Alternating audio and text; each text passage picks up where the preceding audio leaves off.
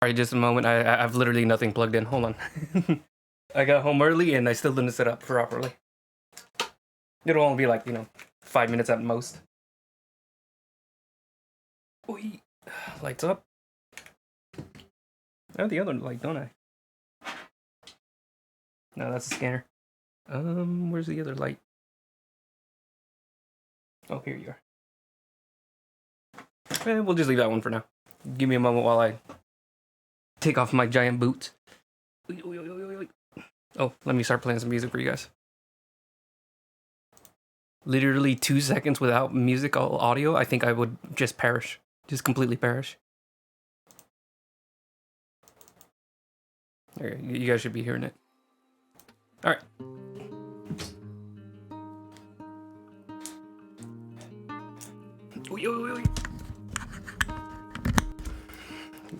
Get my IEMs.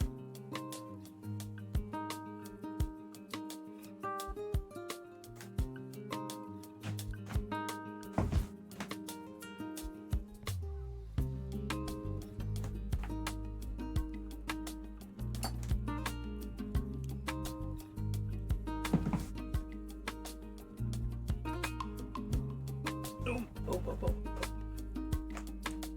These boots are huge. Boots that look so cool, but they're so hard to take off. Ugh. Okay, put you over here in the corner. And I'm also gonna have to fix the Dutch angle I got going on with the camera. Ooh. So, apologies for missing the stream last week. I had a car tire blowout. Let's do one. A little breeze. But yeah, I was thankfully it was like all of my family members were at home just before bed, like they were just getting ready to sleep. I think my dad might have been in bed. I had just gotten a bonus on my check, so paying for new tires wasn't too bad. The only thing that sucked was I missed Dune for a week. I just watched it yesterday, but I was originally supposed to watch it last week. And by the way, very good, very good. Like it's hard to say anything about it because it's like, yeah, it's good. Like it's just really good. Like the first one was really good. Turns out the second one is also really good. Ooh, it's very loud in my ears. Hold on.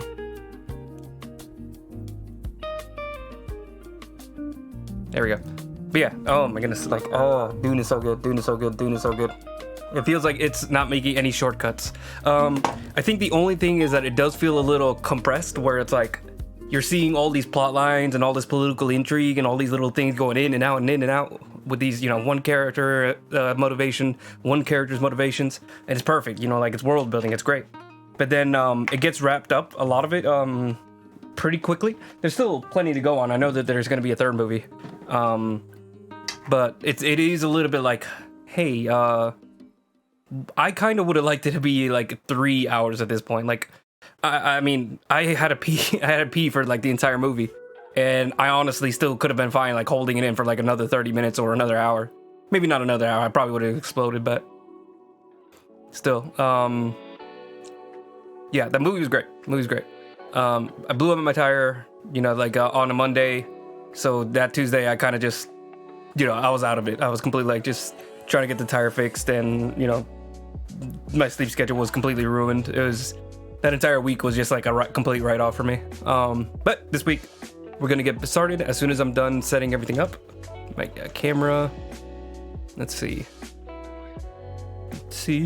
Gotta turn up the exposure, or turn down. No, up. Go up the exposure, and then we just lower the brightness individually. I just like having more of a fine tune on the brightness. Contrast.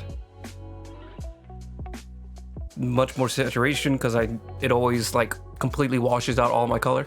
I mean, granted, I'm a pale person to begin with, so it's not that terrible. It's not inaccurate, I guess. That's a good white balance. Hold on, let me take down this. Yeah, that should be good. Oh, and it's a little high. Hang on. That's alright. My hair is really dark, so it kind of just blends into the shadows. I look like I have no top of my head. Anyways, that's not the point.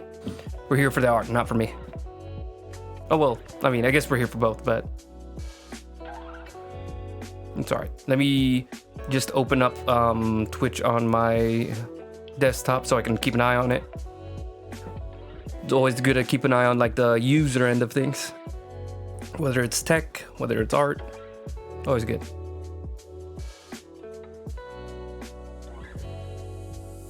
Channel. Okay.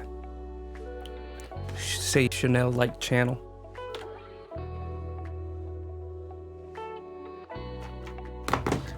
Put my phone to charge. All right. I think we're now like completely set up. So yeah, Dune, great. My big thing is like, you would think that they might finagle some of the visuals, like especially since there's a bunch of different cultures, clans, planets, all that kind of thing. But yeah, they don't skimp out on having like interesting art styles for like every single aspect, and that's like something where I'm like, wow, that's good. That's good stuff. Whenever you're already into your second movie and you're introducing like new art styles for these new clans and characters, and it's like, all right, like you guys aren't sleeping. You guys aren't taking it easy and just like making some random nonsense planet. It's like they're going with the style that makes sense, and like it kind of thematically makes sense with specifically the Harkonnens. But yeah, that's pretty much all I'll say about it, because I know that people probably haven't watched it. Great movie. Dune is great. The only thing I would recommend is watching the first one before you watch the second one. I mean,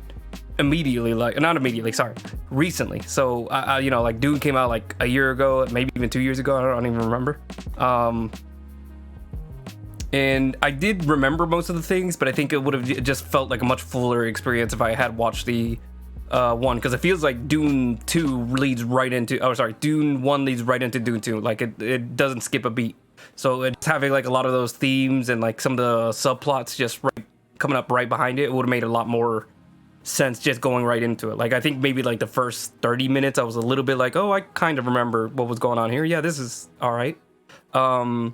But like eventually by the end of the movie I was completely right back in. So if I could do it all again, I'd just watch Dune 1 on DVD or HBO Max, whatever you feel like doing, just before you watch the Dune Part 2. And then maybe I'll do the same for Dune Part 3. We'll see. It's hard. The thing I want to say about it is I am worried that like Dune the series has 3 books that were written by the original Frank Herbert, and then I think the sequel was written by which are like 7 other books were written by his son. I think Frank Herbert Jr. It might be something else.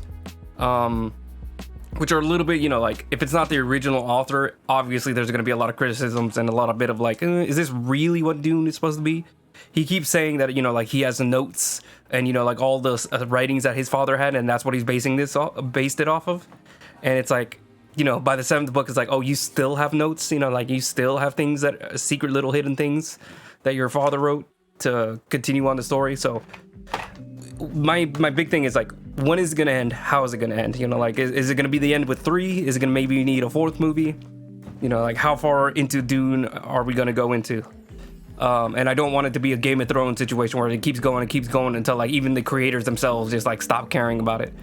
And then it inevitably leads to just like a mess of an ending. Okay. So I think I wrote notes on what I was gonna do. So I did that last stream, so it doesn't look like I edited any of the notes. I might just have to check. I think in my Discord I wrote down what I was gonna plan on. Dune good. Big good.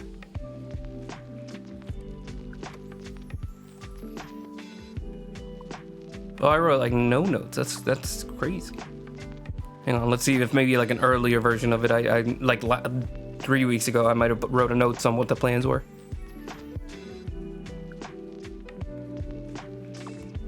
Okay, now I'm like 4 weeks behind. How far until like I wrote something about this goddamn picture? Nope.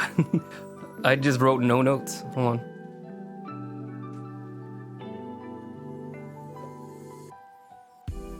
Hang on, last little thing I probably wrote on my YouTube. Usually, just like the description of my YouTube videos, I just write how long it took. Sorry, what am I just put in words that I didn't even mean to say. Usually in the description of my YouTube videos, I add a little bit of what I'm planning on doing on the next video. So that's what I was trying to say.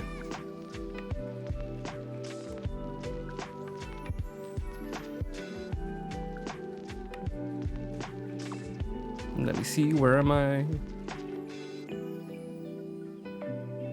Let's go with Raul A. Pena. That's the YouTube channel for all the time lapses.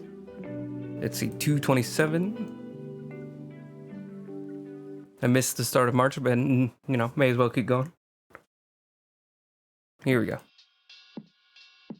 Let's see, this week I finished up the background, building up most of the structure.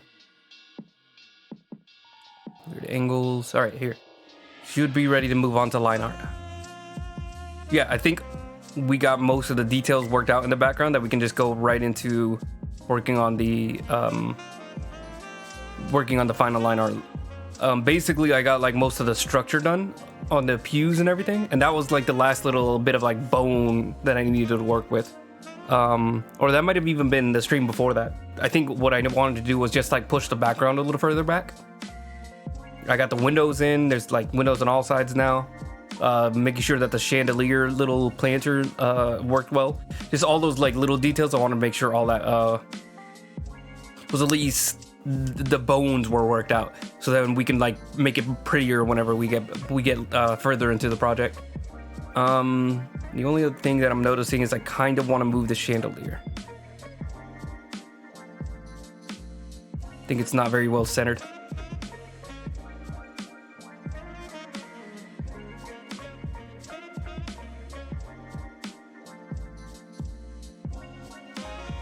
It's probably like a mathematical way to figure out where the center line for this area would be, but I'm going to just go with what looks right. Maybe just flipping it so it looks right on both sides. It looks good. I think the only thing is that it looks a little off-angled, like a little unbalanced. Like it looks like it's leaning a little bit like this, even though there's no air or wind blowing on it. But we can fix that later. Or we can fix it now before I forget, since it'll take like 2 seconds. I hope.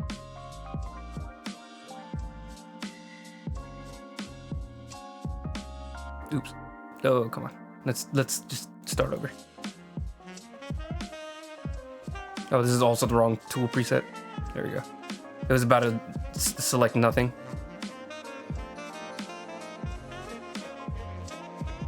What? No, not that. Select deselect. And then we're gonna use this tool. And then a fun thing, you can change the center point that it rotates on, the axis. It would be the mathematical term for that. And then we could just center it around this area. So I think just a little bit to this area here, just a little to that. That's all we need.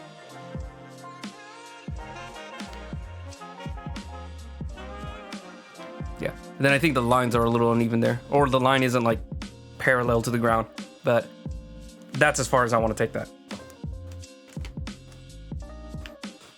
It's a really, really tiny detail that I wanted to just get worked out. We're gonna also merge these so they're still one layer again. Merge with layer below. Before I do that, make sure that they're all 100% opacity. They're both still on overlay, so let me make them both normal.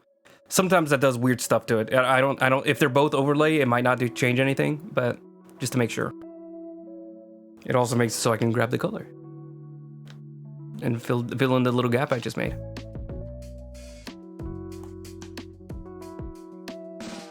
There we go.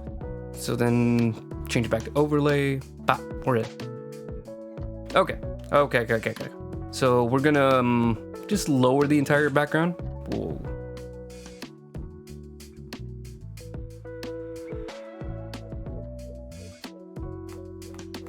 I'm gonna maybe duplicate the background so we can still keep that background color, because that's very like bright and I don't like it. Yeah, soften all that up. Definitely take out all the references. We can take out the cover too, because it's just gonna be Omar now. Pew cover, visitor shading, golden glow on his eyeball. I said that weird. Eyeball. And the moonlight. Moonlight. Dun, dun, dun. Anyways. Let's see. Fourth pass at it. Here we go. This is the main one. Let me take the front pew. Where'd that go? Pew cover. So basically just like right at the edge of his pelvis. Which is weird to say, but we're just gonna move past it because we're grown-ups. Sort of. I'm not a child. I just act like one. What are we gonna do for line art? I'm thinking we're just gonna stick with the pencil and just try to keep it clean. I think that's just a good enough tactic for now. Make it a multiply. Oh, we should probably also lower the opacity of this, so we're just following the lines and not, you know, completely obstructed by it. Okay.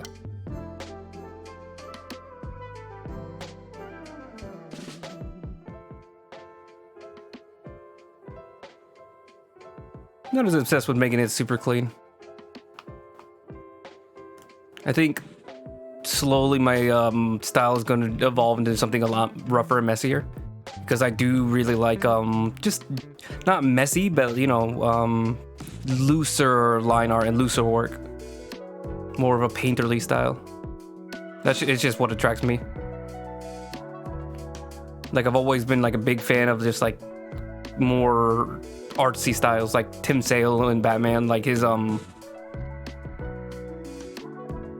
work on The Long Halloween. His art style was like always like one of my favorites of Batman. Like you know, like I've read like hundreds of Batman stories at this point, and his art style is still like one of my just like favorites. Mike Mignola is also an artist who's like, it's not very clean, it's not very pristine, even though I think he's very capable of doing so, especially like his earlier work. You can see it's a lot more standard comic book fare. But now he's gotten way more into his own style. That's, you know, you could say it's lazy, but it's like, it's more what he's interested in. I think like it's much more just like what he wants to do. And I think that's an interesting aspect to artwork that people don't, that's hard to understand for people, especially like earlier artists or people who aren't very confident in their own work, like me, is that everybody has their style, everybody has their process. Not everybody can be in Hughley. I forgot what is his. Well, I didn't forget. I don't know how to say his name. But on Instagram it's INHUHYUK Lee. But he's such a good artist, like such a good artist.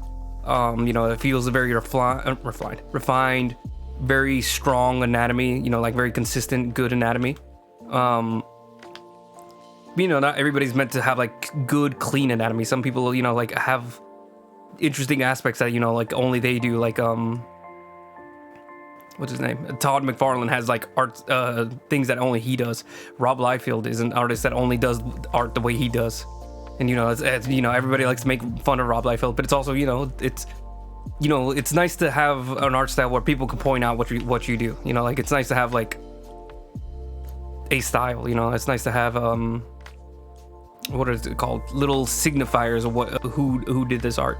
You know, you can tell a Rob Liefeld from a Mike Mignola, and that's because neither of them just do one way of drawing a character. You know, it'd be nice if it wasn't his mistakes that get him more infamy, but you know, it's good to be infamous rather than not famous at all.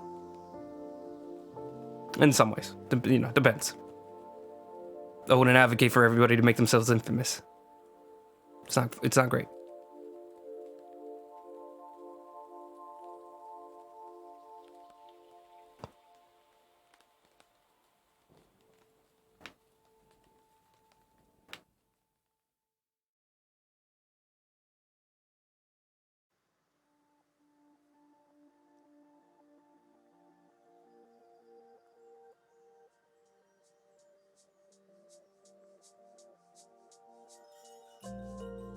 There we go.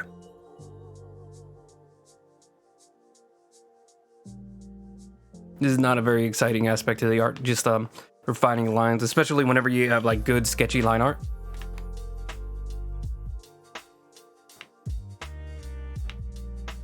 That you don't really need to change much about it.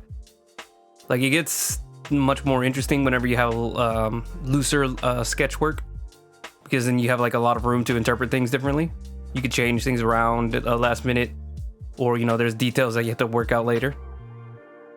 But when you have pretty much everything worked out, there's not much to change. Unless, you really have an issue with something that you did. Which, as of right now, I don't. Everything looks good to me. Good in, it's the way that I want it to look. There's no, gaps that I can tell that are, really just me being lazy.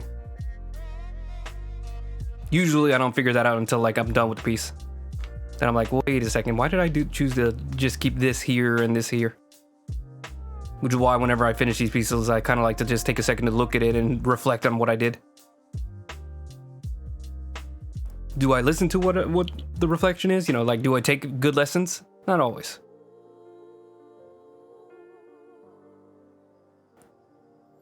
You can see your mistakes, but that doesn't mean you learn from them. That takes a lot more work. And I'm too lazy to do that. Work is boring. Much more of a fan of the Ethan Becker make as many failures as you can as quickly as possible technique. That way you can learn faster. Or at least that's the idea, that doesn't necessarily mean you do so. This is fun because this is an older character. Some little thing that people get stuck on is that they only draw one type of character, and that ends up giving them a lot of same face. So it's good to every now and again just mix up what kind of characters you do. I feel like I've been doing a lot of female faces and male faces that are very smooth and pristine. Here I get to have fun because I've mentioned before, I really like drawing ugly people, ugly faces, and yeah, there's a lot of wrinkles and nastiness that I can put onto this face. Even if he's not necessarily ugly.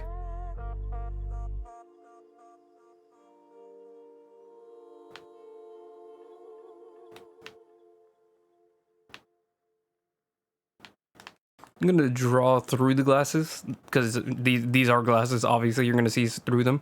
But I think whenever I get around to actually painting him, the tint is probably gonna cover up these lines a lot more.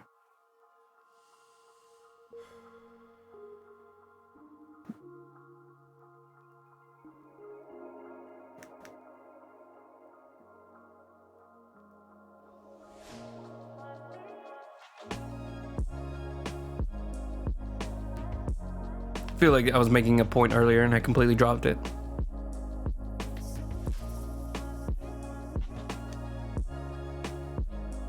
But yeah, there's not too much for me to do here as far as being open to interpretation.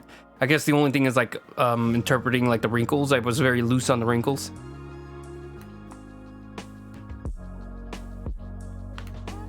But I think he's got a solid amount of wrinkles. He's got he probably wouldn't need a lot more as a 65-year-old man, but we can kind of finagle it with maybe he just has younger looking skin, which I think is also possible. 65 isn't 80 or 90.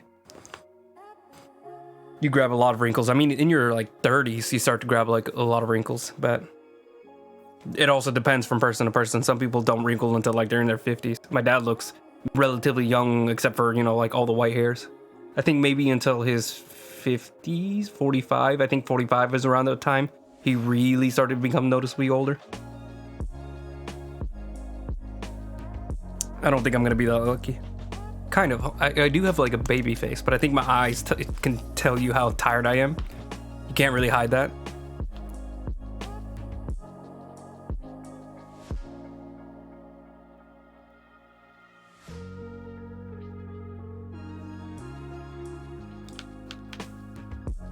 It reminds me of the Hannibal Buress bit.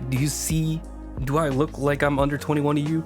Do you see the soul that has been ripped from my body in these eyes?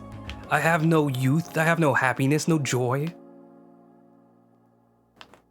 Do these look like the eyes of a happy, young, hopeful 21-year-old to you?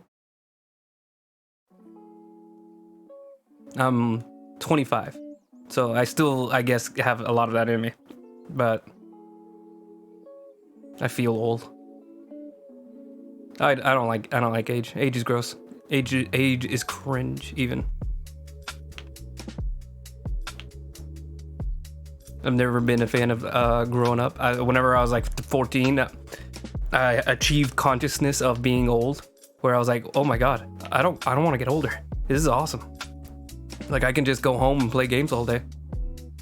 I have homework, but you know, I can actually choose to skip some of my homework sometimes, depending on what my grade is looking like. I became very quickly aware, like, it's not gonna get much better from here.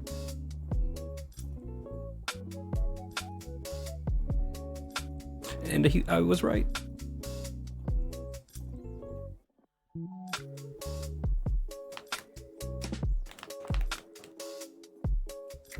Hair is always open to interpretation. Especially because, like, I don't like to make things too, I don't know, oblique. I don't like to make things too easy to define and shape out. There's a general, like, shape that I put to hair, but I'll always, like, feather it out and try to have fun with, like, all the little stray hairs and everything. It's very rare that you have somebody with a smooth shape. He kind of has no choice, you know, being follically challenged. Although with the picture you see from his earlier youth, he did have a full head of hair up until his like 50s, 40s. It was probably receding a lot more by that time, but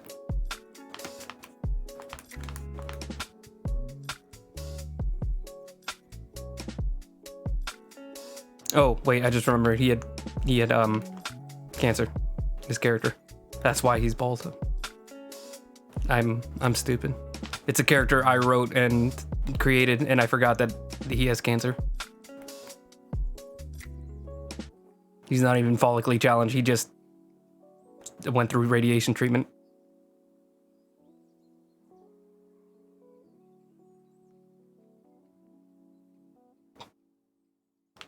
Oop.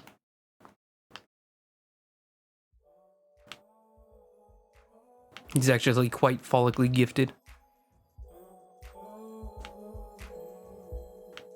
I think I hear my dog. He's about to jump into my room in a minute.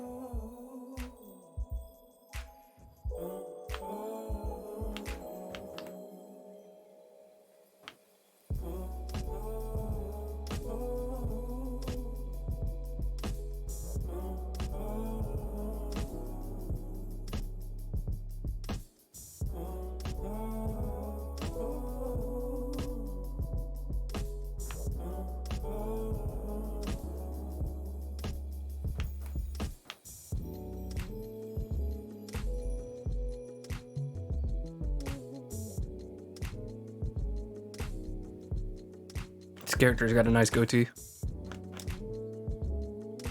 I've been told I should do a goatee, and I really don't think I should. I try to have fun with my facial hair, but that seems like a move too far. It might just be like because like all the goatees that I see are on like 50-year-old dads who are like really annoying online. So like it might just be like my perspective of what kind of people wear that kind of facial hair. It's like the sunglasses over the hat thing, where it's like you see this guy with a baseball cap and sunglasses. You kind of just like, oh, this guy might be very loud and obnoxious about certain things. Or they could be a really cool guy. It really can go either way. It's like just a lot of like dad things where like the wearing Reeboks and all that stuff. Could be a cool guy. Could be the most obnoxious dad you've ever seen. They go either way.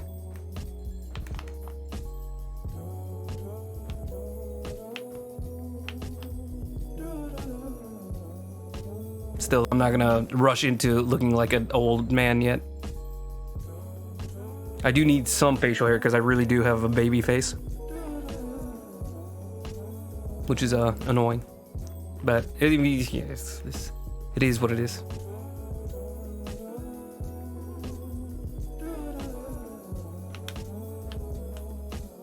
I think I'd rather take young looking face than old looking face permanently, because there's people who just like look like they're in their 40s, like out of middle school, and it's really weird. I'll take baby face.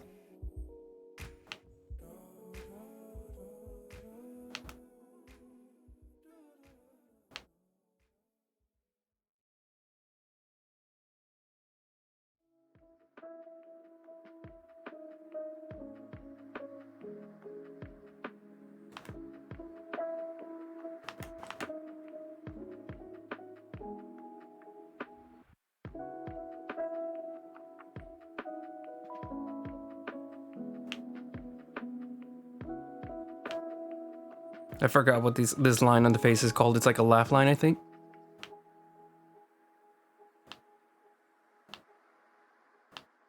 But I'm gonna like trim it off, like you can, because it gets, this is like the edge of the glasses. Like if you have like really thick rims, you can like see it at certain angles. So that's why it's gonna get like cut off, because that part is like much less transparent. Because you're meant to be seeing it only from one angle. You're not really supposed to be seeing it from different angles, or specifically the user is not supposed to be seeing it from different angles. You know, like I'm not supposed to be wearing my glasses like this. That's why everything gets like really distorted and terrible looking if you do. There you go.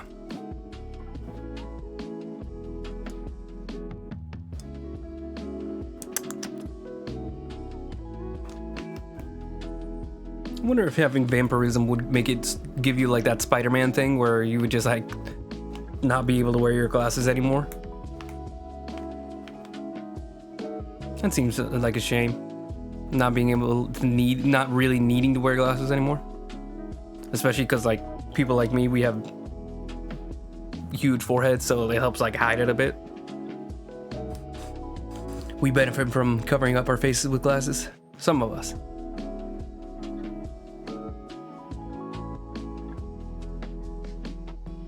That's why I chose specifically glasses, even though I think my insurance pays for contacts and everything. I just don't want to. Like, I think I look good with glasses. I don't think I would look good without them. I might have been told otherwise before. I think I've been told by like friends and things that like I look great without glasses, but no thank you. I don't believe him. I disagree.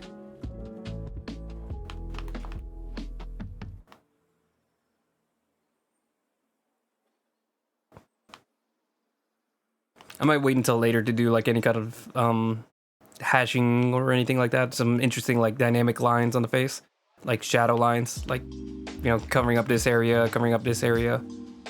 I'll wait until like another layer to do that.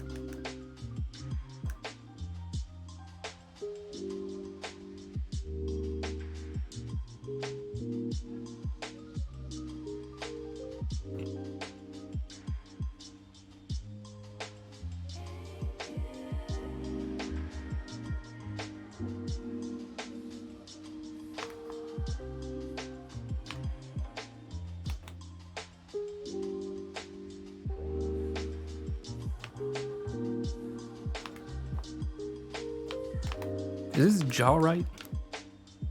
It feels weird that it cuts out like that. Or it cut like, you know, like it connects down to here on the beard, but then it connects up to like here on the other side. That doesn't feel right. So I'm just gonna try moving it down, see how that goes. It's obviously gonna look different because of, you know, like we're only seeing it from one angle. I think maybe that's what I'm missing. Is there would be like the little, what's it called? This little thing here.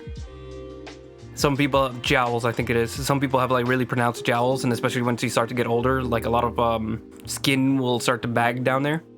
And I think that's what we're missing. Because on this side, we would just see it, you know, like the jowls. I'm just gonna mark this out. Like this entire area is what I'm talking about. We would have like a big like wrinkle area here. And we could share that here. Especially if you get like really old characters. If you get like 100-year-old characters, sorry, 90-year-old characters, 80-year-old characters, they will really have like a lot of like flesh hanging down there. And then for characters who are a little bit, you know, above that, like 60s, 70s, like they might have it start to develop, but you really don't notice it until like you're like all the way at a, you know, you're like all the way at this angle where it's like completely facing away from you, and you can really start to tell where it like sags from the away from the face. That's my experience with it though. Just, you know, like looking at faces and kind of like trying to understand what's going on.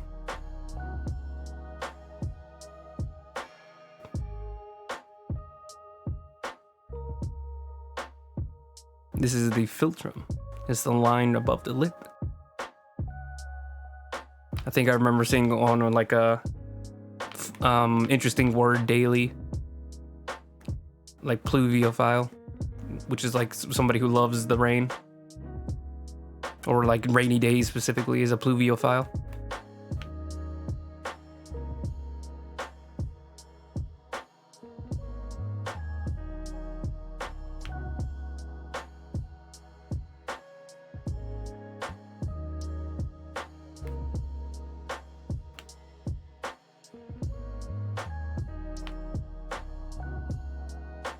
I'm gonna erase that. I'm also gonna erase this one because I don't know what this is supposed to be. I think it's supposed to be around like the little crease of your skull. Like there's like little eyes, especially whenever you start to get older, like your skin starts to really like recede into the little eye cavities. So you get like really pronounced like darkness around your eyes, like around here. It'll be like really dark in this area. But that's like, again, like once you start to get into like the 80s and 90s, again, depending on, you know, what your skin type is, some people have it develop a lot earlier. If you're thin, you'll notice it a lot earlier too. Because it's generally you'll have like your skin will just not have as much fat on around it. I think that's like the buccal fat that people talk about. Some of that face fat that, you know, doesn't really change like it does with other areas of fat. Like I think cheeks can get smaller, but like, you know, areas around the face, a lot of those fatty areas, those don't decrease or increase in size like everything else, like the gut. All my homies hate gut fat.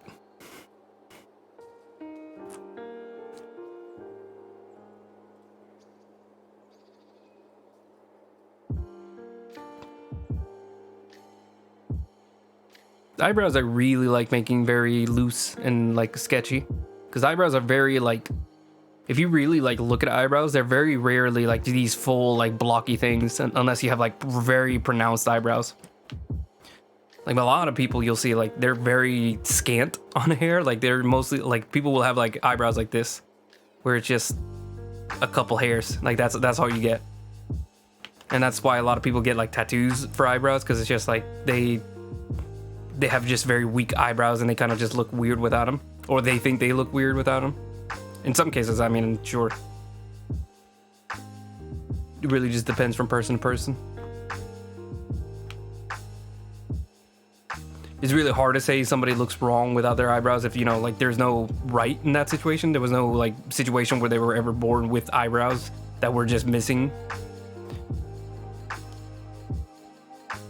Again, the only time I can think of that is like, you know, you attain a condition or you go through radiation therapy. I think that also affects your eyebrows. Chemotherapy. Radiation treatment, chemotherapy.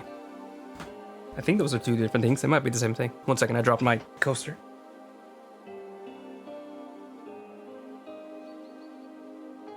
I literally have Google 2 seconds away and I don't look up these things. Let me double check. Chemotherapy. Therapy versus radiation treatment.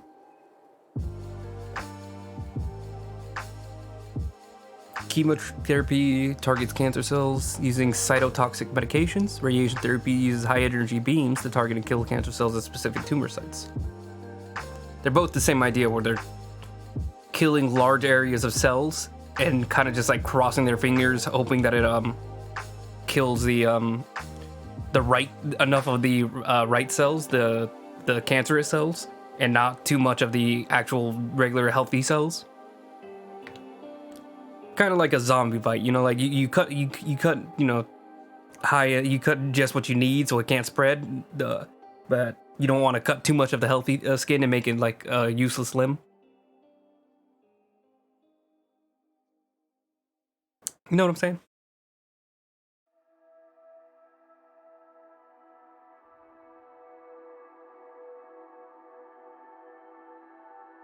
Hang on. I forgot what I was looking at.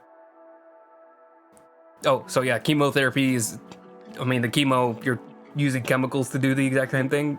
And the radiation is the actual, like, radiation rays being emitted towards specific areas. So the one that I think everybody thinks about is the oh, I lost it. Chemotherapy is the one that everybody thinks of whenever they think of cancer treatment. Is because like they you know, it's like the whole thing where you're just sitting there for a couple hours reading or doing what you will, and they have like those IVs attached to you. That's the one that I think of anyways.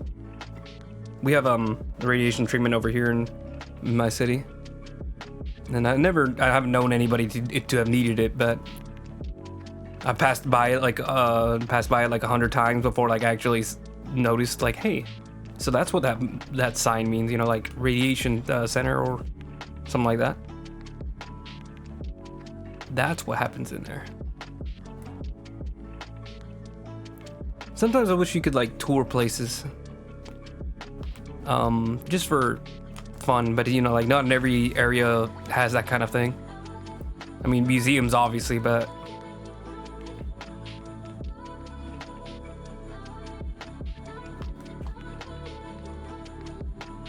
sometimes I just have like curiosity for just like random buildings.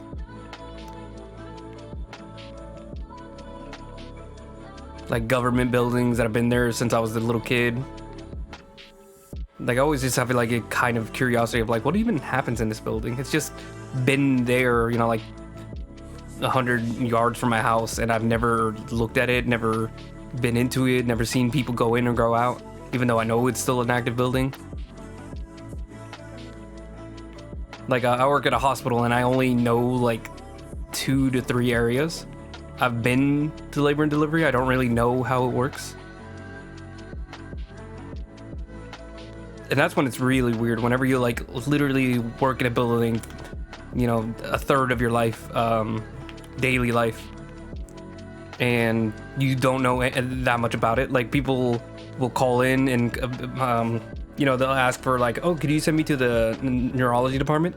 And I'm just sitting there like, do we have a neurology department? What even do we have at this hospital?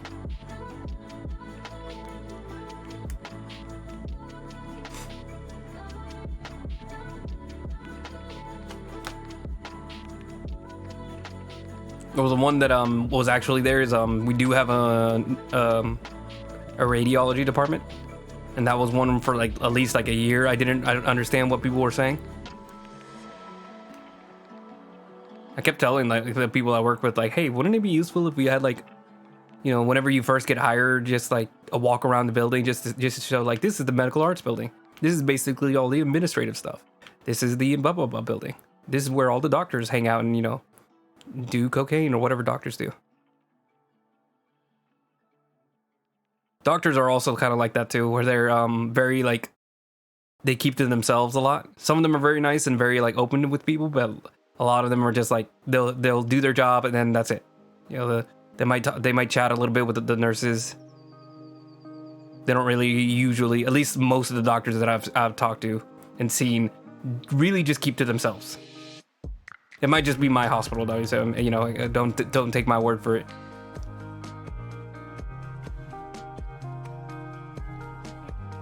Like nurses, they'll talk to you and hang out and be very chatty with like all the patients, and they kind of have to. You know, like it's very weird to be. It feels too clinical whenever they come in, help you, don't do anything else. You know, like they do kind of force themselves sometimes to talk to you because it's kind of like a barber shop where it's like if you can get in the chair and they'll do the haircut and don't have to say a word to you. you know, it's kind of weird to be with somebody for almost like an hour and, you know, not say anything to them. Except for, you know, like the bare necessity of like, hey, move your head. Hey, you know, where do you want me to stop cutting? Like, you know, it's nice to have like a little bit of, what's it called? Table side manner? Chair side man? I don't know.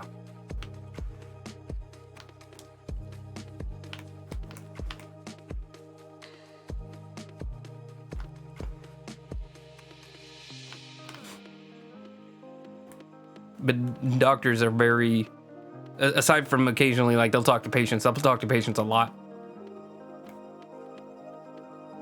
And it might also just be my role at the hospital. I'm patient access, so I'm literally just there to talk to patients about like their insurance and stuff.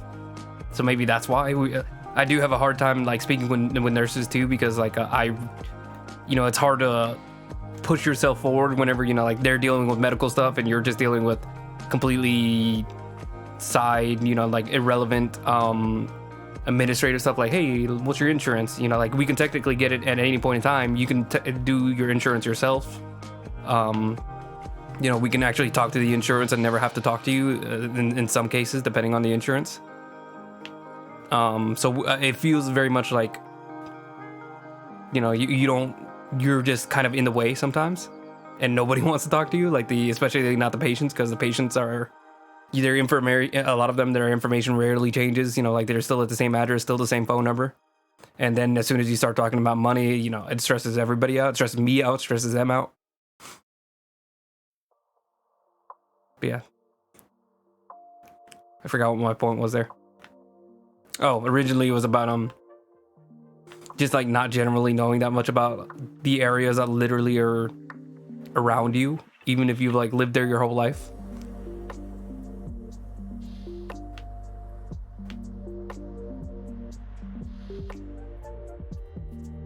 And I don't need like a full tour guide, but it would be cool to just be like, hey, what's this building?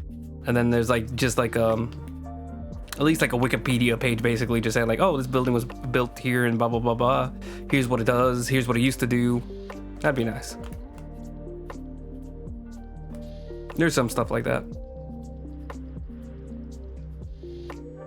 But it, like, just, you know, it takes a lot of like you having to actually build up the curiosity to seek it out.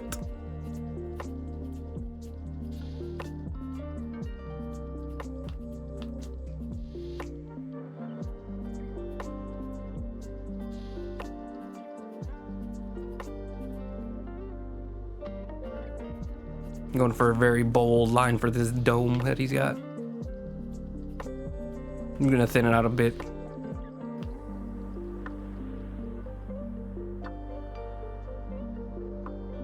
I don't want to be too smooth. I remember that I like the little points at the corners of his head.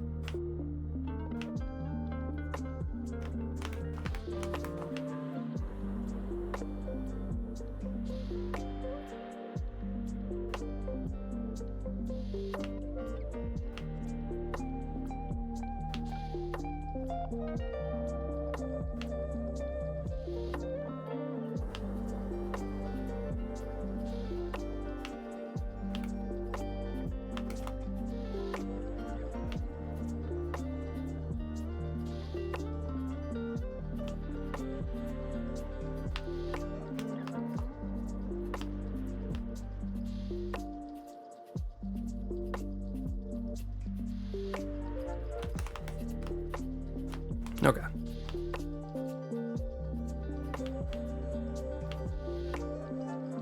Maybe it's just me. I get really curious about like little areas like that. Because like one thing was like I try to figure out like when the hospital that I work in was built, because it kind of looks old to me, and they are finally rebuilding at least the ER department.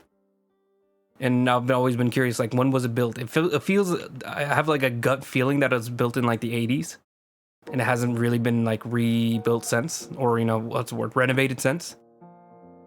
But I don't have anything to confirm that. And it also makes it confusing because originally the hospital was in an entirely different location.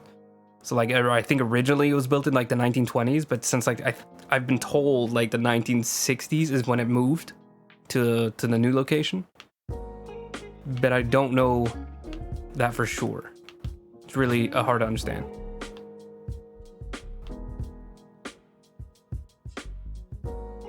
Especially if you're like in a kind of not super big town. Like Sanford is a very small but big-ish town.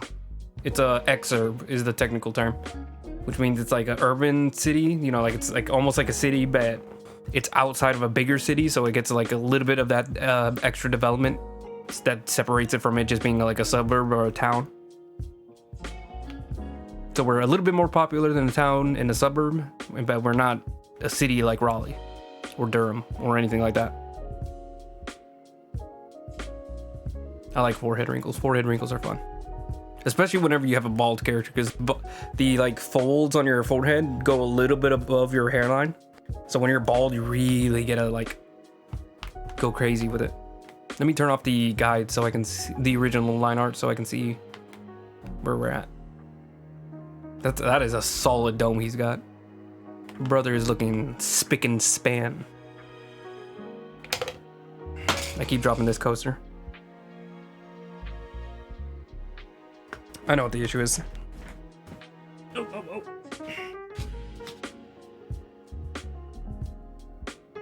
It's a little sticky from other drinks that I had, and I haven't cleaned it in a little while.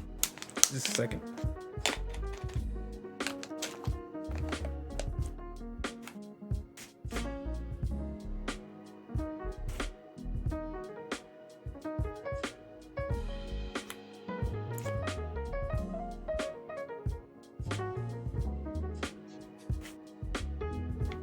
So yeah, it just has like a lot of like sugar from all the other coffees that I've had and spilled a little bit.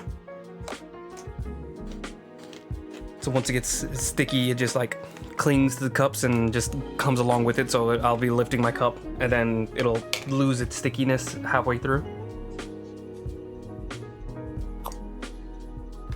All right, very good. Oop, that's the edge I just used to clean it. That's cool. I'm gonna need to put this through the wash. I'll clean it after the stream. Don't judge me for throwing dirty towels on my floor. It's my floor, darn it. I keep my room pretty clean. I actually finally cleaned off my desk, although I immediately got it dirty again by just slinging a bunch of papers everywhere.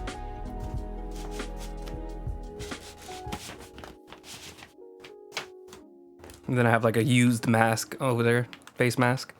So like I need to toss that out too. I usually throw them away before I even get into my room, but I guess that's why I haven't cleaned it up, is because usually I don't keep them in here. Okay, let's put the guide back on. So need a little bit of line work here. Be nice to also get like a little, what is it, call them mastomere or something like that. It's like a really like big point of muscle on your jaw that does like all the clenching. Clenching muscle. Temporal, medial, masseter, M-A-S-S-E-T-E-R. Then obviously it has to do with like your connection points to your temple and like all this other stuff. But this is the main one, the big chunky bit.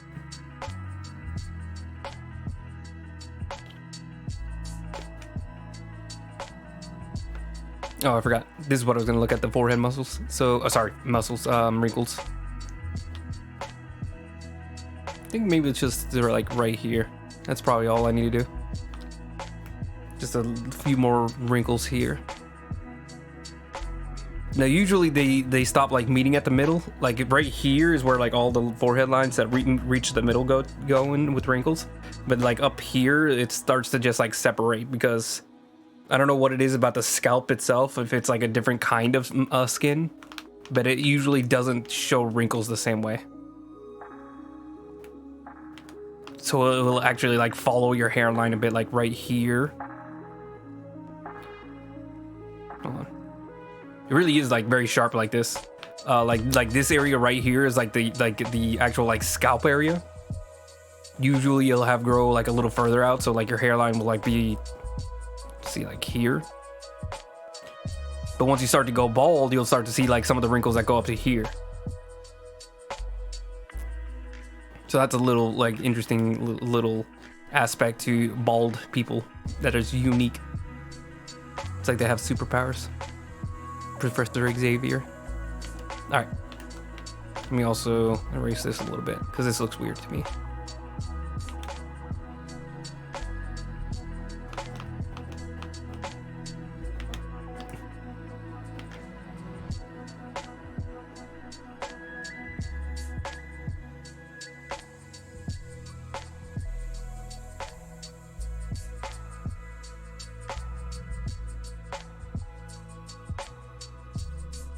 I don't know what I'm doing right now. I'm trying to see how far I can go before it starts to look a little funky.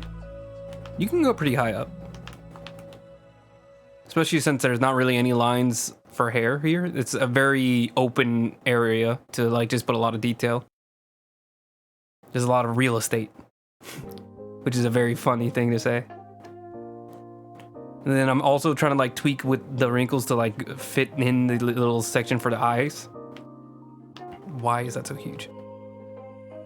That way it can feel like a little bit more natural. Like the forehead lines are also like linking with this with the eyeball and like the extra eyelids.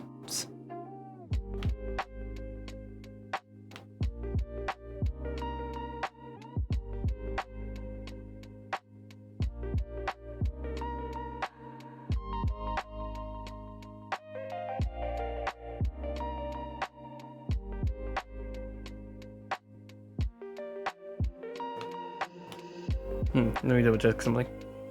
Okay, I don't think I double checked my audios. I didn't even know if it was working for a second there.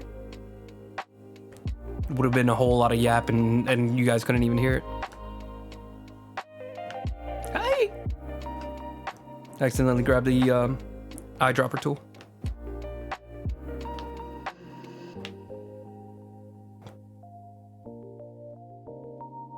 We're just gonna keep adding wrinkles and then like modify it once we get done, just to like erase some, add a little bit more, just kind of feel it out as we go along.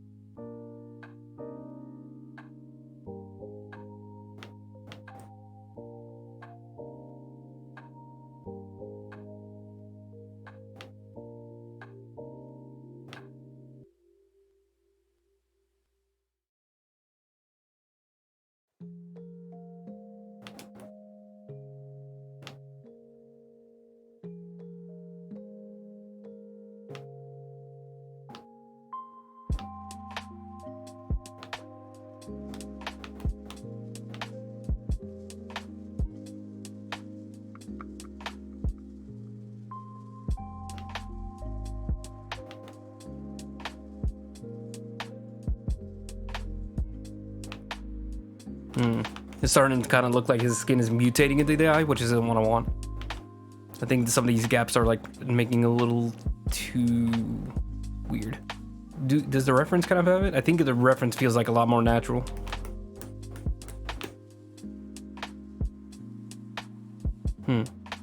He has not very many wrinkles. Oh, here we go. Much better.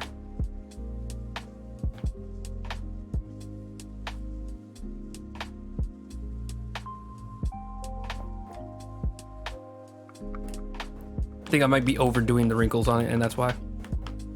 I think specifically this area is where I'm overdoing it, because I think this side is actually really clean.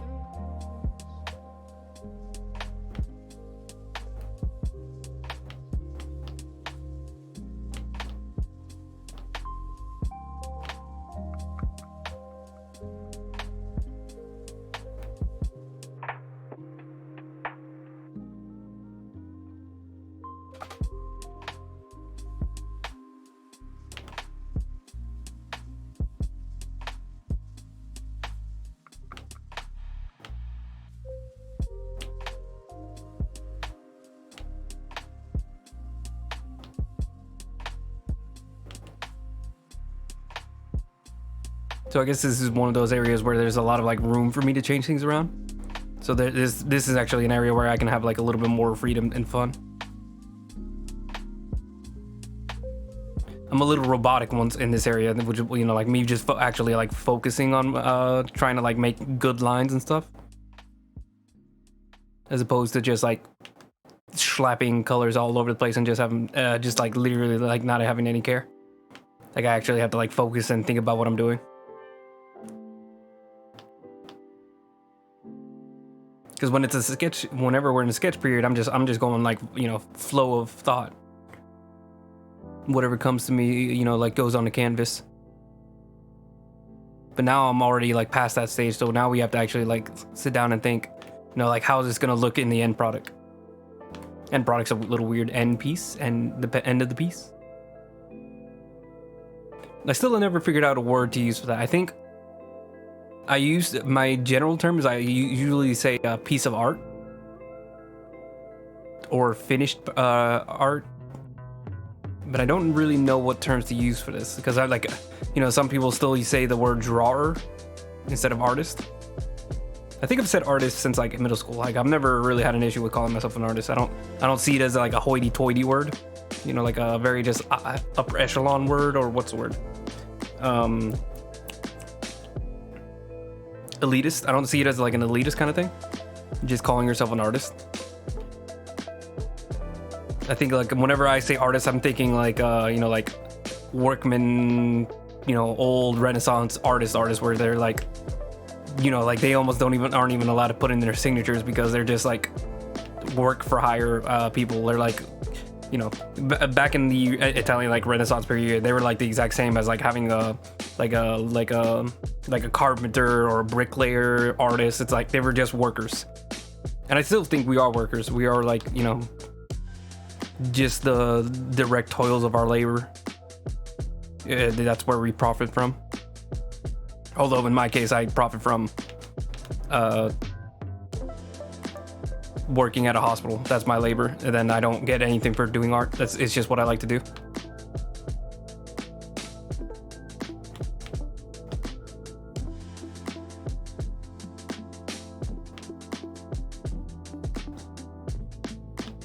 The only other thing I'm thinking is this area, this eyeball, I want to look almost like rock and stone. Oops, I didn't mean to do that. I just set off like alarm bells for the DRG community. Rock and stone. If you ain't rockin' and stonin', you ain't coming home. I messed it up. If you ain't rockin' stone, you ain't coming home. I like the Deep Rock Galactic. It's such a fun game.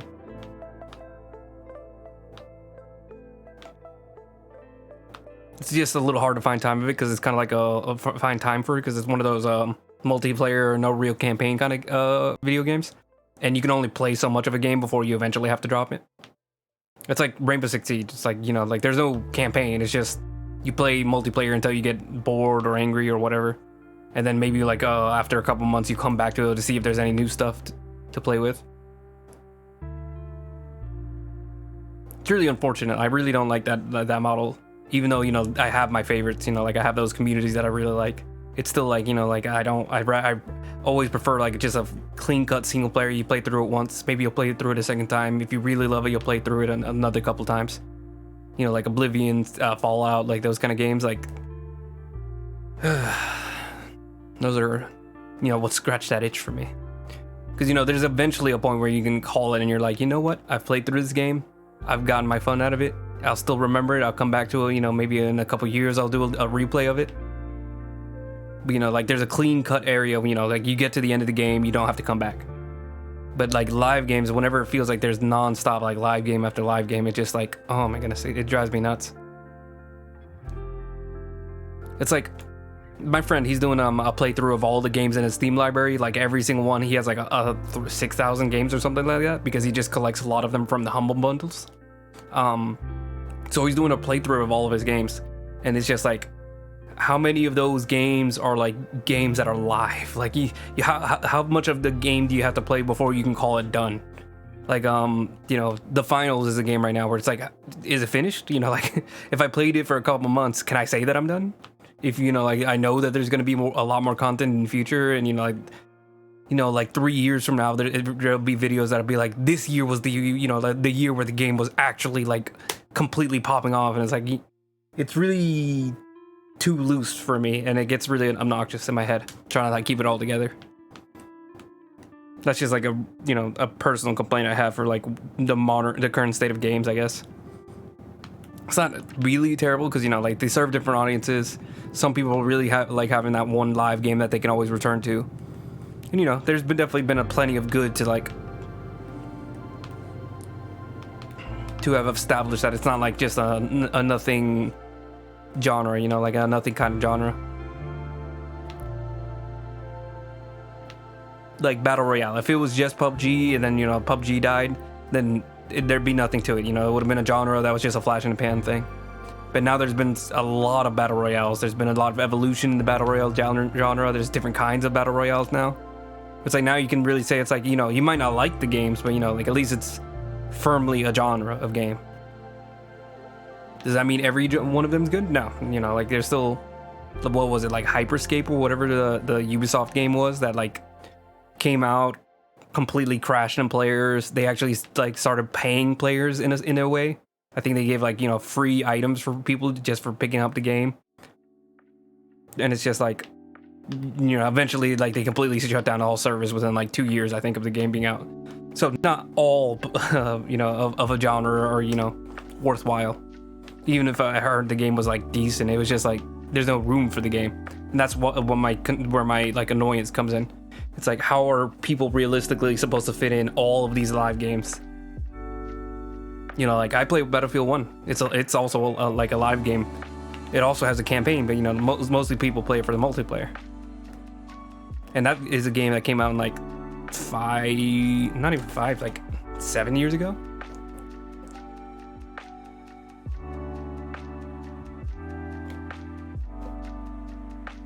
It came out in 2016. Okay, I thought 16, but I was like, that's way too far away. So that's for 8 years. Oh goodness. And that's still one of the only like few live games that I actually like play regularly, or every now and again. Like I have a section of live games. How many of these do I actually keep up with? I haven't touched Among Us since it was popular. Like it had that one big boom. Deep Rock Galactic I've mentioned. I guess Elden Ring, although Elden Ring is more, I would say Elden Ring is more campaign based than multiplayer based. It has multiplayer, but you know, there's a very one big focus on Elden Ring. You know, some games it's very much a little bit of both. Like Call of Duty has always been campaign and multiplayer. So let's see. Battlefield 1 is a good example of one that I keep up with. Deep Rock is one that I definitely keep up with. Fall Guys and Fortnite, absolutely not. Helldivers, that's one that is like my main focus right now. That's my main big thing. Helldivers, playing plenty of that. PUBG, I bought it when it first came out. I never touched it again. Payday 2, I played it a lot of it for like a month. Can't come back to it because it's just like it. You know, like I said, it's so impossible to keep up with all these games. Team Fortress 2, I think I played again like a year ago, and I still haven't touched it. Valorant, I kind of never want to touch it again. It's just like so many. I mean, Warhammer Darktide is a great example where it's like, I like Warhammer Darktide, but I don't have the time to come back to it because like I want to get to other games. Like Helldivers right now is great. Warhammer is really good, but it's also like, you know, it has to compete with everything else. It's that attention retainment.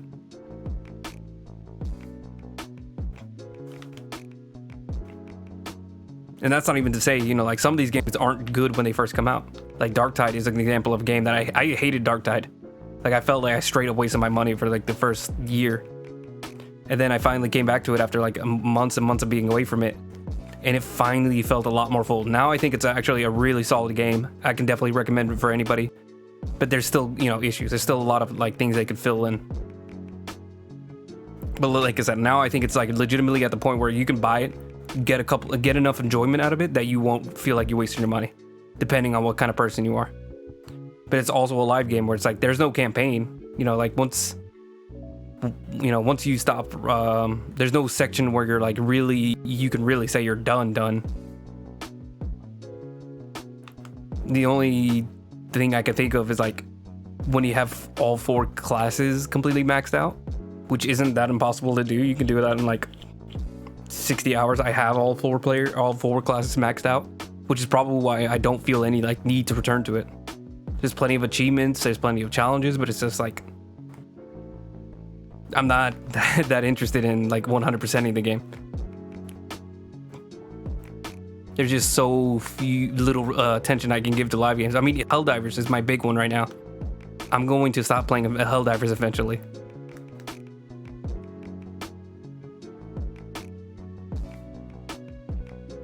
I don't know. It's just something I felt like whining about because it's just really hard for me to imagine like this being something that can keep going on and on and on.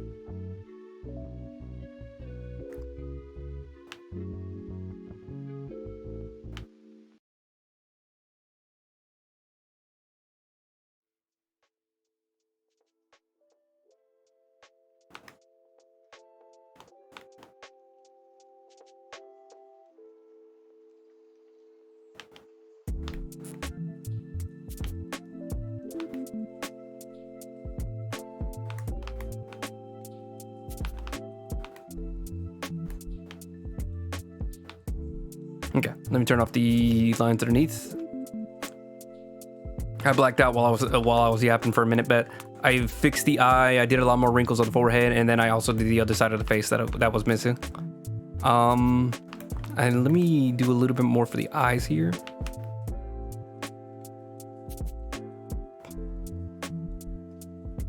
I could like baby girlify him and give him like really long pouty lashes. It's a little too much. Do not baby girlify the man in the church. He's literally so content and pleased without being ossified. Allow him to be who he is. Not everybody needs to be ossified. Have mercy.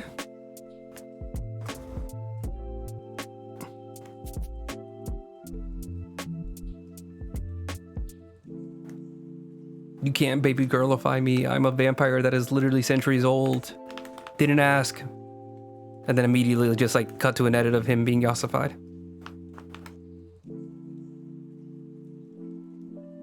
It's like, oh, you're a Camarilla elder, you know, like you're a Camarilla primogen.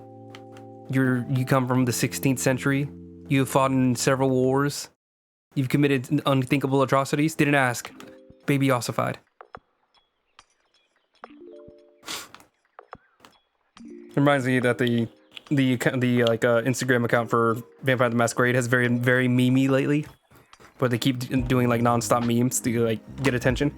It's a little cringe, but it's also like it's fun. It's fine. I think it's a lot more fun natured because, you know, games can't, or you know, communities and things that have to like constantly keep attention can't be niche all the time, especially because like the setting of Vampire the Masquerade has been modernized to like the modern day, so it would be weird if all the new vampires of that era like have no connection to memes. You know, like you're not in the modern day if you don't have like some kind of memes. You know, like my parents look at memes and they're in their 50s to 60s, like early 50s, I think.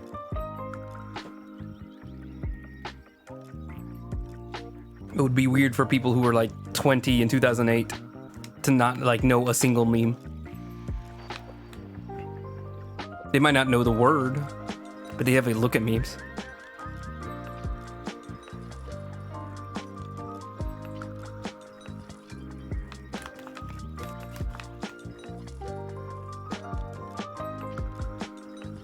Sometimes I think about the fact that the Doctor Who, way back when, during the Christopher Eccleston run. I don't know how to say his last name. I think it's I used to say Esselstyn. Eccelston. The Ninth Doctor. Let's make it do that. during his run. There was a alien race called the meme. It might have been the something meme, but they were called the meme, and I was like, I've never heard that word before. No, wait, I watched it in like 2014. I absolutely would have known what the meme was. I think I remember thinking like, why are they called memes? And nobody's saying anything about it. Like Rose Tyler isn't making any jokes about the fact that there's an alien race called meme. And I think it's because like the word meme comes from like an actual word in the dictionary. Like repeated idea or concept. Hold on, let me double check that.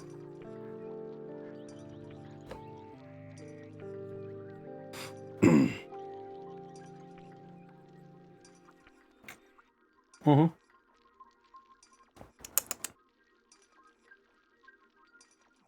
A meme is an idea, behavior, or style that spreads by means of imitation from person to person within a culture. So just something that's repeated in culture.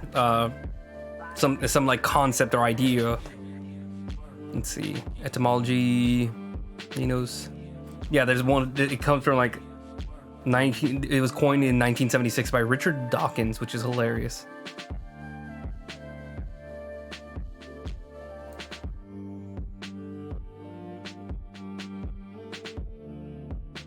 Yeah, that's weird. It was actually used in the way that most people think of the word meme, but I don't know of any memes until like the 2008, 2009, that early internet era.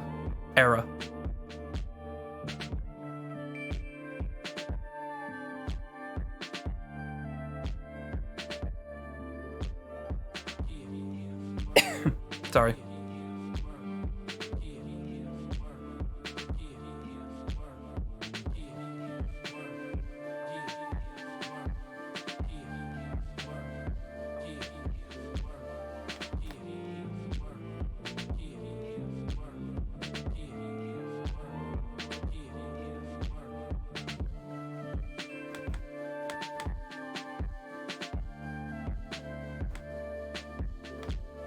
Yeah, around like 2012, 2010 area years. Okay, sorry, I'm getting distracted by random throwaway thoughts.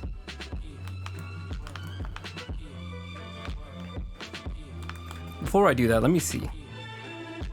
Do I want it to be like one smooth thing? I don't think so. Do I have it as like a smooth color in the original art? I do. I don't know if I want it to be smooth. Actually, yeah, I think we should maybe try going for like a smooth look to it, but not like too smooth, like not just like a round bit. Not just like a round piece. Let's try like mixing it up just a little bit.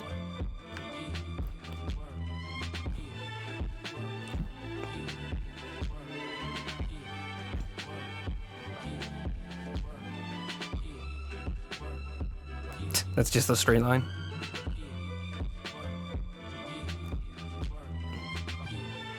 For some reason, like whenever I try to do like curved lines, my hand just like flattens out, and sometimes where it's just like, I don't know what I'm doing.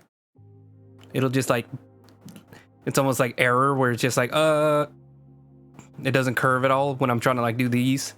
Then sometimes my brain just like, error. Does not understand how curves work.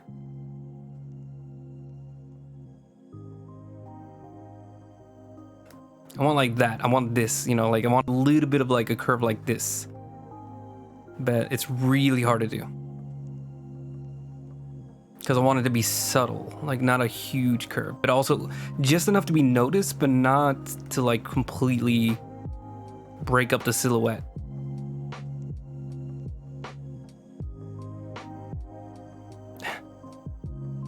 Ooh, hold on. I think that might be it.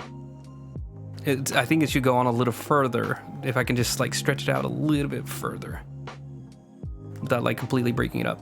I think that's good. I think that's perfect.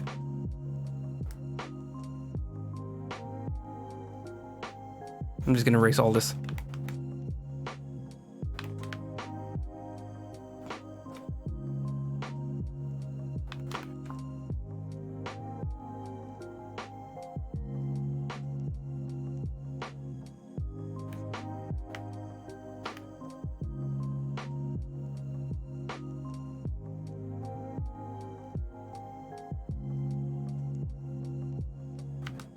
Here we go. Nice. Ooh, I should go and mention. So I mentioned that after this piece, I'm probably gonna take a little break to do a few other like personal pieces that have nothing to do with the vampires. And God, I have 3 more vampires after this. That's so exciting.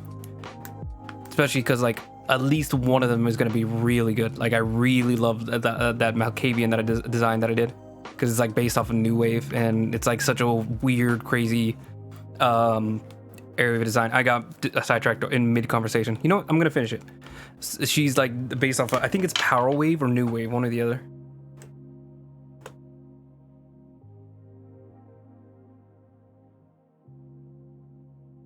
Yeah, it's definitely based off of New Wave. Hold on. I might be losing it. Yeah, this specifically kind of like the Tears for Fears, the Cure, there's one, Echo and the Bunnymen is another one, because that's specifically one that I like. I haven't listened to the other bands. I just know of them. Tears for Fears, I've heard a few songs. But yeah, like the Malkavian was very much based off of this era of music. And specifically like the visuals, like the way that they dress, that kind of kooky little period. Oh my goodness. What is this, sir? Explain yourself. This is like bullying somebody from 50, 40 years ago at this point, but goodness gracious, what is that? That's like what is it? The freaking Misfits? What is it? Anyways, it's such a really like strong visual style that like whenever I made a character in it, it worked like perfectly for me. Like I was like, as soon as I made, what is her name? It's not Lucy, I don't think. That feels too obvious. But I'm also not a very smart guy when it comes to naming characters. Lisbeth.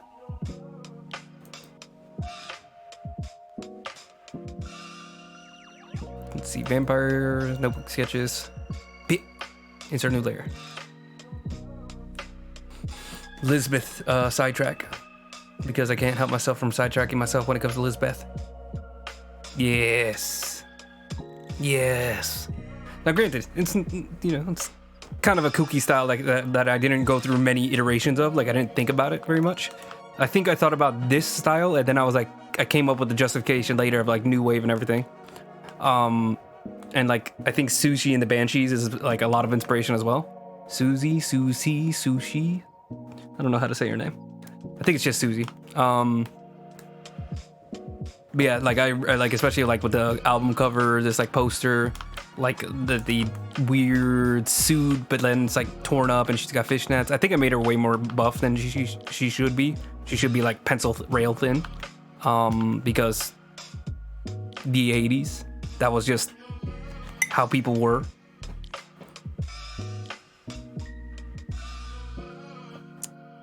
She's not a bodybuilder. Specifically, like if you remember, if people like remember like movies from the 80s and 2000s, if any of those people exist, who remembers a movie from the 80s and 2000s? But like very much like all women had to look like a certain way, like the way that they were depicted. Like you had to be very skinny or very buxom, and like there really wasn't that much of a range of like representation. It's a lot healthier now. Like most women in film like have the freedom to just be like normal looking. You still have to be like a certain level of attractiveness, because that's just how American media likes things. We just like people being attractive at all times. But at least the range is a lot more like healthy. Like there's still a lot of issues for sure, but like there's enough of a range where like you don't have to be like completely corseted up and like 20% of the time, 20%, 100% of the time to be a quote unquote attractive woman. I got really sidetracked. I think being woke and cringe. What was I just saying? Oh, I think I was just saying like I'm really excited to get to that character. I don't know what I'm gonna do as far as like how they're gonna be posed and everything, but I do know that whatever it's gonna be great. I think I'm gonna take like 5 seconds to just like distract myself, because I'm getting robotic whenever I'm just tracing stuff. So 3 characters. These are like thumbnail sketches, which is why this is just like the paper or like the canvas. So the first one's gonna be the model Sierra. So we can do like, I know what I'm doing for this one, and I can kind of get an idea for what I'm gonna do for the last one, which is gonna be the Malkavian. She's Ventru, she's a model, she owns a club. That's a hard one. Maybe like the legs crossed or something. Looking powerful. Overlooking the club, and she's like looking out the window here. We're gonna stick with that for now. That's just like an idea. It is a good start, and I don't want to spend too much time on this. I like it. This isn't like serious. This is just me like throwing things together, just throwing paint at the wall just to see what happens. I mean, right now this is like already pretty decent. So for him, I know what I'm gonna do. I know an idea of what I'm gonna do. So his entire thing is that he likes to party and drink and do all sorts of substances to like lose himself, and like he doesn't have to think about all the dark thoughts. So I want to show him like in the middle of basically just clubbing, just having a party, because that's all like people from Spain do. I think you can't you might have to fact check me on that, but I think that's all that people in Spain do. They just club. So yeah, just him like partying, but you know, like also flashing the vampire teeth. You know, like he's probably gonna chew on somebody while dancing and clubbing. It just happens. That's how you know he's having a good time. I mean, because he can't get drunk himself. He has to drink off of drunk people to get drunk. That's how Vampire the Masquerade works, I'm pretty sure. And you know, just like he's like in the middle of a crowd. There's just enough of him to show off. There's gonna be lights flashing down on him. It's gonna be like very like, he looks like he's having a good time, but it's a little bit sinister because you know, like it's gonna be like dark. There's gonna be lights. You're gonna see the vampire teeth, and you're gonna get a sense like he's gonna bite somebody. He's probably gonna eat somebody. Elizabeth is gonna be should be a fun one. Not doing a concert because she doesn't really play music anymore.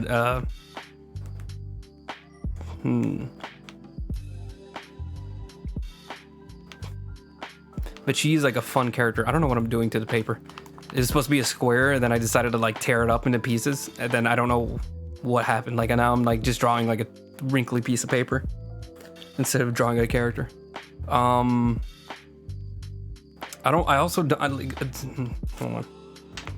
Can I control V again? I can't. No, that's the other picture. Oops. Oh no, that worked.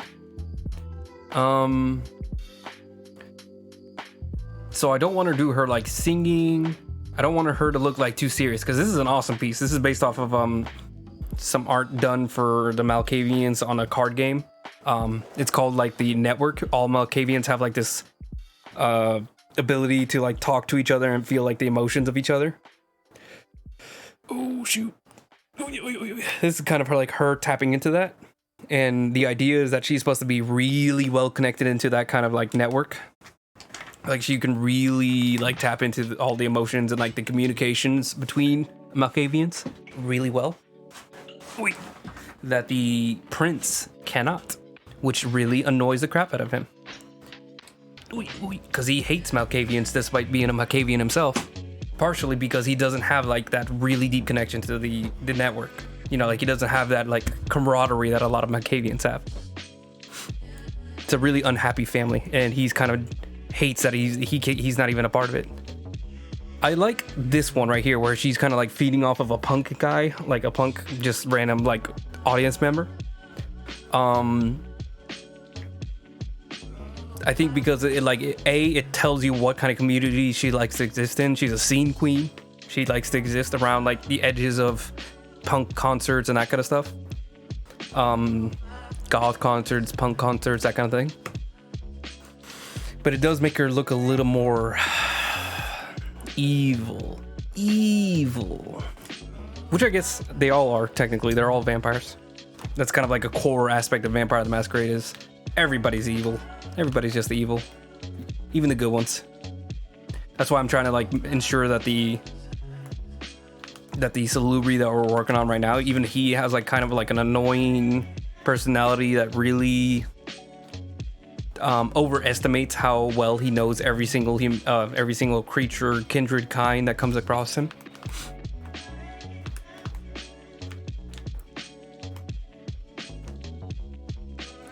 Okay, so Lisbeth. Let's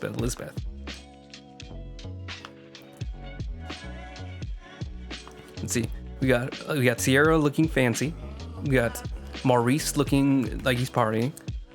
Lisbeth, she's such a good design, but imagining somebody so weird in like a normal situation, you would catch her in. I know she would be like a shadowy creature where she would like exist in shadows a lot and just like pop out of corners. She always kind of just happens to be where she needs to be. That's kind of like how just Malkavians work in Vampire the Masquerade. They kind of like pop around corners and are just always where you need them to be. Whether that's good or bad for you, good or bad for you, they're always going to be where they need to be. It's like the madness of Malkav just has a way of benefiting them supernaturally at the cost of, sanity, like at the cost of actually having control over how they direct themselves. For some Malkavians, it's different from each one. Like I mentioned, the prince that I have that goes against all the other characters actually doesn't really connect to his madness very much. He really hates that aspect of himself. He hates that all Malkavians seem to have like this lack of control over themselves, and he really like thinks it's disgusting.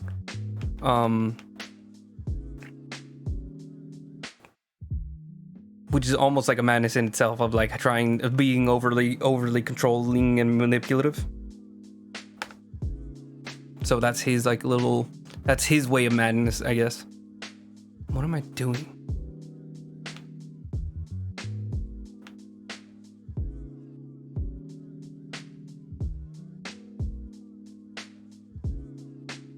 Anyways, that's good enough. We don't have anything for Lisbeth, but I'll probably come up with something. We have at least 2 out of 3. And really the main one is Sierra, because she's going to be the first one that needs to be worked on once we get back to it. Okay, enough of a distraction. We're back. We're so back. It's never been more over. We're so back.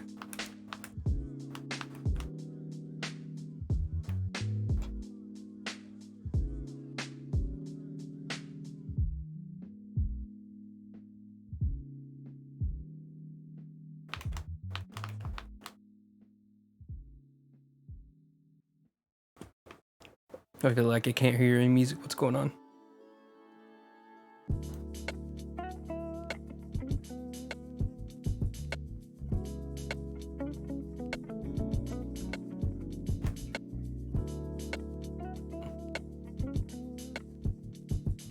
Okay.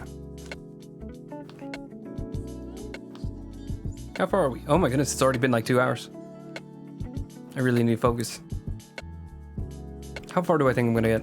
We literally only finished the face. Oh my god, I feel so bad now. That's so bad.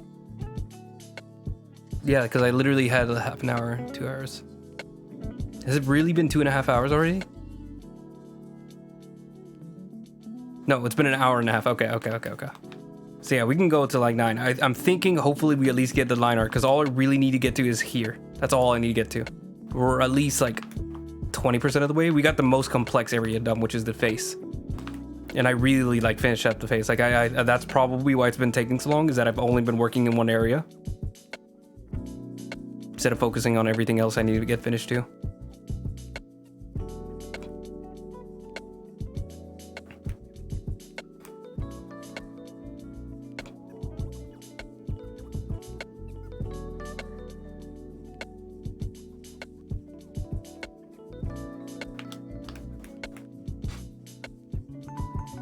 The little sidetrack of me trying to figure out everything else. Oh, sorry. So the reason I even brought up the next couple of vampires is because I'm going to be taking a break to do other things, other little art pieces, just to like distract myself. And I always like to try to like experiment, do new techniques, and I want most of these vampires to be consistent. And I think once I move on from them, I want to start trying like a new art style. So that's why I take these little breaks to like try to experiment with new stuff. I think the next big thing is I want to start doing a more paint over style. where instead of you always like relying on line art and just staying within the lines, actually like paint over them at some points. I do a little bit of that. I've always done like a little bit of that, but it was always more of a last little touch, just a little detail here and there kind of thing. Like, you know, like if there's a glow on the eyes, I'll paint over the line art. But I really think like getting to the stage where I actually do that more often, or like that's more of like an actual phase of the art. Specifically whenever I'm doing like coloring, kind of like how I do with the backgrounds. With the backgrounds, I usually just paint the background, follow the guides, but I'm not actually using any real line art. I think that's going to be where I want to move the rest of the art to, and just like focusing on good rendering, making things stand out, and just like balancing it with like the line art. And I think one of the things is like a lot more people that I watch do their art, they usually keep the line art, but it's so light and they're so much more willing to actually like paint over their line art that I usually skip that step. Like I usually just do a little bit here and there, and I think I need to try doing a lot more of that painting over, be a little bit more bold with how I do that. So we're gonna try working on that once we're done with this piece. Next piece, I think I'm gonna go right into doing a Devil May Cry based piece, specifically Devil May Cry 3, because that is the best Devil May Cry. That's not true. That's I like Devil May Cry 3 the best, but I know that the 4 and 5 are just like better games. Ooh. Let me get some water. I think I'm like dying of a dehydration now. I keep yapping. What was I just talking about? Oh, Devil May Cry. So I worked out what I'm gonna do for the piece. Like I did like the little sketch lines and everything. So we're ready to get that done. I think it's gonna be like the scene of either the end credits or the just after the opening fight. Dante, he jumps out with his jacket on. I think he might even use one of the like main like scythe enemies. I don't know what the name for those are. They might be like Reapers or something. He uses one of them as like a surfboard and just like jumps out of the building on him. And then like he finds like a lot more of the enemies and he kind of has to like fight his way out. I think that's the scene we're gonna depict, where he's just like immediate right out of the building, just blasting away.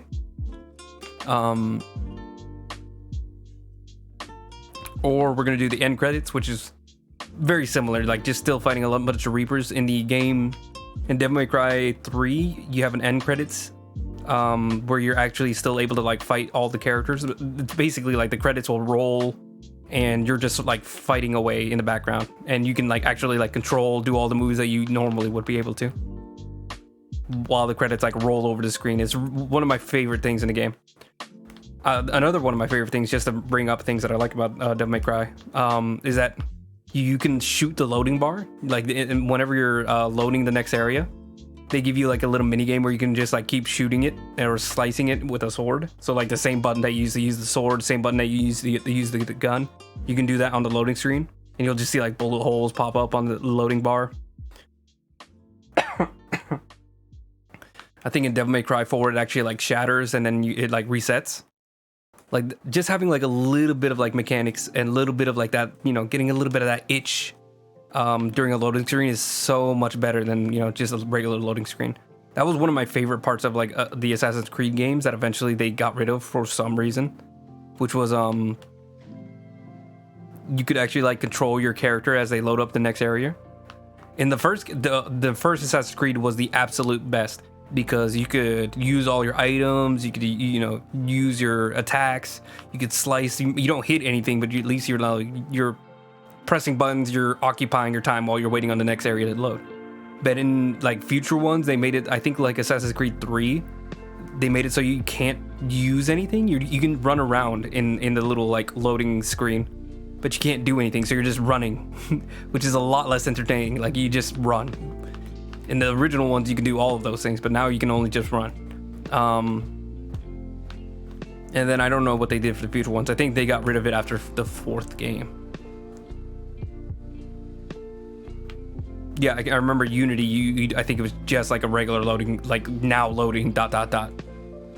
Like every other game, which was such a bad downgrade. I don't know how you can like have such an entertaining loading screen mini game, and then just be like, nope. Now we just think you should wait and do nothing. It's like I don't know if they did that for load times, but it's like I'd rather have the, you know, entertaining load times than not like I guess just wait and sit.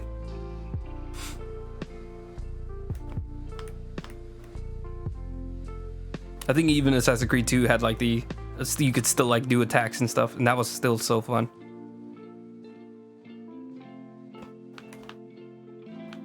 Especially because I think you get like at that point like guns, you get like throwing knives, you get all these like fun, cool things you could do while just waiting. Sorry, I got distracted. Devil May Cry 3, the end credits, you get a fight. And I think there's actually like an extra cutscene you can get if you kill 100 enemies during the credits, which I definitely want to like play again to see how that goes. But yeah, that's another potential like scene I could try drawing out, because it's just a really fun game. It's a really fun game. It's always been like one of my favorite games growing up, which is crazy that I could play it because my mom was very against like anything with devilry and that kind of stuff. I don't know if I just never told her or if she never noticed, but that was like one of my favorite games growing up.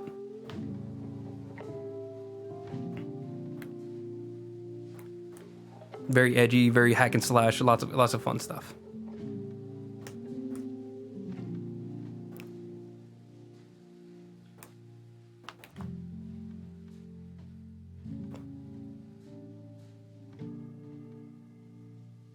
And then after that, I don't know what I'm gonna do. Oh, I do actually have another piece.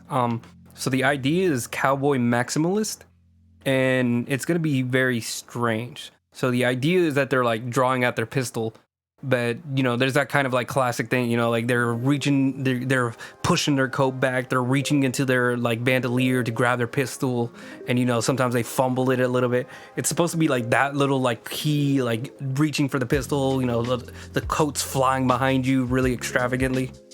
But it's also like, it's once you open that coat and reveal the bandoliers, it's like almost like an eldritch horror where it's pouring out bandoliers, it's pouring out like bullets, like they're just like a non-stop growth of bullets and bandoliers and pistols inside of their coat.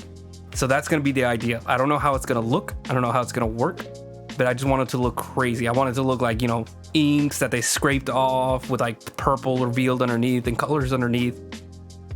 You know, just like showing that like something unnatural is happening. And that's the idea. I saw like if to get like just very specific and just out with it, I saw Jorge Corona, which is like a comic book artist. He's working on a like a cowboy comic. I don't know anything about it. Is it good? Is it bad? Don't know. All I know is I saw some like his designs for like the main character, and she has like this huge jacket that makes her look tiny compared to like how big the jacket is, and that's what like brought it up in my head, where I was like, wow, that looks like the most cowboy a person could be. You know, like it's like, you know, like if there was a cowboy where it's like their hat is huge and, you know, like the size of a building, you know, like their jacket is huge and it looks like they're swimming in it. It's like they pull out a pistol and it's huge, and, you know, like the pistol looks like, you know, it has like a laser sight, it has you know, so many attachments, it's bigger than their hand. Well, it should be bigger than hand, but you get what I mean. And something, I think that's the idea, what inspired it, where it was just like, what if somebody was just like the most cowboy, not in like a goofy way, like I'm not like, it's not just supposed to be funny, but it's supposed to be like visually and conceptually the idea of a cowboy just turned into like this self collapsing idea of it, like it's literally like wrapping into itself. That's the idea. Can I put that on the paper? We'll see. It's probably gonna just look weird and goofy and no one's gonna notice it, and I hate myself. No, I'm kidding. But it was that's like a concept I really want to try that I think could be really interesting to see visually. Sometimes my brain works weird.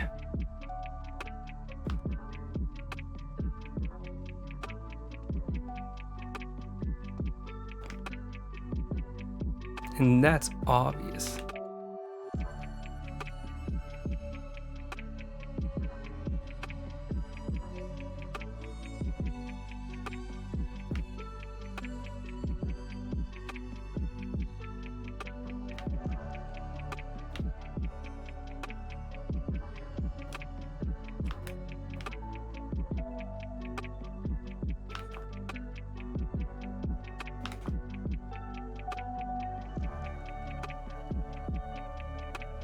We're gonna clean up the sleeves as we go along, or sorry, as once we get like towards the end of the sleeve. You don't have to like stop with every single line to make sure it's perfect. Sometimes you need to just get everything like roughly done, and then you can clean it up later.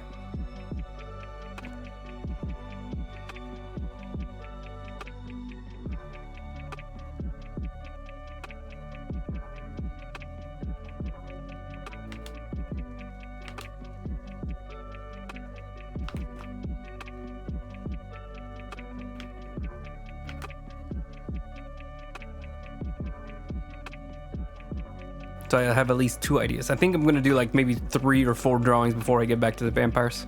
We'll see how it goes, how like bored and like how quickly I want to like get through finishing everything. I want to do some more like renditions of I want to do like more renditions of like stuff that like inspired me early on, like Devil May Cry. Weirdly enough, Devil May Cry, like DMC, the one that everybody hates, that was like a huge inspiration for me too, art-wise, in my like journey of like finding myself as an artist. I actually really had liked that game. But then again, I like a lot of bad games that nobody likes to talk about anymore, like Brink. Sometimes like I'll like get so attached to like the visuals of a game that I won't really care about anything else. Like, is Brink a great game? No, but you know, it had a lot of things that I enjoyed. I think specifically what about Brink I liked was the visuals, because you know, like there was like all these cool little security outfits, the rebel outfits, and all this other stuff. It was kind of like Titanfall 1, where it was just a kind of like a mess. They try to do like the asymmetric, where they have like, instead of an actual campaign, it was just like 6 missions that you do that are literally identical to just like multiplayer matches. And then you do it like again from like the opposite team, you know, like the rebels, and then there's like the regular, you know, military team. And I liked it. I thought it was interesting. It was like one of those, it was like something you didn't see a lot back then. And it was for good reason. It's not very satisfying. You know, like people like there's a multiplayer and campaign. The multiplayer and the campaign being a lot more noticeably different. Like what you want from campaign isn't always what you want from multiplayer. So if your campaign feels like it's just the multiplayer with like a little bit extra, it can feel a little empty. Or it can feel a little not properly thought out. Like, you know, like they just, no, not lazy. Lazy doesn't feel like the right word, but it does feel like a little bit like the effort wasn't focused enough on the campaign. If it's just like literally this exact same as a multiplayer. Like usually it's better if it feels better if like the campaign is like this perfect finished product, and then the multiplayer is just like attached to it, and you know, it just rips pieces of the campaign, changes the mechanics around a little bit. Like BioShock 2 is like a famous case of that, where it was actually like pretty enjoyable and pretty great, despite the fact that it's very clearly just the BioShock campaign. Like a lot of the mechanics of that just, you know, shifted around a little bit to work as a multiplayer game. It's very obviously just like attached to it and not like any kind of focus, but there's enough attention to it that it actually like works out really well, where you're like, oh, this is actually like a fun, unique mechanic.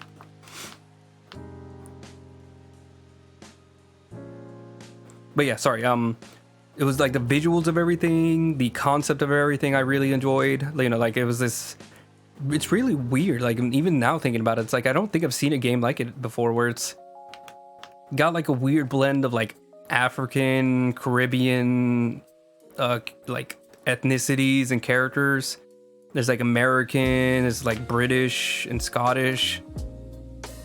Like they don't say it, but like you can see visually like a lot of inspiration from such a weird blend of like everything, like culturally. Like there are a lot of people with like Jamaican accents, Caribbean accents, African accents, you know, Scottish accents, American, just straight American.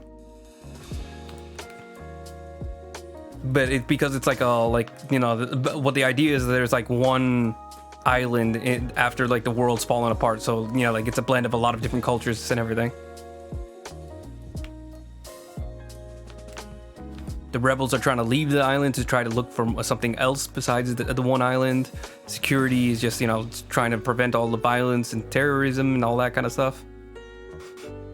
and then, you know, because you're playing for both sides, you get to see, you know, like, here's what the intention was, and then what it, you know, like what they were actually trying to do. Like it's really crazy because nobody cares about this game, but it's like, I love the idea of like, when you play from the rebel side first, you see, oh, we have this, they're working on a medication for this one disease that's been wreaking havoc throughout the city. You know, there's like a disease that's been going on in the slums, and you know, we're working on a cure for it. But then you see it, you play the game again from the security side, and they're working on a bioweapon. You know, like, this isn't a cure. This is something that they're gonna attack. And I think in some of the missions you do see like they actually did make bioweapons too. So it's like, it's really interesting to see like from both perspectives how like they can kind of manipulate it. So if you play the security side first, security is always in the right. But if you play from the rebel side as well, you see that the rebels were also always right. And it's kind of like this weird blend of like, how does both of this work? It's like, it's almost like open to interpretation, you know, like which one you like better. And what makes it even more interesting is they have to like, each one has 2 additional missions that are if you fail, the story works out differently. So if like the rebels fail the first 2 missions, they have like 2 extra missions to show you what would happen and how they get a lot more violent, and they get a lot more like, you know, there's no nobleness in their resistance anymore if they fail the first 2 missions, and, you know, like, they can't even get off the ground. And the security is the extra missions which are like also the default missions for security, because, you know, like, if you were successful in all your security missions, that's exactly where they go. They become like completely violent, brainless, and, you know, like, they basically tear apart the island instead of trying to protect anybody. Which is also like kind of interesting if you think about, like, if you suppress resistance to the point where they can't have any autonomy, and, you know, you can't resist at all, then, you know, obviously they're gonna get more violent. You know, like, resistance, if you meet it with like a complete iron grip, sometimes makes it more explosive and damaging for all people within an area. But then you see on the security, what happens? I think things just turn more dire for the security, where it's like, what if you didn't save all the elected officials? They get blown up, and you get to see like what happens when you completely fail at saving anybody. But I don't think they have like the same kind of like, they don't change. They're still like an iron grip no matter what, because that's just you know, fascist, you know, security forces that's kind of what they do. They're just always bad.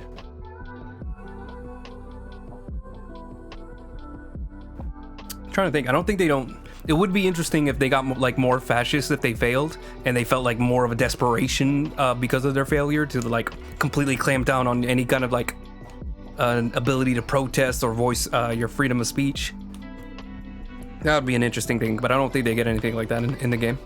That'd be like that's like a shortcoming. Anyways, so I like that. I like that little like concept of like you get to see like both perspectives of a conflict, of like a rebellion and like the uprising.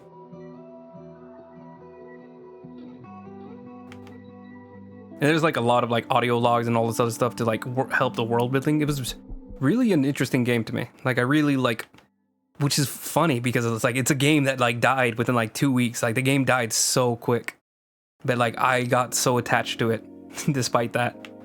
It's so weird. Like, I don't know how to justify it in my head.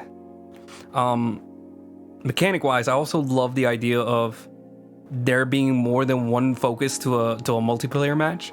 So Call of Duty, you go in, you kill, that's pretty much it. But I like whenever there's more things for you to do in a game besides just being good at the game and, you know, being good at shooting. And in that game, there was like several sub objectives that could help out your team. You know, like there was stuff that could make it so everybody has a little bit more health, everybody has a lower cooldowns. You know, like you can hack this computer in order to open up this bridge, so then you have a faster way of getting to the objective.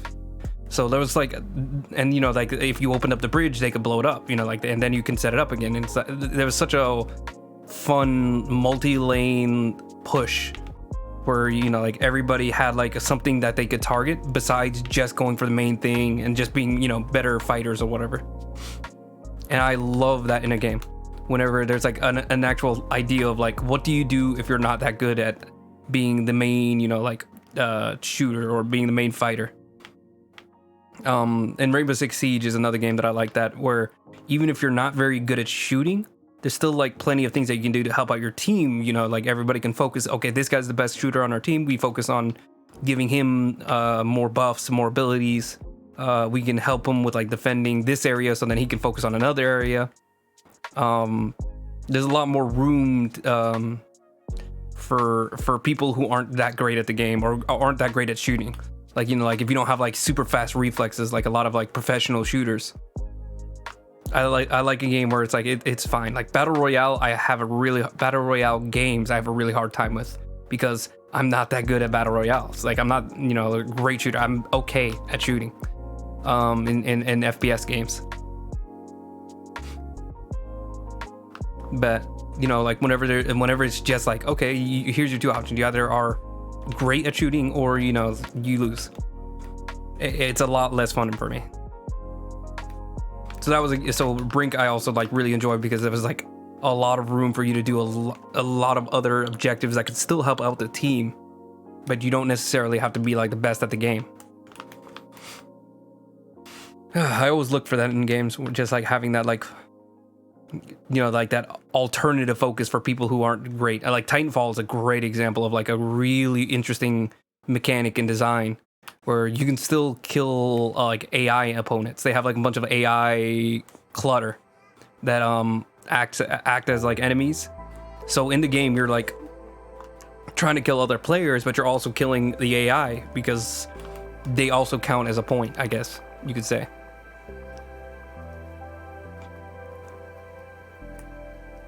And I think that really helps out because, like, you know, some people aren't good at shooting. So if they can just at least kill like a bunch of the AI, which is super easy to kill, you know, at least you get to feel like you're still helping the team because you're still adding to those like little numbers on the sides that'll eventually get you over the lead, or get you over like the requirement of like, you know, like 1,000 kills or whatever. I don't remember how Titanfall works.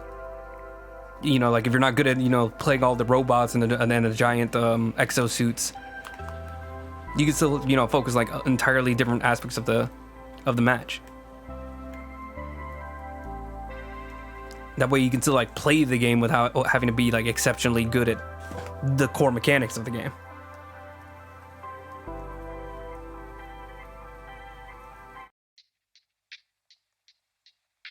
That also makes me think about like whenever you're playing with like your friends, and you know, like you have like friends who aren't that great at the game and they get really frustrated.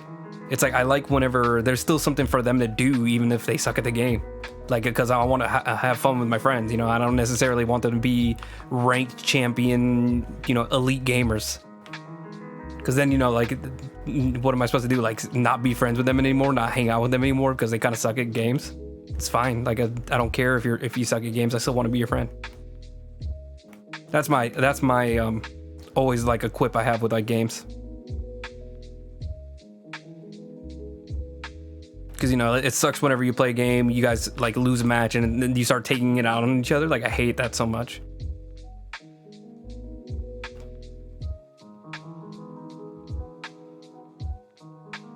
But that's also just a me thing.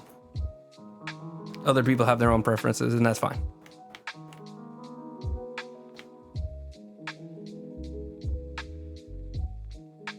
I think that's why I really enjoy, like, in general, like class-based games. Like Team Fortress 2 was like another example of like a game where if you aren't good at like, you know, playing a sniper, then you can still play like scout and do this. You know, like if you're not good at this, you can still play medic and help out in this way.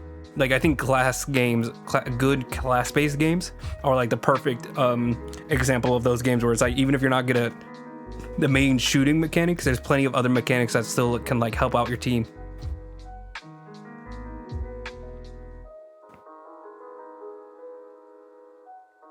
Or like engineer is like the like key example where it's like you don't have to be good at shooting to play engineer. Your robot has to be good at shooting, and so you can like focus on your other skills, like, you know, placement, you know, timing, you know, you know, ingenuity, because you can actually get really clever on where you put your teleporters and where you put your dispensers, and, you know, there's a lot of ways for you to do things besides just being a good shooter.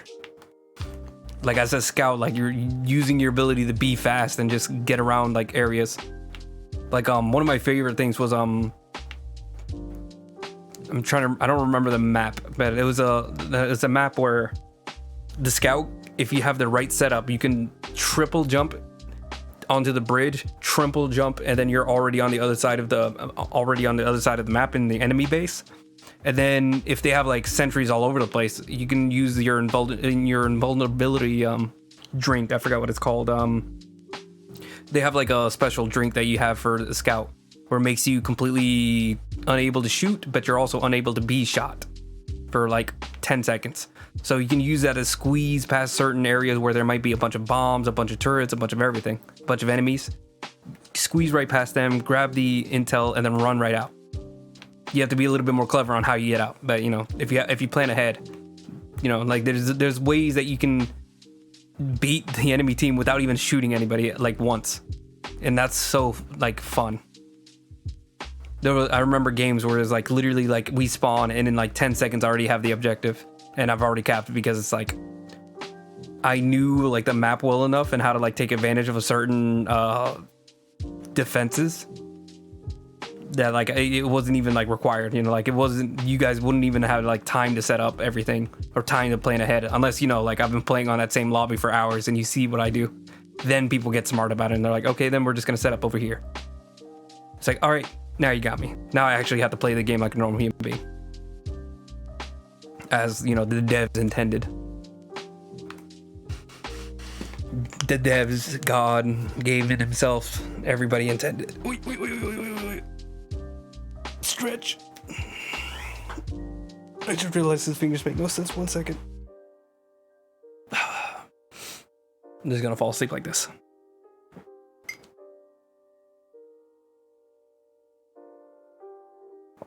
I shouldn't be tired. I went to bed at like midnight last night and then didn't wake up until like 2 p.m. What is that? 14 hours? Jesus. Yeah, I should not be tired at all. But I am. Just because I sleep doesn't mean it's good sleep.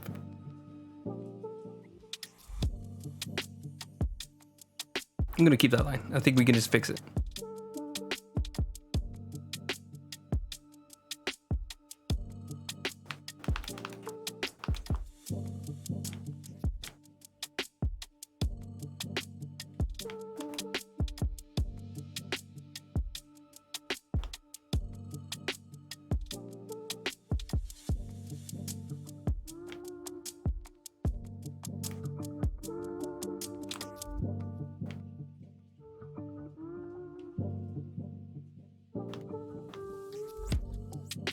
Trim this off a little bit more.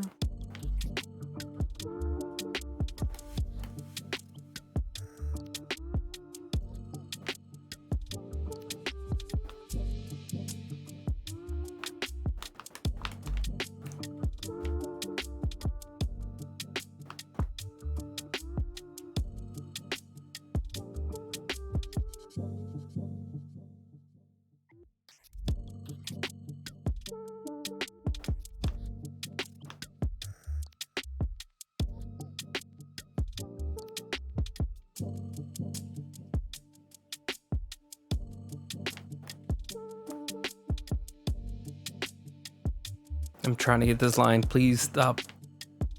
It's so painful. I was just ranting on about video games for like a good hour there. Games got you thinking, you know? I'm such a filthy gamer, but I'd never stream on here. I think because like my focus is always my art first. And I don't really need any more of incentive to game. Like, you know, like I game plenty. Like I if anything, I need like an incentive to finally read all these comics I have stacked here. Oh God, it's so bad to look at. I don't want to look at it. That's so bad. I have so many comics that I'm behind on. But like art, I need a little bit of a kick to get into it because sometimes whenever I'm home, I kind of just like want to do things I can only do at home, like video games. I can't do that at work, but I can draw at work, which is why I still get stuff done. For now, until they like completely clamped down and they're like, we can't have you doing this. So it's like, okay, then I quit. Because, you know, that's crazy. That's crazy. You know, like if I can't have like anything to myself, like I can't draw with my own tools, my own stuff that I bring to work, that's crazy. Because, you know, like, I don't know, usually the excuse is like, you don't look like you're working, or we don't want patients to see it. I've got nothing but compliments on the fact that I draw. I've never had a patient come up to me and be like, oh, like, why aren't you focusing on me? It's like, first of all, I don't draw when I'm talking to people. That's crazy. That's insane. That would actually be rude. But also, I've gotten nothing but compliments. That's like, that's so awesome. Like, what do you, that's awesome. Like, how do you do that? Blah, blah. And I'm like, you know, it's just whenever I'm working and, you know, like I sit there for hours, like I need something to keep my mind off of things. And the drawing is perfect. It works out. Some people play under Switch. I play on my notebook. Mainly because I don't like mobile games in general, but...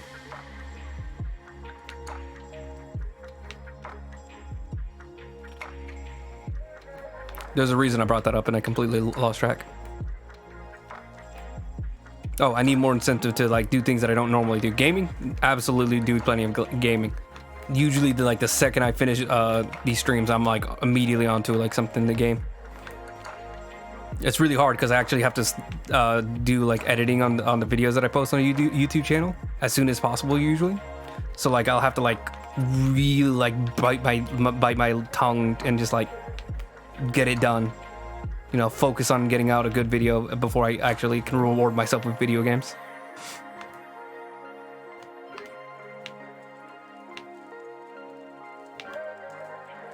And usually my routine is supposed to be a game until like maybe 3 in the morning, then I read comics for like an hour or two. Or, you know, I listen to my vinyls for like an hour or two. But it always ends up being that I'm gaming until like the second I need to go to bed. And usually way past the time I need to go to bed. I'm a filthy little gamer. I can't get anything done except game. It's just self-control where I just like, I refuse to like stop myself when I'm having a good time to do anything else that could be more interesting. Even when I'm not having a good time, even when I'm like struggling on a game that's like getting me upset, like Helldivers, I get very upset playing Helldivers, but I still like will play it until like 7 in the morning. Like sun's already out and I'm just like, one more run. Right now, Helldivers, the thing that's driving me nuts while I'm just yapping about games is I can't stand the automatons with rocket launchers and suicide bombers. Like, it is so annoying. Like, I don't want to whine because, you know, like people get like, oh, you should just do this. It's like, okay, I get it.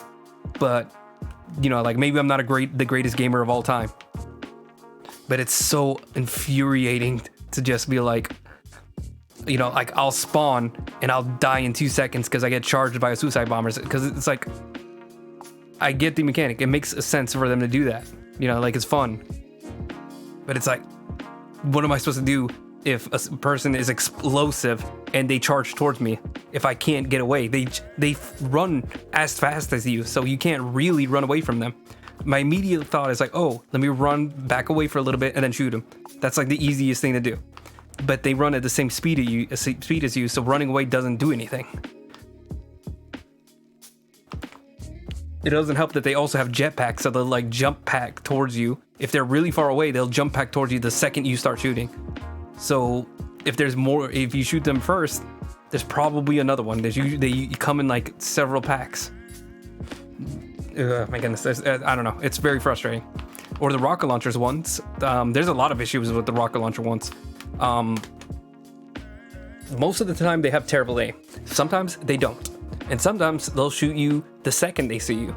So something I've noticed is whenever they spawn, they have like these little factories that they spawn out of. They'll spawn and immediately pull the trigger. And like, you'll literally see them flash on the screen and pop, your character's already dead because they pulled the trigger the second they popped out. Because there's no code or AI that tells them like, okay, spawn, wait a few seconds so the character can see you and maybe have the time to respond, and then, you know, pull the trigger. There's no delay on that. It's literally just spawn and the initial AI takes over where it's like, see enemy, shoot. Or one that really broke my heart was like, I was just about to go to work and I was finishing up this one last thing, and Like I pop around a corner and I get hit. Like I just spawned. I grab all of my stuff. I move behind some cover. I see the enemy. I'm pulling out my shotgun. I'm about to jump out of cover. The second I pop out of cover, rocket hits me right in the face, and I'm done. Like the entire mission's failed. And I'm just like, that is so bad. Like there's no delay to the response when you pop out of the corner. And I get it. Sometimes you can like abuse the AI a lot. You can like, you know, go into cover, go out of cover, go into cover, go out of cover. You know, like if there's like a delay coded in, it's very easy to like take advantage of it. But it's like, it feels like the other way around is more frustrating. It feels like the other way around is not the right way to go. I don't know. There's like a lot of things that are driving me nuts about that game, even though I really do enjoy it. It's such a fun game.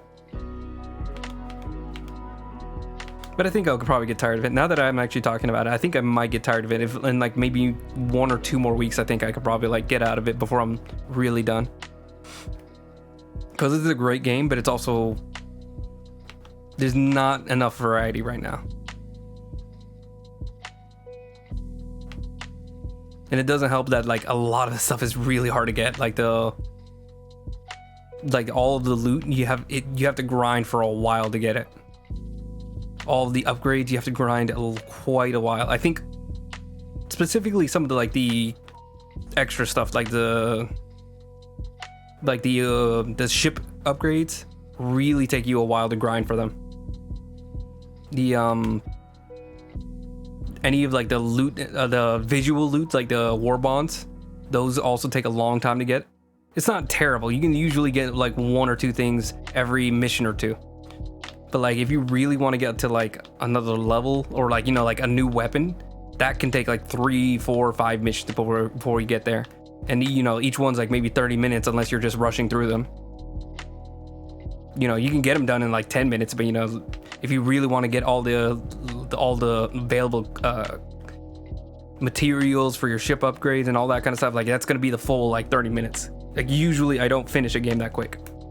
Usually I'm like, I have like 2 minutes left before I have to leave.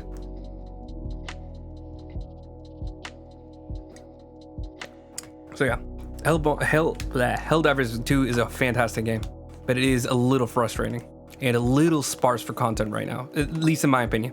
There's only 2 types of enemies, automatons and Tyranids.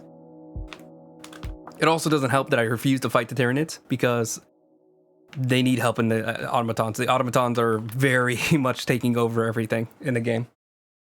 Yeah, they have like this really fun mechanic where you can see where all the players are in like the entire game, and you can see like who's fighting. You know, like they're 90% effective here. There's only 20% of them effective here, and then you look at the automatons. It's like you're 90% effective here. 0, 0, 0. It's like there's like maybe only one area that that they can really knock out. I think it might be the devs just like being silly. Like I think they might just be making up all the numbers. Like it might not actually be real players or like a real reflection of how effective they are. But it convinces me, darn it. Hoorah. Oh, then that's the reason I don't fight against the Tyranids, is because the Tyranids seem like everybody fights the Tyranids. You know, like they all got it handled.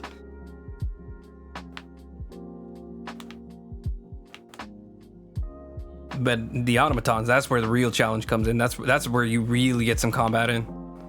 Like automatons are really hard in Helldivers, which might be the reason that I'm not like I'm kind of like getting kind of tapped out on it. It might literally just be my fault for like refusing to play anything else except for the hardest enemies. And it also sucks because it's like I can't really go past like challenge rating 4, and I think they have like 7 or 8 difficulties, and I can't get past like 3 or 4. Like 3 is like, it feels a little too easy on 3. It feels way too hard on 4. Like there's no way I can go higher than 4. Maybe, I don't know. Like it's hard. The game's hard. It's fun, but it's also really tough. And part of it doesn't feel fair, but you know, I also don't want it to be like to make it like a baby easy game. Just like maybe a tweak here or there to like really give more of a chance for you to actually respond to things, I think is what I want. I get that you're supposed to die. You're not supposed to get through any of these things with like all your revives completely, you know, intact.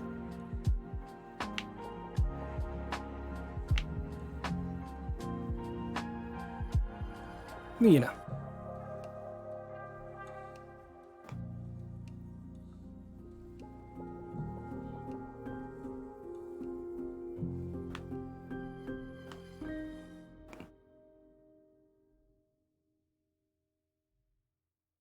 I think that's all the game whining I have to do. Or want to do. It's all the filthy gamer stuff. I still want to finish Ready or Not. Ready or Not is the other game. I kind of put it on the back burner because I was getting very frustrated. They've had a few updates since, and I probably should jump back in to see if it got any easier, any more like achievable. But that's also another issue where it's like it's a game where instead of just running through it, I'm refusing to move until I like 100% a mission. And that's what's like really like holding it back and like preventing me from being able to like actually finish the game. It's such a dumb part of my personality that I'm very like adamant about like, no, I have to finish it this way. And if I don't finish it this way, then I'm not going to finish it at all. It's like, it's such a dumb way to play games, but it's also just like very like core to how I play like a lot of games. There's probably like obvious examples. Let me think. Let me just look at my game list real quick, because I can probably like think of a few games where like I dropped them because like I made them too hard to finish.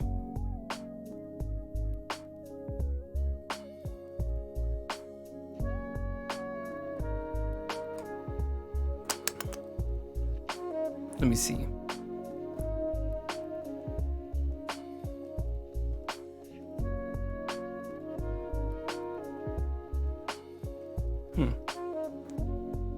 Can't actually think of any now, which is probably a sign that I'm actually the best person at playing all video games, because I never give up.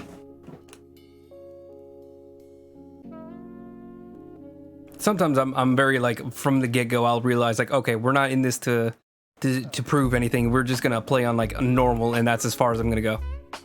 Like I think Doom I only played on normal because like I'm not obsessed with Doom. I'm not a Doom head. I've never played the Doom originals. I just wanted to play through it and not get it over with, because it's a fun game, but like it's not a game that I'm really like super attached to. I love the music, the art style is great. That's about it. Mechanics, they're pretty fun. They're pretty good. I like treasure hunting. I like looking for all the collectibles. There's stuff about it I enjoy, but it wasn't a game that like really just like knocked my socks off personally. Aside from the soundtrack's banging.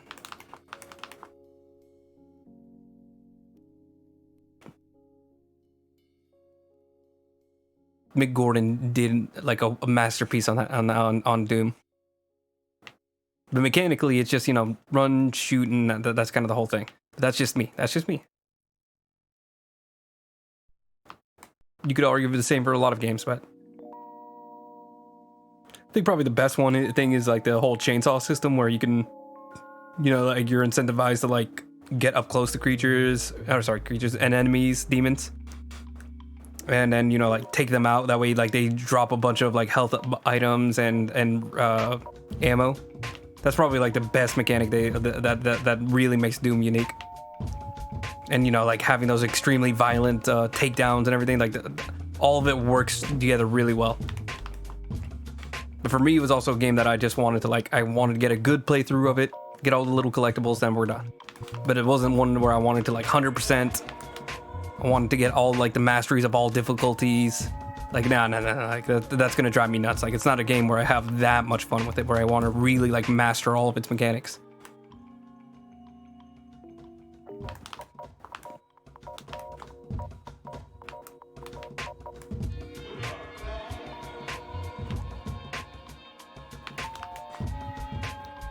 So sometimes I'll like from the get-go just remember to like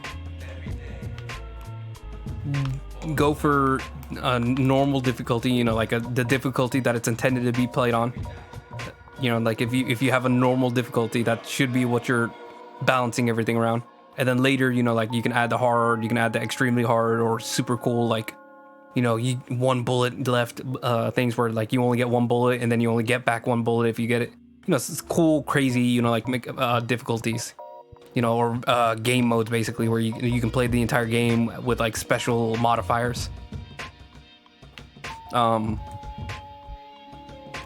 sometimes it's good to just like, before you even start, just like realize within yourself, like, hey, how much of a bad time do I want with this game? How much aggravation am I willing to deal with in this game? Like, I think Devil May Cry is one of those games where you get like the choice from the very start, like, hey, do you want to play on hard? Do you want to play on normal? Do you want to shoot for an S rank on everything? You know, like how deep are you willing to go down this rabbit hole? And I think there shouldn't be really any shame to just be like, you know what? I just want to have one good, like, you know, 12-hour game, you know, 20-hour game. Like, I'm not looking for, you know, 2,000 hours, 100% achievement list. Like I said, with like the FPS games that I play, it's like sometimes I just want to, even if I'm not like a master or anything at this game, I want to just still, you know, be able to play and have fun. Like, does Dark Souls need a difficulty? No. But, you know, would it benefit from having a difficulty for people who aren't very good at, you know, like the core mechanics of Dark Souls? I think so. I think people get a little bit too like crazy about, you know, like, you're not a real gamer, or you're not a real player of this game if you don't do this, and, you know, wank yourself off and all this other stuff. It's like, that stuff that like is very annoying. That's very unappealing. Like, it's so hilarious, the people who are like, you didn't really earn that. You didn't really earn this and that. It's like, okay, man. Like, how much money do I get for beating this game on like very hard difficulty? You know, like, who's paying me to do this? Like, this is supposed to be a game, you know, like, for fun, not for earning anything, any kind of like credit. It's nice to get credit, you know. It's not really the reason you play games. Like, I like that I can say I beat Dark Souls 1, 2, and 3 without any like cheating or mods or anything like that. Maybe a little bit of cheesing, but, you know, cheesing still works. And Sekiro and Bloodborne. But am I gonna act like, you know, like I have to do that, or, you know, like anybody who plays it a different way than me is you know, any lesser of a player? I've never played any of the DLCs for most of those games. I don't think that means I didn't finish the game. You know, I called it done whenever I felt like I was done with the game. Sometimes I'm not that incentivized to play the DLC. Like Bloodborne, I love Bloodborne. Do I want to play the DLCs? Not really. Dark Souls, I don't want to really play any of the DLCs. I know they have good DLCs. I played Dark Souls 3, all the DLCs. I love the DLCs. They're great when I want to play them, which isn't always the case. I don't always want to play the additional content per game.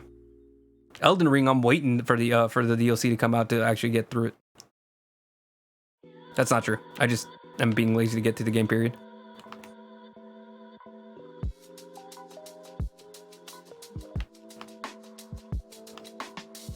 Surprisingly, Sekiro had no DLC, which is crazy, because that game was extremely good. That's straight up just like one of my favorite Dark Souls games, Soulsborne, you know, genre games, was Sekiro.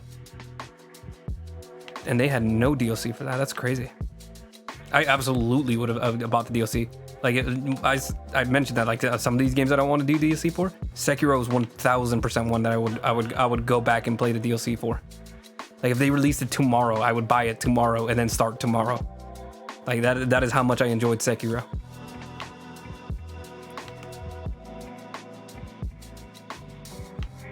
I do think I should eventually go back and play the Bloodborne DLC. Dark Souls 1, I think I'm okay. I think I'm good with skipping Dark Souls 1 DLC. I played it for like the 4th time like a year ago. I played it with mods on, you know, like for extra like custom content and all this other stuff. I think I'm good. I've tapped out my Dark Souls, the need for Dark Souls.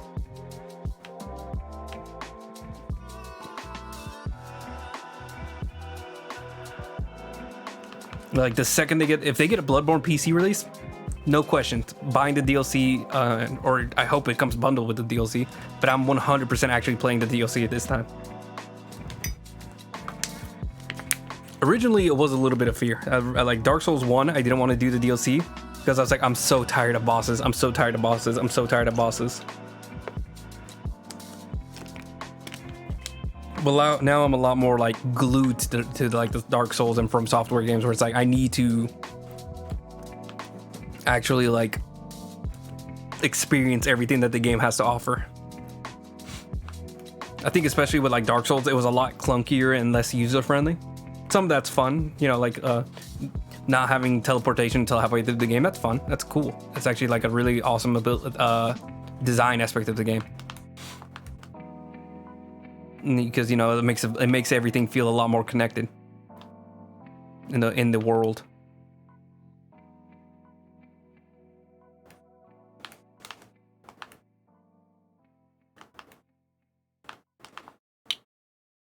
How are we doing? Let me turn off the guides.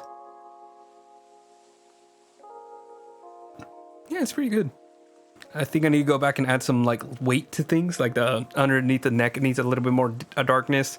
Underneath the arm needs a little bit more of a boldness. Underneath the hat, like just some of the like lower areas of the drawing, you want to add like a little bit of a thicker line to add weight to things. There's actually a couple reasons you would add thickness to things, like to separate things a little bit more clearly, add more weight and like texture to things. Texture probably isn't the right word, but weight is definitely a good word to use there.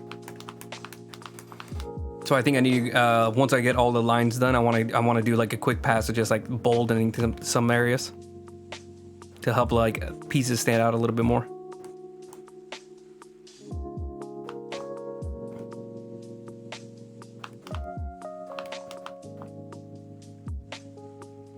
I really don't know why Bloodborne still isn't on PC. It's driving me actually like insane. Like I actually kind of want. It makes me like sad on the inside that Bloodborne is not on PC. Like it's trapped on PS4, and it's insane. Like why?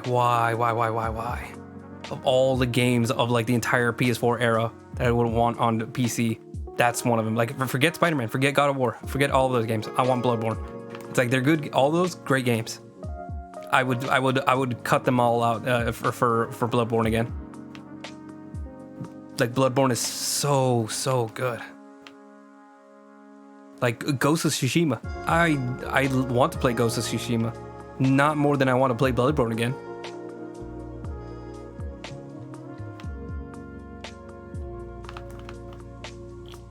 But you know, we don't make those decisions. That's Sony being Sony.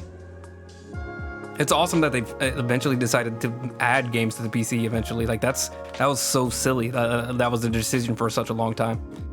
Their exclusivity, it was just dumb. And now people are like, well, Xbox, why aren't you doing any exclusive games? And I get that they should have more good games on the Xbox period, but like I thought we were past the idea of exclusivity. Like it's more fun when everybody can play all the games.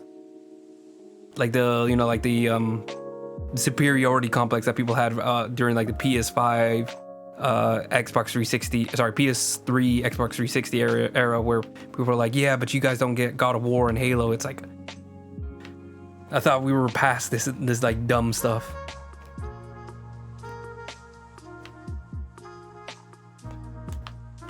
Just play whatever console you like to play. But it seems like people still have like a little bit of like that initial reaction a little bit. And some of it's understandable. Like I do want Xbox to have good games, period. And I do miss some of those games where like, you know, during the exclusivity era of exclusive console games. It was a time where like there was a lot of great exclusives.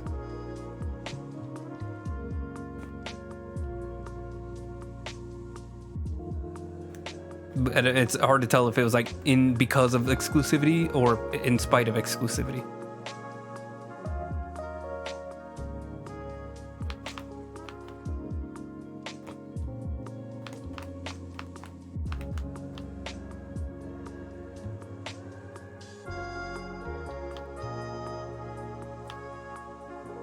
Is that line?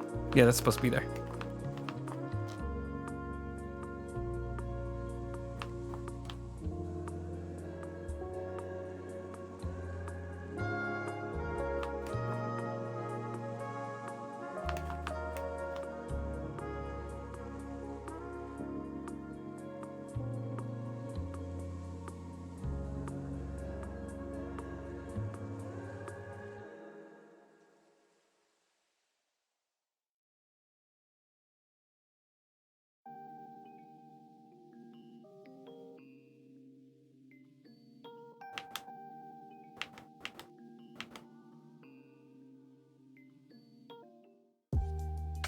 There we go. I'm trying to think of this belt and how like some of the jacket is clinging over it. It's a little hard to like understand where the line's supposed to start. Like that's the top edge of the belt. You see a little bit of the top of the edge of the belt, but then eventually like the jacket starts to cling over the line. Because just naturally with like how loose the jacket is and the stiffness of the leather, I think it is.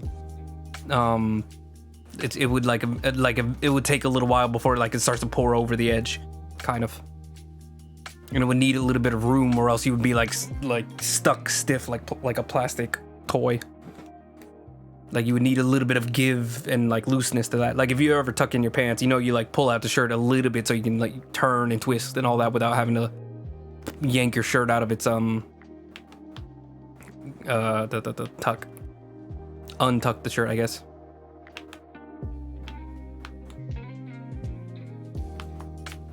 Just a little bit of give, you know. A little bit of give just so you can twist and bend over and all that.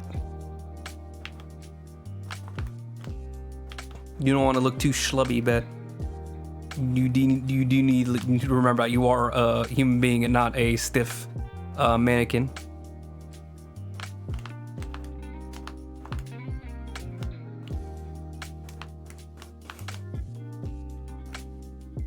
Everybody wants that tight, perfect waist, but alas, we are human beings with a little bit of tub to us sometimes.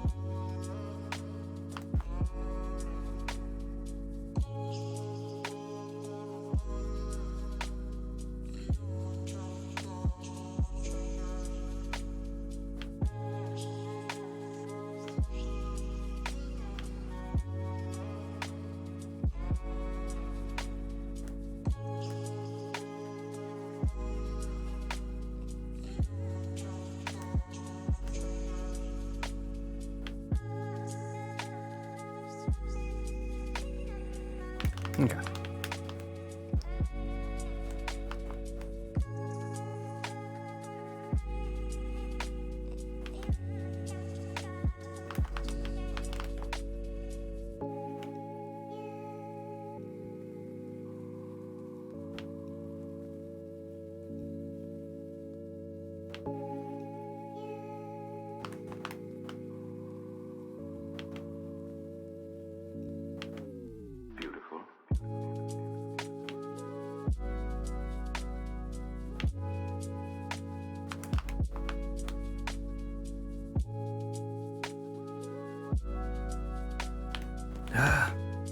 There's so many.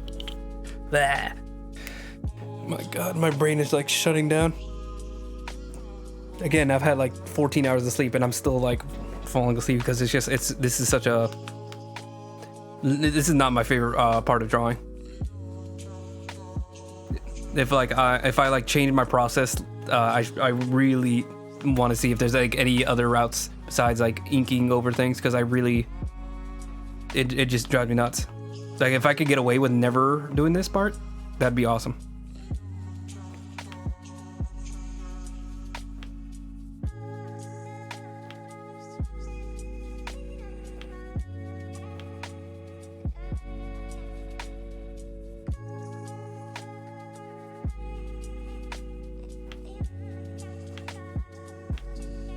I don't know why I just came to mind, but I'm really excited for D&D tomorrow. I play D&D every Wednesday. don't know if I've ever mentioned that, but I play D&D every Wednesday. And man, I'm excited. There's nothing really, anything particularly spectacular going on. I've just been having a good time playing D&D. So it's just like now that I'm remembering like, ooh, I gotta play D&D tomorrow. I'm just in a good mood.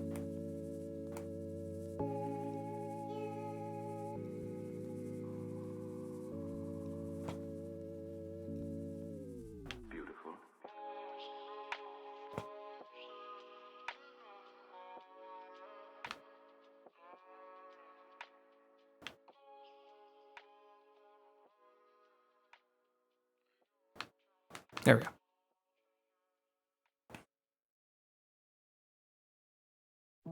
Please. Okay, one request to hit film. One request to Krita. Please get the Procreate like perfect circle just by holding this. That'd be awesome.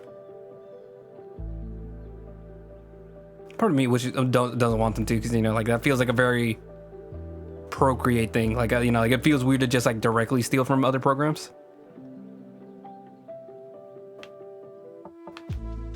But also it is kind of a nice feature. Maybe just having like a little tick box to like automatically not do it. Procreate does kind of remind me of Apple. I don't know if they're like linked. I mean, I know it's like an Apple like application, but I don't know if it's like from like the Apple company, I guess, to say like, they have a calculator app. I'm pretty sure that's from Apple themselves, Apple software. I know they also own like the Adobe suite, so I know Photoshop is like an Apple product, even if it's like it's an Adobe product, but because they're owned by the same parent company, like it basically ends up being an Apple product as well. At least that it is in my mind. I don't know if that's technically true. But I don't know if Procreate was also one of those things that was like basically bought out by Apple, or if it's always been like its own like little thing. It's like a very successful thing, kind of like Paint SAI. Like that's its own, always been its own little thing. Or what's the? I think that's the one for the anime that a lot of anime artists use, Paint SAI.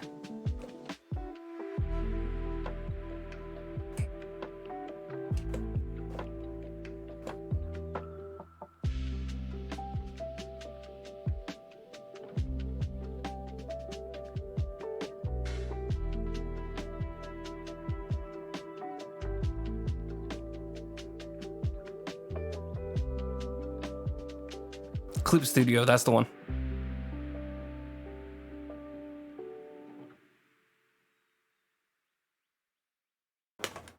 My eyes hurt. I've been looking at this painting for too long. If I can get this done in one stream, that'd be perfect, because that means I won't have to do it again. I don't mind leaving like a little bit, like if I have to fix it a little bit on the next stream, because that usually is what happens. Like whenever I did the background, there was obviously like a stream where I had to like fix up a little bit more of the background before I moved on to something else. So I don't mind that, but just like at least getting like most of it done.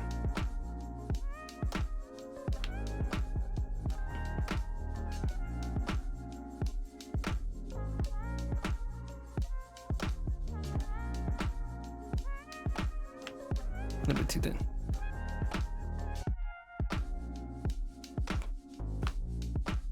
There you go. There's a little bit of realism. These kind of like belt buckles usually have like a little bar in the middle that this belt would wrap around.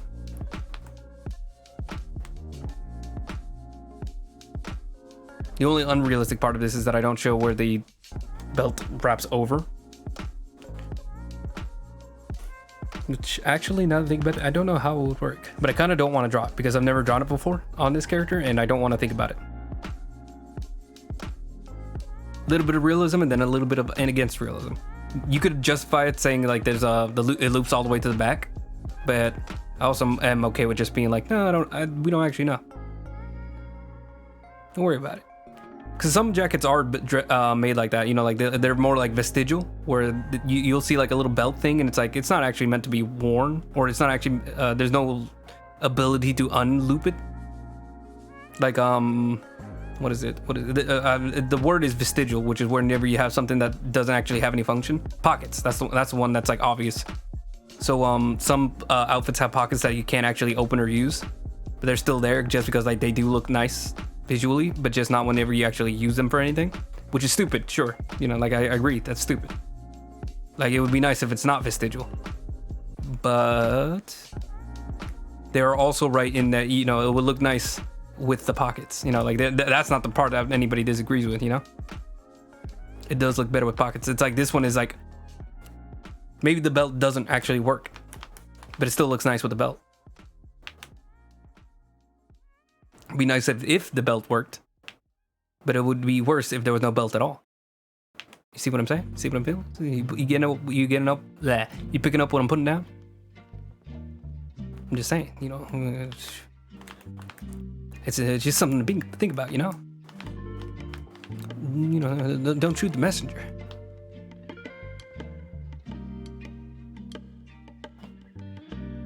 Hey, Tony. Hey, Tone. Big Tone. All I need was a hero, and I don't want to hear it. I don't know if anybody's seen that. It's a hilarious like TikTok, Instagram reel thing, where it's just a guy speaking in like a Sopranos voice, and he's just like talking as though they were like all Dune characters. We should have brought the steel suits. See, I said we should have brought the steel suits, Tony. Yeah, and I should have blah blah blah blah.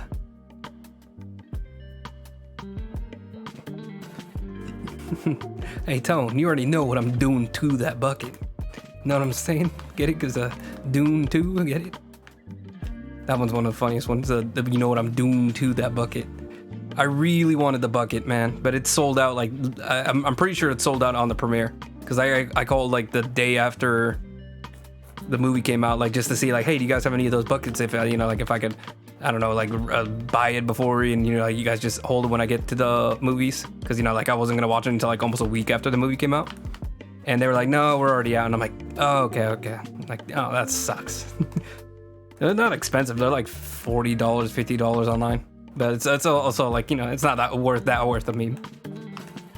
I wasn't literally gonna do anything to that bucket, There was nothing I was going to do to that bucket. There we go. But it still would have been hilarious to have. Man, that would have been such a good meme. I would have paid for the meme like at the place. If it was like $40, like out of box, you know, from the AMC, I absolutely would have bought it. Robotnik. But alas, it was sold out. Fate told me that it wasn't meant to be. If I ever see it at like a yard sale, you already know I'm grabbing that.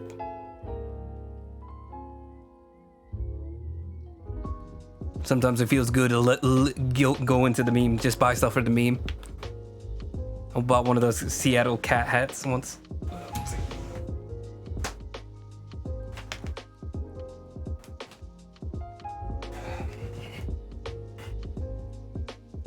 I've never worn this with an outfit, but I'm still proud to have it.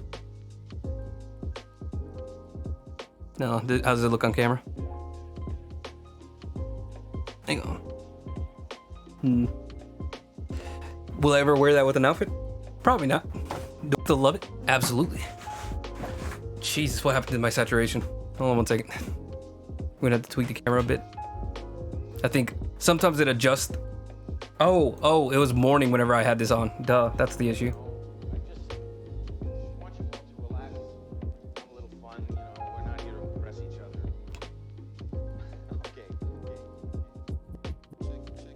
Sorry about that. Sorry about the terrible camera, but you know. Like if I ever get more like stream donations and stuff, the first thing I'm buying is like a new camera. Until then, we stick with what we got. Mainly because like once I buy the camera, there's not a lot of other stuff I gotta upgrade. I could upgrade the mic, but it also doesn't bother me. I could go for like one of those big like Time Shure cameras. I could add more cameras and lights so I could like have multiple angles. I'm just gonna draw a little bit of the rest of that, because like I mentioned before, there's not gonna be anything that I need to Add. How big is the button? About the same size.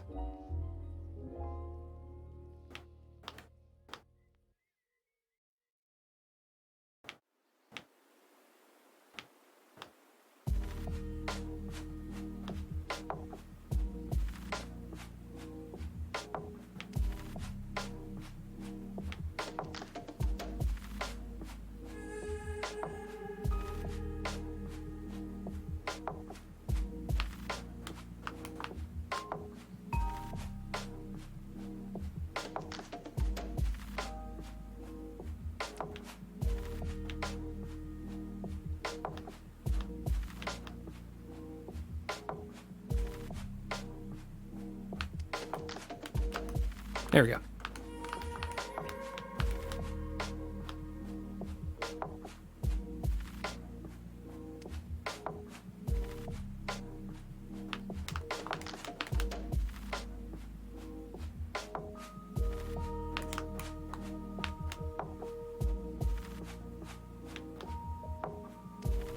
I think we're getting close to the end of this.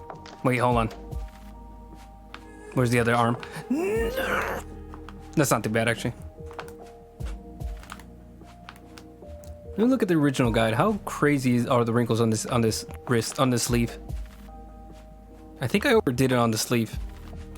We're gonna dial that down by a lot. Because I like the way that it drapes over him, but it does look really extreme. Yeah, it is kind of like that in the drawing too, so, but I don't think it's that necessary. So we're gonna just erase a couple of these. So we're gonna erase like this. Hold on. Yeah, let's erase. Yeah, that was a good one. I think right there. I'm not too much, just enough.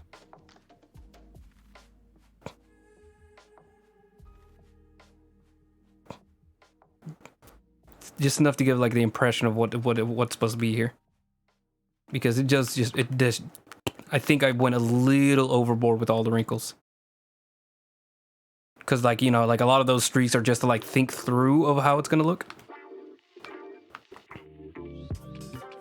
think through of how like the cloth is like wrapping around him, and you know, like how it's draping over him, but I don't think I ever intended them to like 100% be there.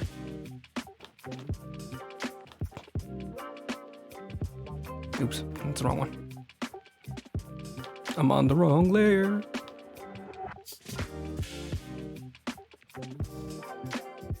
Like right there.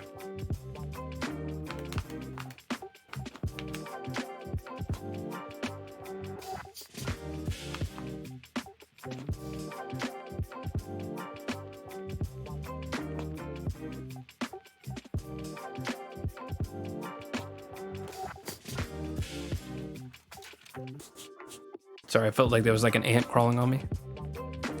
It wasn't. I think I was just imagining things.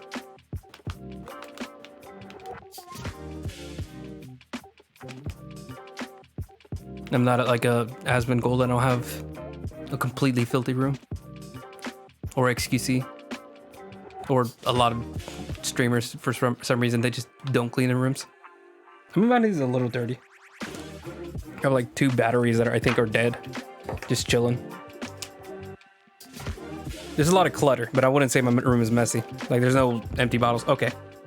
There's an empty cup. I think that's the only trash I have. Like, legit trash. And a used mask. That's probably the only trash. I have like a Tums, but like I still have like 2 Tums left. I could just like eat that just to get rid of it, but I probably won't.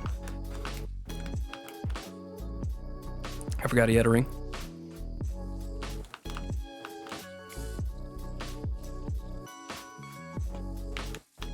Gonna give it a little bit of depth too, just to break up the silhouette. There we go. I am gonna wrinkle up his hand a lot more. All right, let me turn off the lines, the underneath lines for a bit. I think maybe just going a little easier, just a little easier. I like the little gap here. This is nice. I think maybe shortening up this here. Oh, I keep doing the wrong layer. shortening this up a little bit, just a little bit like that. That's all I need. Oh, it looks like I actually completely made it up too. Like it looks like on the original drawing, I also only did just like a tiny little thing. Yeah, like just a tiny little one here.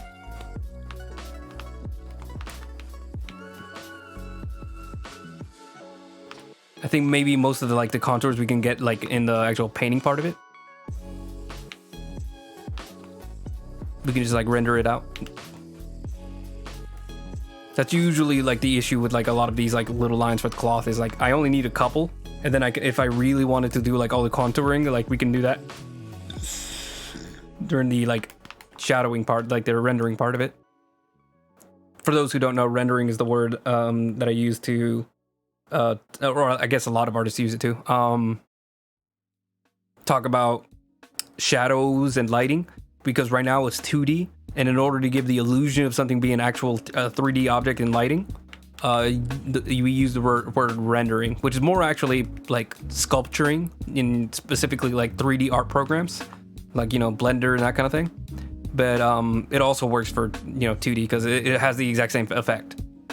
Because, you know, like in Blender, it's 3D, but it's also just simulated because it's just on a, you know, on a computer screen. You know, it's not actually a 3D object you can reach in and grab, but you can still make it look like it's 3D by rendering.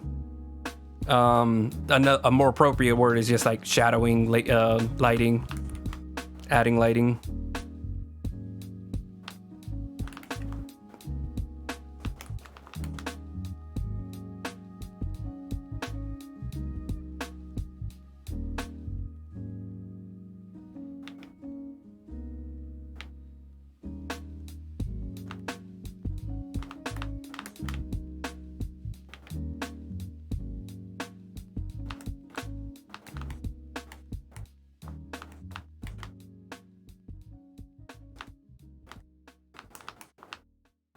Okay, I also wanted to soften it up here too, because this looks a little crazy.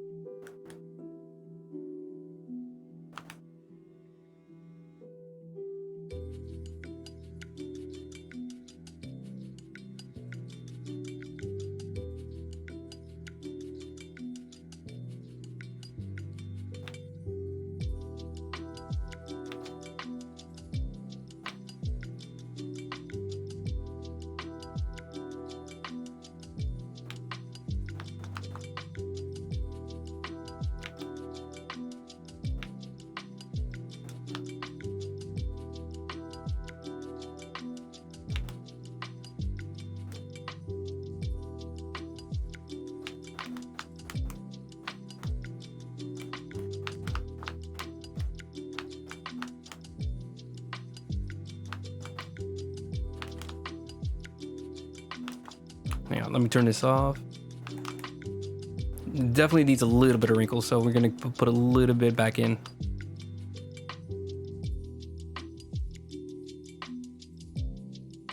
Just like a few. Give like the contour of it, like you know, being draped over the shoulder.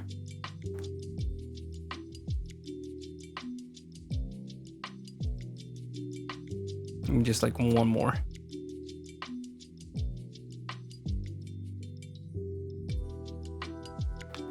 Yeah, that's good.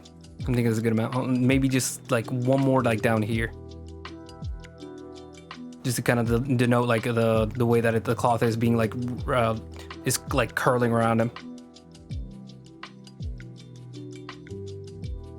Specifically, it's also like really interesting to think about because it's like leather, and leather has the ability to like be stiff around the body, so you get like a lot more of this like almost like panels and like a paneling that goes around the body it'll follow the contours of the body, but it can also achieve like stiff peaks that like push away from the body all on its own, depending on like the material, the kind of leather that you have on it, or, you know, just like how it's being manipulated around you.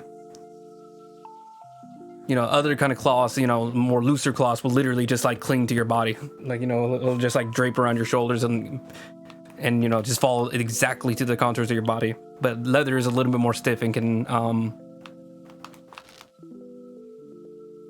achieve its own like shapes and forms completely separate from the body. especially if like it's done ahead of time, like if you know like they do like a pressing. It could be like heated and shaped kind of like into armor. Like if you think about armor, those are like shapes that are like completely made before you even put it on.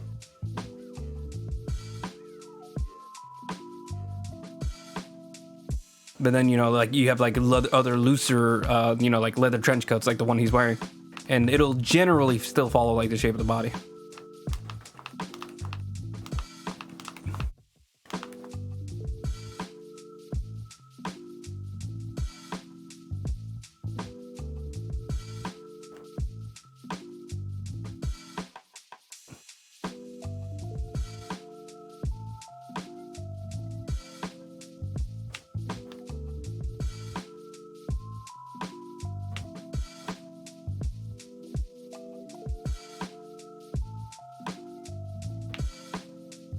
Actually, that's fine.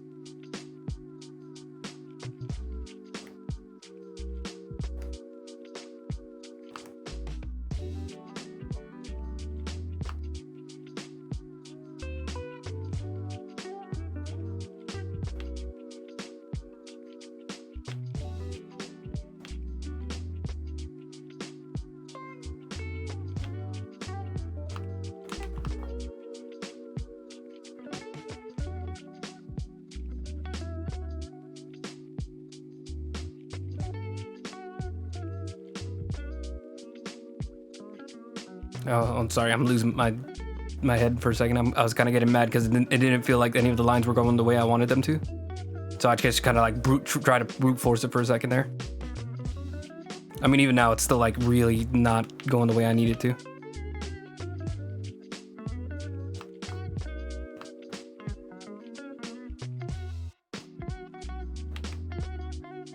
It misses a little bit of the guidelines, but I think that's fine. I think that's okay. Because it's like really bold there, so it's more of an area where actually I have to like interpret it differently. I have to interpret it differently, or else there's gonna be like literal gaps in the cloth. I probably could have pushed this a little closer too, but I like giving it a little bit more room in that area. Out of making it a little bit thicker in that area. Nothing wrong with a little bit of thickness.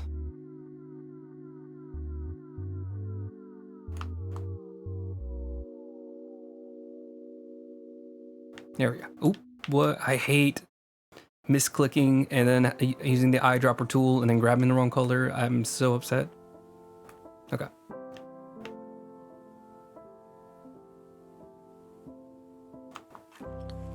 This is also an area where I'm just going to draw all the wrinkles that I have drawn on here, and then later we're probably going to have to erase some of it because it's just going to be too excessive. I think we went pretty okay on this area though, so maybe I don't. Like I don't think it's as wrinkly as the other side was.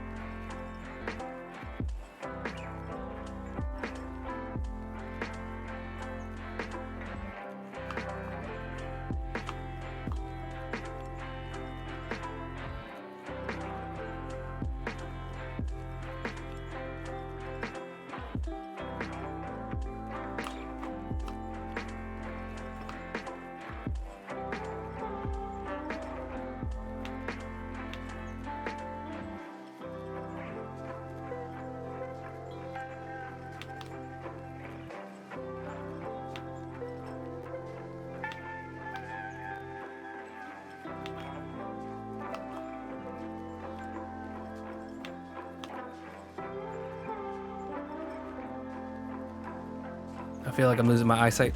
Whenever I get too far into this project where I'm just like staring at it for like hours, my eyes start to like only see blue. It's like when you look at an optical illusion for too long, your eyes start to get like fuzzy. That's what happens to me.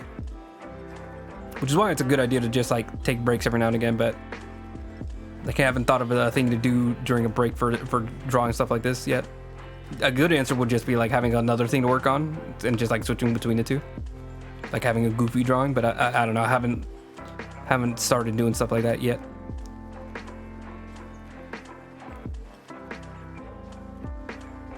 I guess I could do like a goofy looking Paul Atreides. The one that I've been seeing is like Paul Atreides serving like a lot of cunt, like right after he like becomes a Muad'Dib, or the whatever the word is for the deity.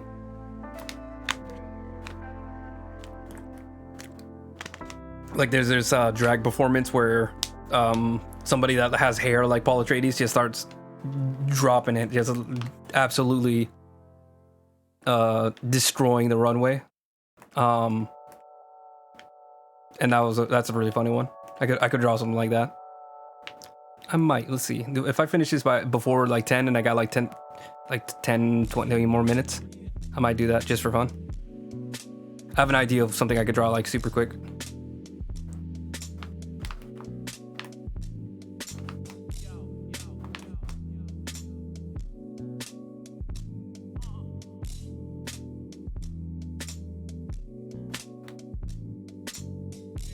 Oh, this is a pen. Whoops. I was wondering why the lines were so sharp. The ballpoint pen is a really nice tool that I have that I never had a reason to use yet.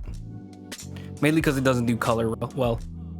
So the way that it works is that it makes a dark color out of whatever really bright color you put in it. So that's the brightest green that I have, or you know, like this is a brighter one. But it like automatically has like a multiply layer on it, so it will basically, you know, like you cross into itself, it'll make it darker. It's a really cool tool, but it's like it's not exactly what I want for this. I could maybe think about doing it because I never usually keep the color, the sepia color anyways, and the sepia color is just one that I chose for no reason. It's supposed to be like my version of burnt umber, which might not be that, it might not, you know, like that's kind of just a decision I made once that I never really thought about again. Like on my art, for like traditional art, I've started using a lot of my red pencil, my red leads instead of the blue leads, because the blues are really hard to like wash away with color. And usually you use blue lead if you're doing it digitally, where you scan it in and then you can leave in the pencils and you don't have to spend hours erasing everything. Hold on, let me see. Burnt umber.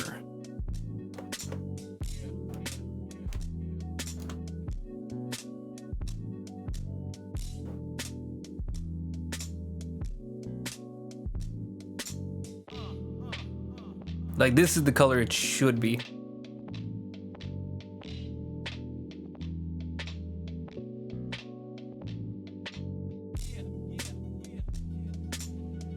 Like this color is just like, it's like a reddish brown color. Let me make this a normal color. Hello? Why is it not looking normal?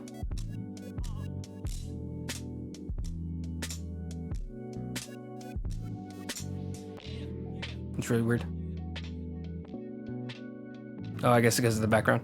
So yeah, these should be like similar colors where it's got like a reddish, brownish color.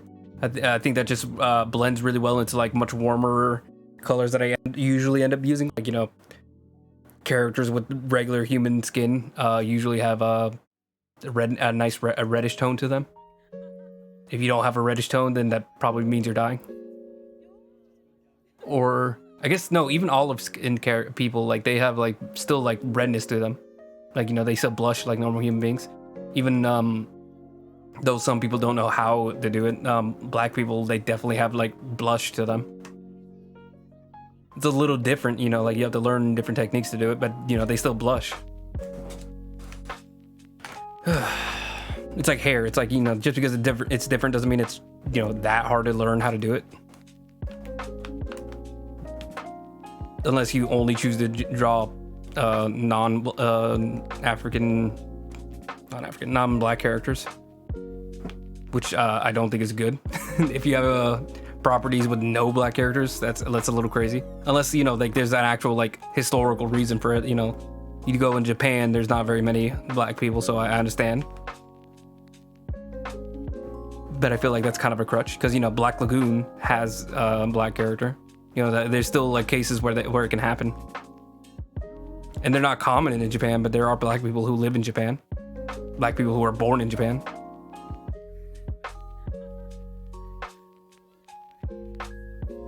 I think it benefits everybody to like learn how to do it. It's kind of like the same with like barbers too. Like even if you like don't use a lot of the techniques you would with black hair, it still benefits it because, you know, like one day you could have a black person that comes in through the door, and it'd be nice for them to be to have people who already know how to take care of their hair properly. Because, you know, there's a very specific techniques that go into that. I think it's the same for artists. Like even if you're not planning on drawing a lot of black characters, you should still know the like small little intricacies of like how they style their hair, so then you don't end up doing like that one black hair that everybody does right now and is making a lot of people mad. Tekken 8 just revealed a character who has the exact same hair that a lot of them have. It's the Killmonger. If you know Killmonger from Black Panther, he has like cut short like completely to the sides, but he has like dreads that are very short, and he just like casts them off to one side. It looks great. I love that hairstyle, but it has become extremely common. Like the second Killmonger got it, every character had it. Like every like new black character in any media had it for like the past like 5-6 years. So it's a good hairstyle. It's just really obnoxious whenever you see like the very same hairstyle just popping up over and over and over again. It feels very lazy, especially. Like you were just like, oh, what's a popular hair that black people have? And then you put that on every single black character. That's what it feels like right now for people. Granted, it doesn't bother me as much. Like I like the hairstyle, but I can definitely see why it's annoying other people, because it's like it is common, and I've done it myself like 4 or 5 times. Yeah, it's good to flex those muscles. Make sure you have like that in you, like you have that ability to draw black people. So if you ever have the opportunity to draw one, you don't completely ruin it. Like, one of my least favorite versions of it is like the character from Bleach. He's a cool character. He's blind, but something about the way he's drawn just looks like every other Bleach character, but with dark skin, and it doesn't work in my opinion. Like, it just looks awkward.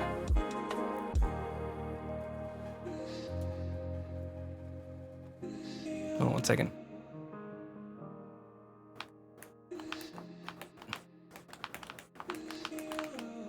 You don't have to make them look identical to European characters, but you also don't have to make them so insanely different that they look like racial stereotypes. Bleach. I think I could just look up Bleach black character, because I think there's only like 2 or 3. Yeah, it was like the first guy that came up. Oh, I forgot Yoriuchi. Is that how you say your name? Hold on. Yoriuchi?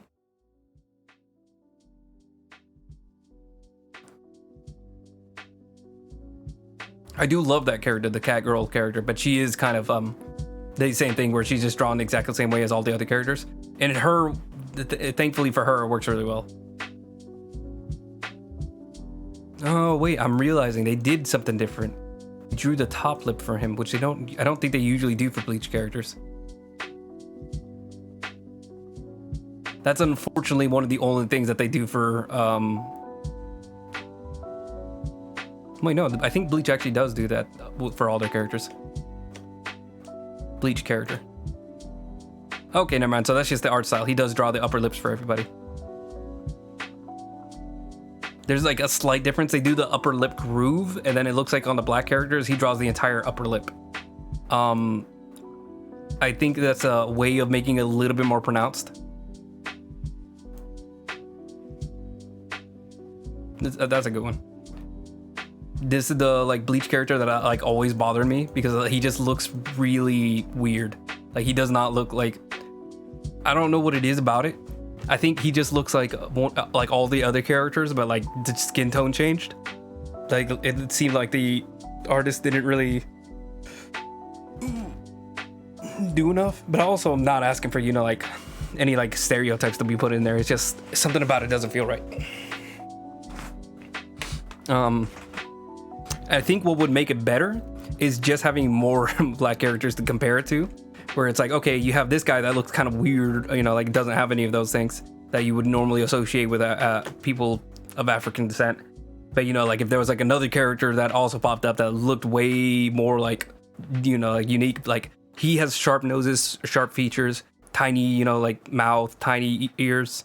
If you had one that was a little bit more brutish, like wider features, broader, then it would be like, okay, so he, like maybe this character is just like different, but I don't know. It's a hard one. But I think, you should, keep that in mind, work on it.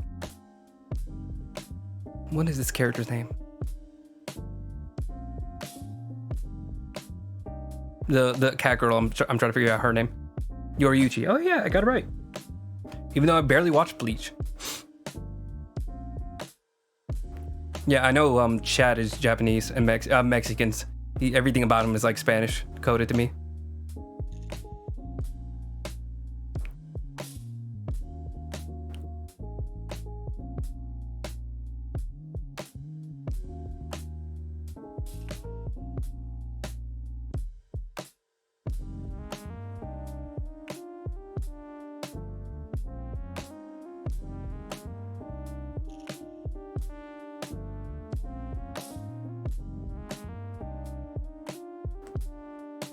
Sorry, I'm reading like old forums from like 2019 about it.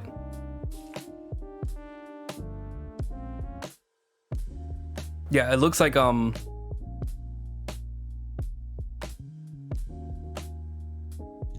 looks like they might actually just be tan characters and not black like at all, like as in of African origin, which is unfortunate.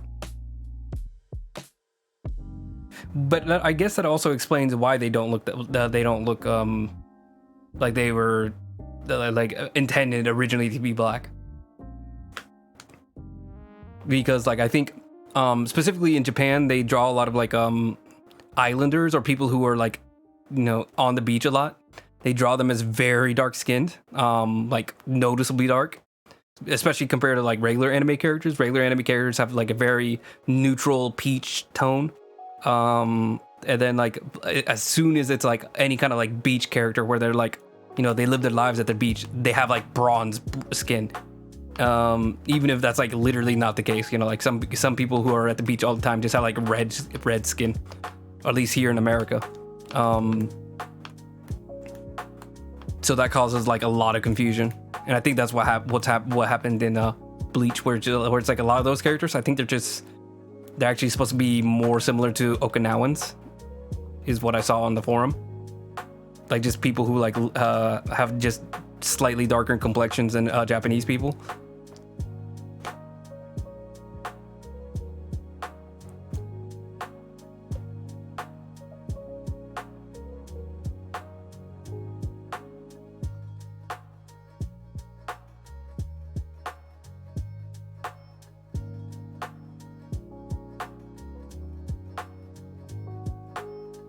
Oh, I'm trying to find a picture of it.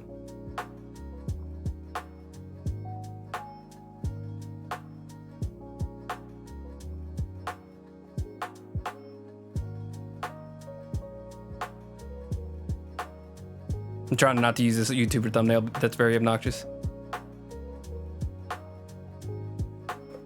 Here we go. Why am I talking about this? I don't know. Just something that like popped into my mind.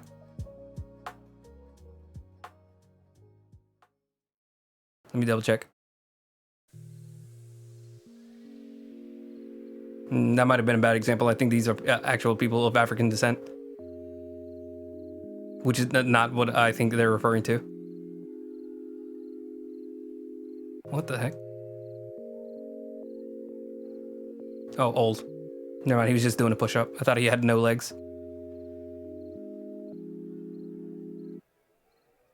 Oh my goodness, I'm sorry, but I'm trying to find like a good example. You know what? We're using the YouTuber thumbnail. Okay, sorry. Apologize for the YouTuber thumbnail. I don't know who that is. We're gonna ignore that. This is what Okinawans look like. So that's why it's like very confusing whenever we see them in anime. They have like extremely dark skin, and it's like they're just slightly tan Asian people.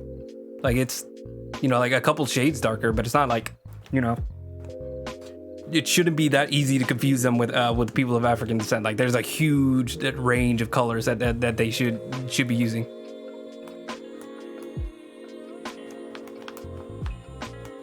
That being said, everybody loves Yoriyuchi. Yoriyuchi is awesome.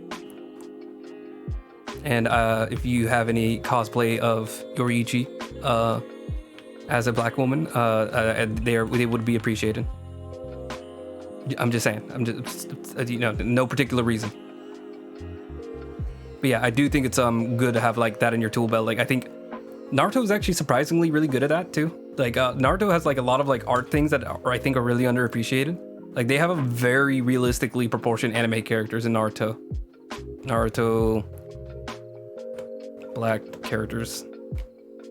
The one is Killer Bee. I mean, other than the fact that he's a rapper, which is, you know, they actually don't do too bad. Like there's nothing that feels like racially insensitive about it. Again, except for the fact that he raps, which is, it's fine. I don't think it's the worst mistake you can make, as far as like annoying things about it. I would say on like the list of like racist grandparent things to say, that's probably like the lightest one, where it's like, oh, okay, let's calm down. You know, like that's, you know, they're not saying anything that's really gonna like break your brain. Oops, I just copied and pasted the same image. Copy image. That's like 3 good examples, which is better than a lot of anime.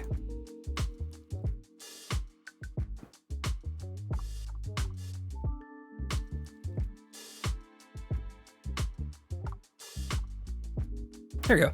I would say the only thing that's like a little weird is that they don't have like textures. I think this one right here that I'm shaking around, that one's probably one of those cases where they just tanned a character instead of actually making them like black. But I also don't know for sure, because, you know, it's also a fantasy island where they could be anything. You know, like not all of these can translate 100% perfectly to our world, because this is literally a world where there is no Africa, there is no America, there's no Japan. I don't think so, Naruto. I don't think it's set in like actual our world. But yeah, like at least this feels like proper, where like they actually put Masashi Kishimoto actually put some thought into how like other ethnicities and peoples of like different islands and continents would look like. And I like it. I think Naruto needs a little bit more appreciation for stuff like that. Again, just not a rapping character. That's crazy. That's crazy.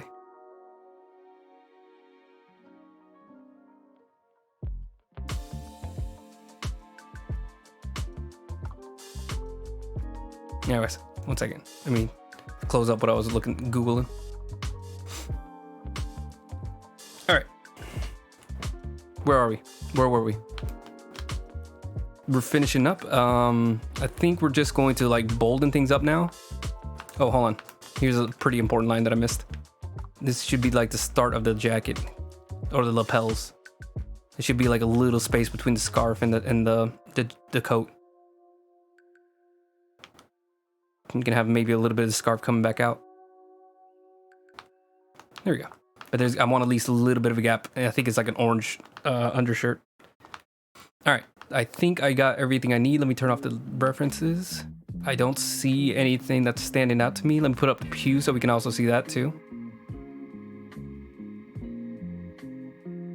Yeah, so that's all that we need to make sure that everything's completely finished there. The only other thing, I wanted to do some like stitching on the he has like I don't know what it's called, but some kind of weird like stitching on top of his jacket. It's like a little shoulder piece to make those, to give like a little bit more decoration to everything. Ooh, and this little stitching, decorative stitching here. So those are the only things I missed. So let me finish that. I'm trying to think of other characters. One thing that annoys me about like black characters that aren't represented well is like there's a weird trope of like a lot of black characters I feel like are like distantly inspired by like Dennis Rodman, where they have like shaved heads and then like big round glasses because that was like a thing that he had. They might not be Dennis Rodman, but that's I think something that I've noticed. I'm trying to think. Blood, was it Plus or C? Blood Plus, I think, was an anime that I watched when I was growing up, and the one black character was just like a big fat dude with round glasses and a bald head. Black Lagoon is another titular one where the only black character was a bald guy with round glasses and an earring. Like I don't think there's not as many as you would hope that have like really great ones. And I mean, Naruto, it took until Shippuden for them to do that. Like Killer Bee is like pretty far into Shippuden. I think like, oh well, I wouldn't even know because I never actually watched the entire series. I'm a huge Naruto fan that has only watched like a couple episodes here and there. I think the original series I watched like all 200 episodes, but like the actual Shippuden, I think I watched like 100 total. Because it's just, you know, like there's so many fillers was shown in, especially back then. Okay. And then there's probably one here too that you don't see. I think I'm gonna just do just a little line there. I don't like the tangent. Yeah, that's better. And we can have like a little bit coming up.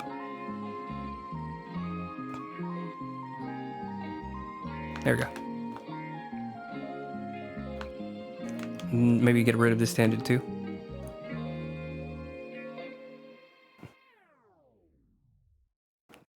Trying to get rid of the tangent, but it keeps coming back. Maybe make this a little rounder to fit in with how the little cloth was moving. There we go. I just want to Google real quick animes with black characters. Since I went down this tangent, I kind of want to finish it.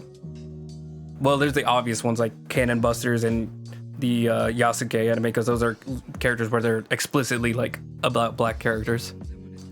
Well, Cannon Busters I think isn't technically, but it's like made to be like a uniquely black made anime.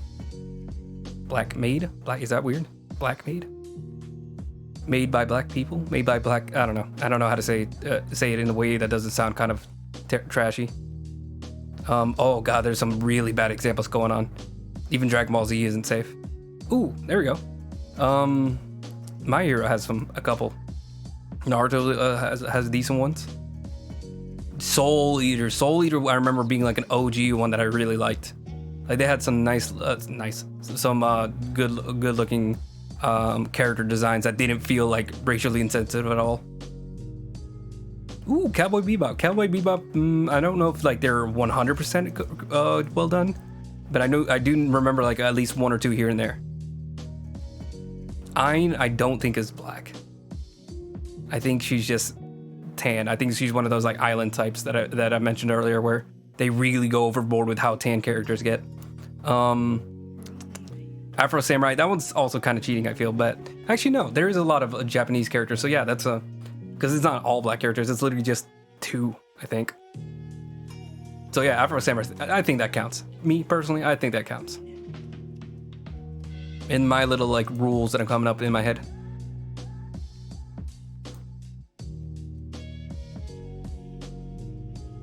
I keep seeing the oh no, that's Hunter x Hunter. Okay, Hunter x Hunter gets a pass. Because I thought that was the same character from what was that one anime that had like a really bad second season that everybody hated? It's like I don't remember. It had like all the kids. It was like one of those dark anime. I'm gonna move on because I'm not gonna remember the anime. I wish I could say One Piece, but I think One Piece actually has a little bit of awkwardness to it.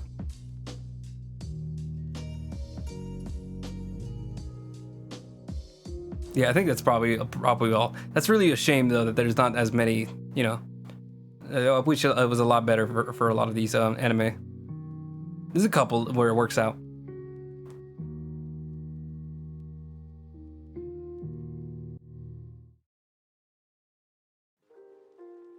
I watched Neo Yokio.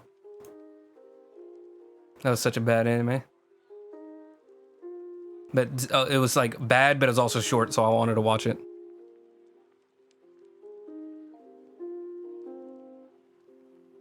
I like Avdol. I think Avdol's not great, but you know, I still like him. A lot of these are also like great. Like I mentioned that Bleach doesn't have like a great history with it, but I still like Bleach, at least from afar, even though I've like never watched any of it. Oh, his hands. I definitely need to do his hands. So, okay, to wrap this whole little spiel up, I think a lot of artists, especially if you're like in the anime art like niche, should make some attempts to understand how to draw black characters in a way that's different and unique, but you know, like not, you know, just jump into racial stereotypes. You know, you do not need to look far to find like the big round plump lips that are like insanely bright for whatever reason. Like I don't think I've ever seen that on black people in real life.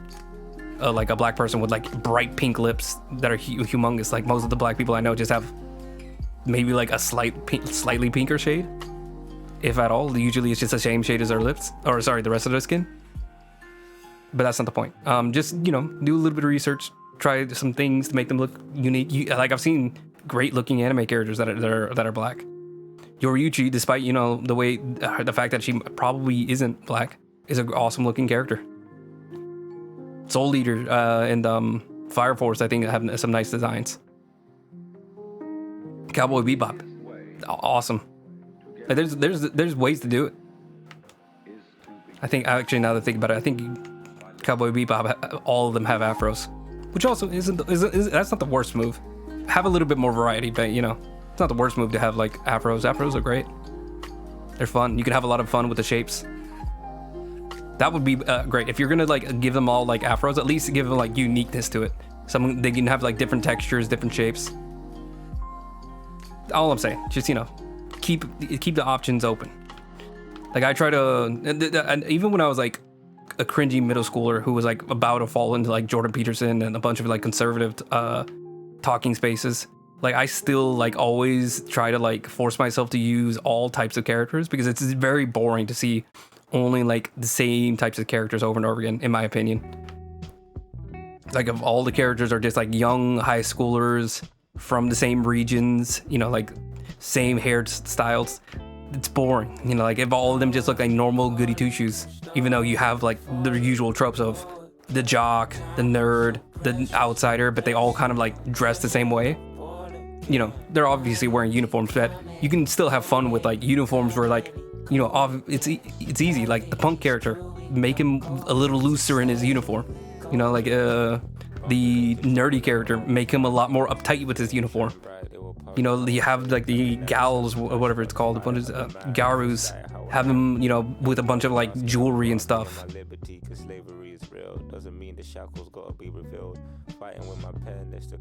But what I was saying was like I made attempts at drawing black characters even back then, even though I had no idea how to do it, because back then I definitely did not have any like places to look it up. Google, or I didn't even know like the art communities had caught up with that. It's funny, right? I'm still numb to the trauma. Or not that the art communities had come up with that, but I hadn't seen like people talk about it in the like art forums. I mean, back then the discussion about the black people and on the internet was just really awful. Like it was you know, like as much as I loved it, you know, like iDubbbz, the Filthy Frank, like that was a lot of discussion back then online. You know, I love Filthy Frank and iDubbbz back then, but definitely looking back at it, it was like not great. You know, not great. You know, we definitely had to eventually move past that. As much as I like enjoyed, you know, being a part of it, or I guess not being a part of it, experiencing it. Filthy Frank is still fun though. I can't help it. Do you have your problematic favorites sometimes?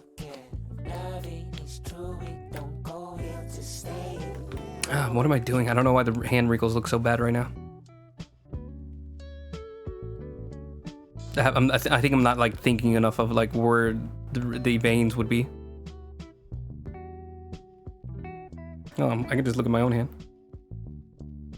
Maybe I need to have a little bit more of the like the straight parts where like the tendons are, you can see the tendons underneath. Because even I got like, you know, still pretty like youthful skin, but you can still see like the lines underneath my palms, or not the palms, the back of my hand. I don't know what the anatomical term for the back of your hand is.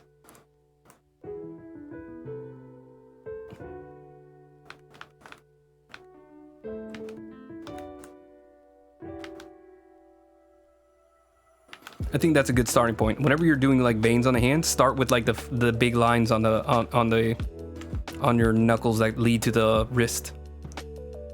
That'll like fill up a lot of the back and give you like a place to start wrapping like all the veins and everything around. Like no matter where the veins are, you're definitely still gonna notice the tendons a little bit. They'll like peek through it, they'll come under it, or sometimes the veins will like go around them because they're all just underneath the skin. They have to like work around each other.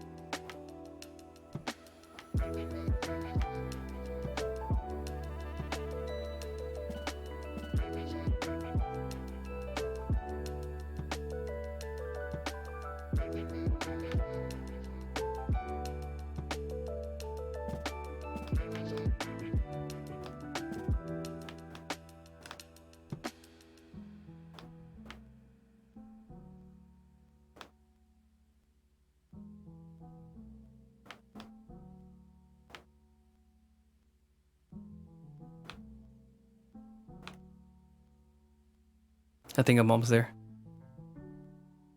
I got really quiet because I had to like lock in order to focus on actually getting the veins to not look funky. And I think we're finally there.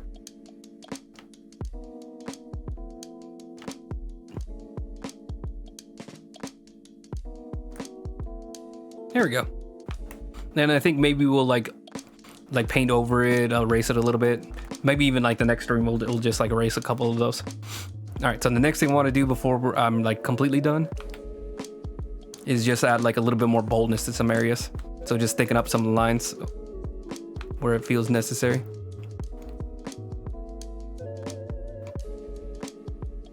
Just to like give it a little bit more depth and weight to different areas. Shadow is also another reason you use thicker lines, is like if you want to denote like a place is like has like a lot of shadows in it, which usually just means like which way is the light. That's probably the place the lines that are closer towards the light are probably going to be thinner, and then the places that are a little bit closer to the shadow are going to be a lot thicker generally, because that's just like a line art way of depicting shadows before you even get to all the rendering and the actual like shading. So in the armpits, like I'm getting a little bit thicker here because I know that we're gonna have like shadows in underneath the armpit and everything.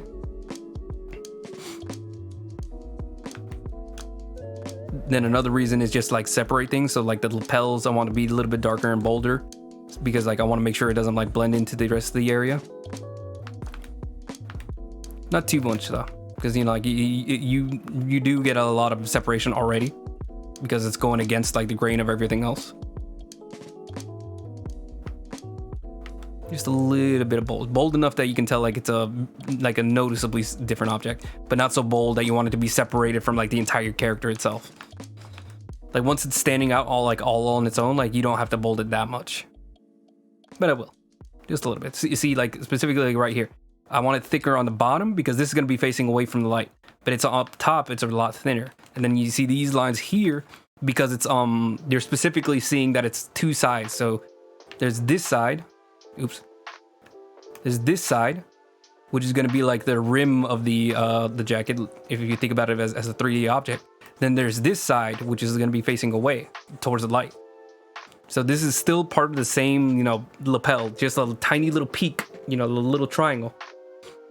But it's not like an entirely separate piece. It's more of just like it rolling over into like the light, if that makes any sense.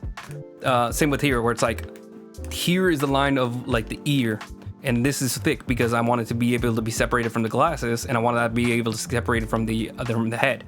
But then the interior lines here, where you see all the wrinkles, is just because it's just interior lines. Like they're within the head, they're within the forehead. They're all within like a certain section where they don't need to be separated that harshly.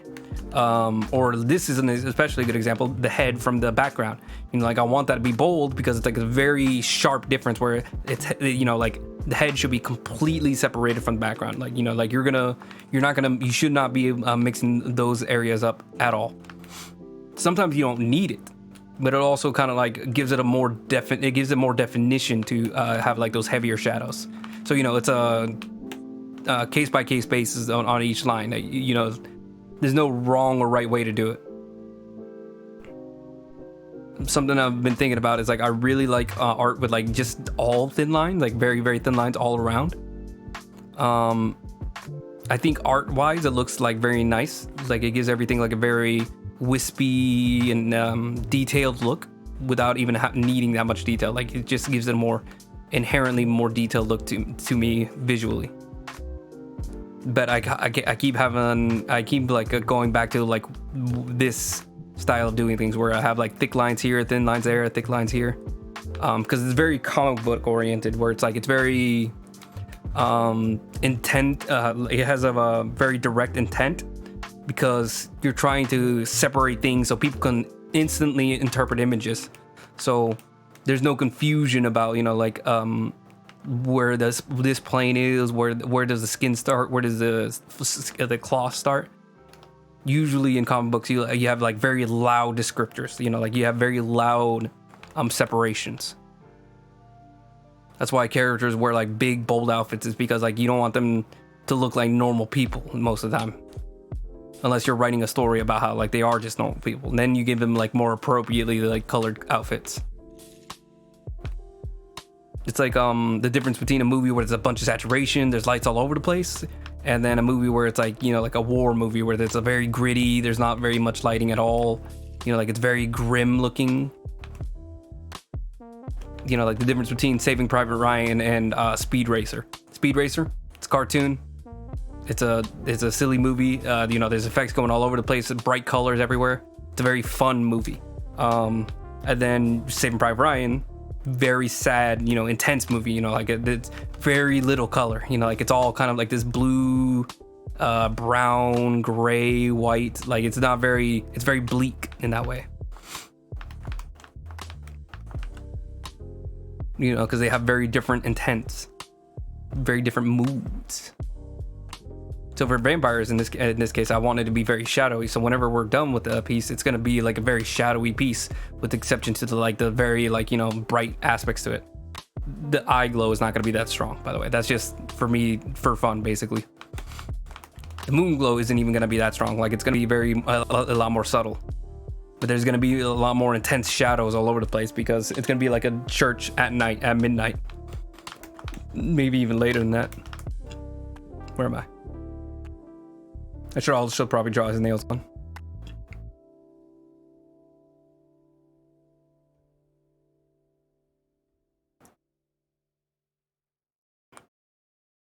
It's a very weird, lazy thing that I do sometimes, which is just like completely forget nails. I think he's have a third joint. There we go, easy peasy. And then the thumb's facing away from the camera, so you wouldn't see the nail. I think we're pretty much good now. Maybe just a little bit more here. I think just like giving everything like a little spot glance of where there should be more boldness.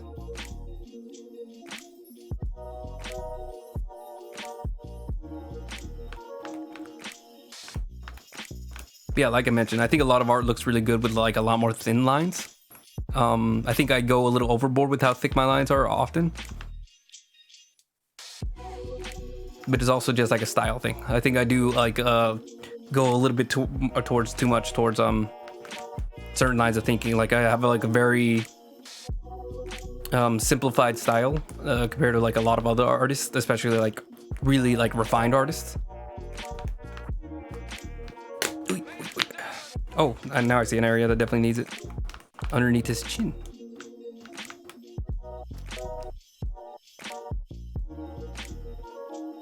And I'm gonna also thicken up the beard a little bit, the border of the beard. Because I want it to be a little bit more defined where the beard starts and stops.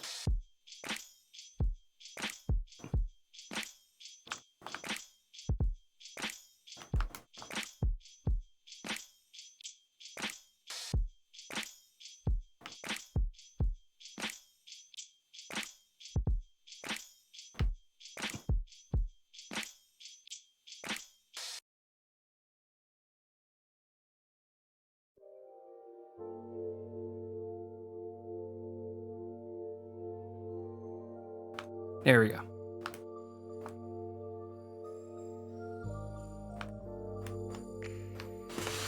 Okay, I think that's the full finished line art.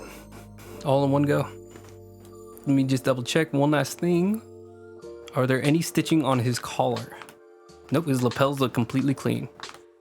Yeah, it's just a little bit of stitching, decorative stitching on this little pauldron piece, I guess you can call it. Okay, so real quick, because I'm in a silly mood, I'm gonna go here. Let's do it here.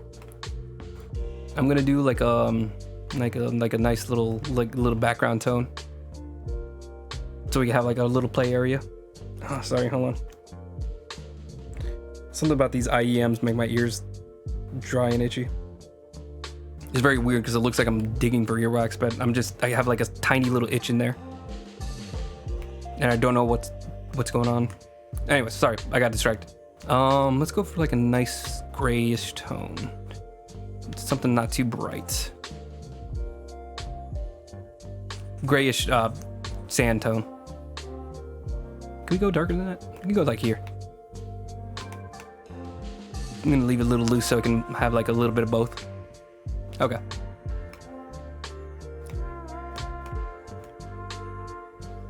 Let's go with this. How about this? Too bright. Too light. Oh, sorry, dark. I think that's perfect. That's the one.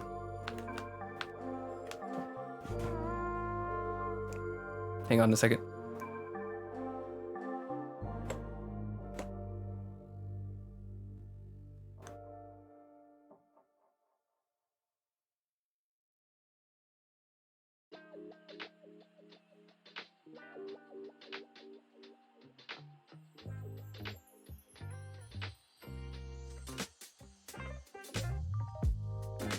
Trying to remember. I'm trying to find out what the name for this guy is.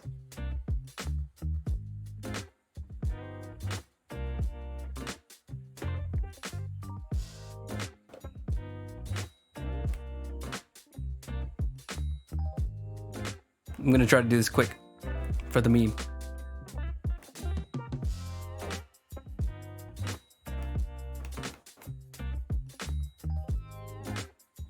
I promise my lines are much nicer looking in real life. This is an illusion by the digital app. Krita is just trying to make me look crazy.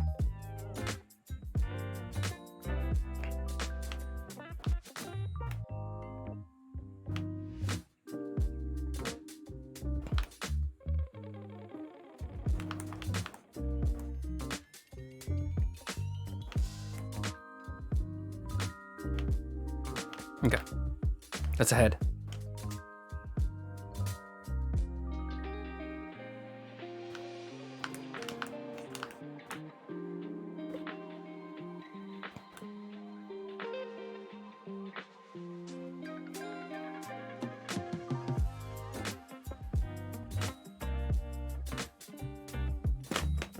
1 second. I don't know what Paul Atreides looks like. Oh, well, I have like an idea, but I want to get it right.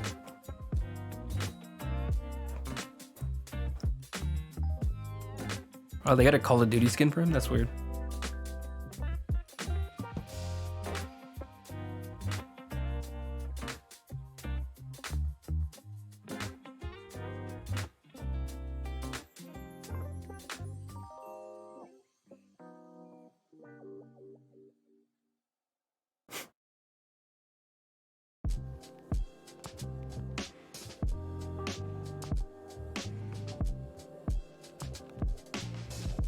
Yeah, let's go with that. That's a good one.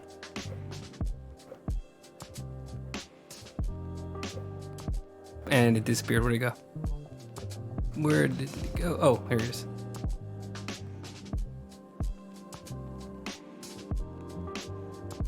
He has very thick eyebrows, right?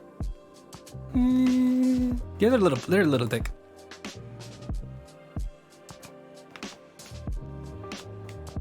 They're like stream or anything.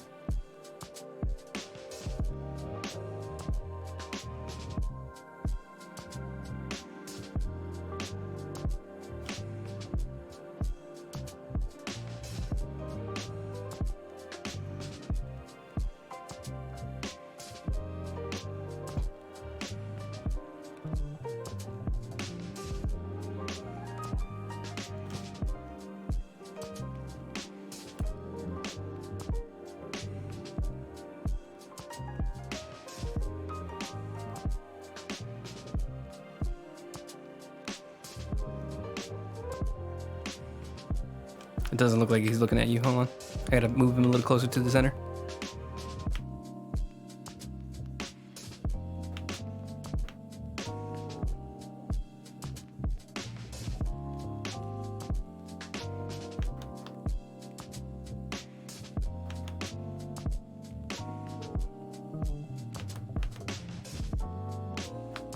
It's a little closer.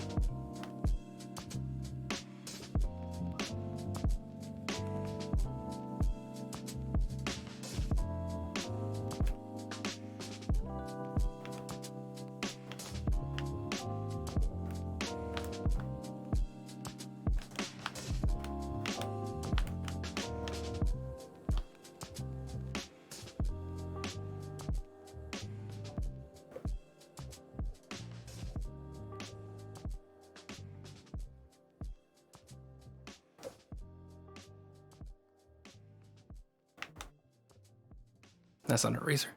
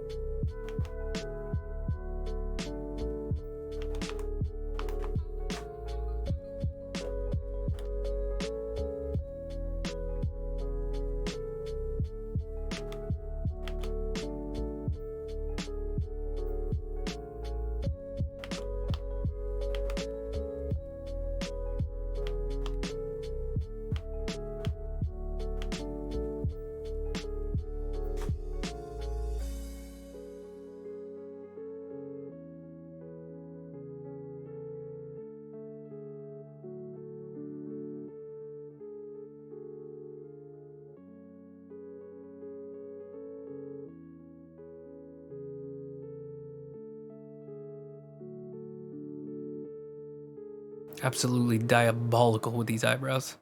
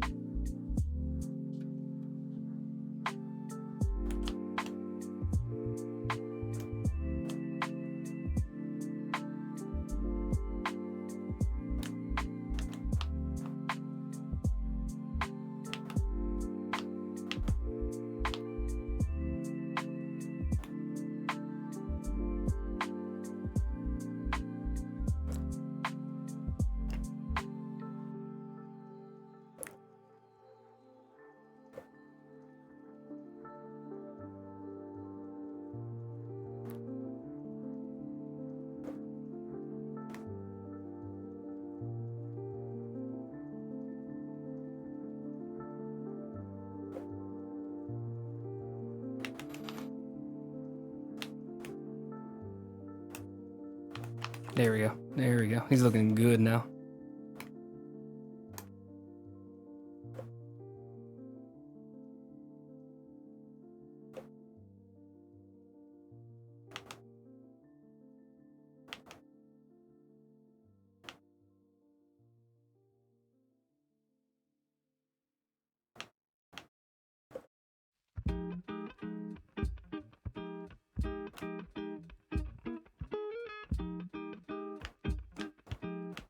Now I'm gonna free ball it a little bit.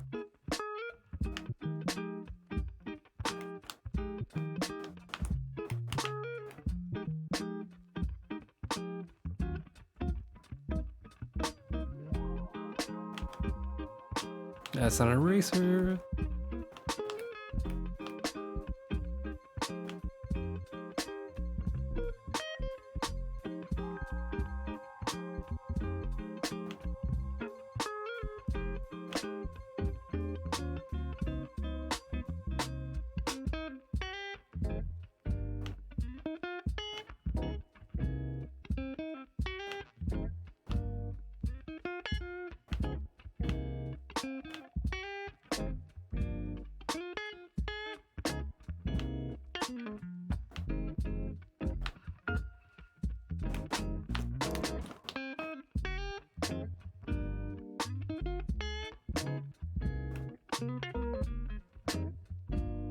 Okay.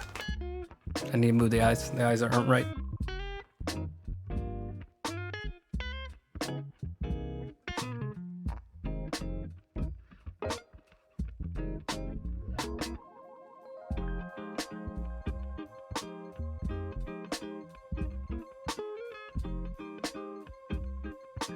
Select, deselect. You can do it for the other eye too.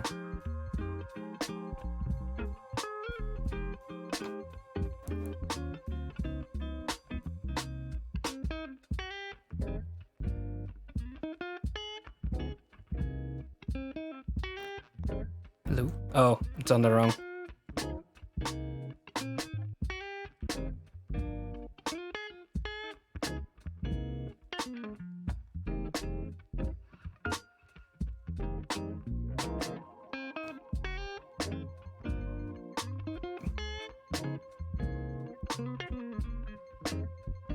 There we go. There we go.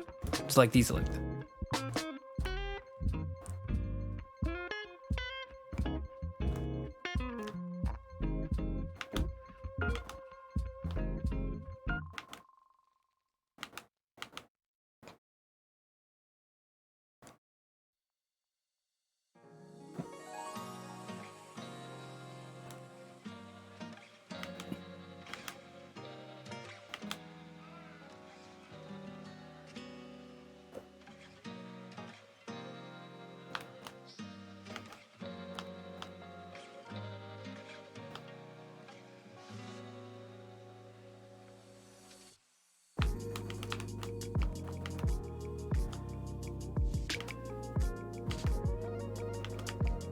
What's going on? Oh, there we go.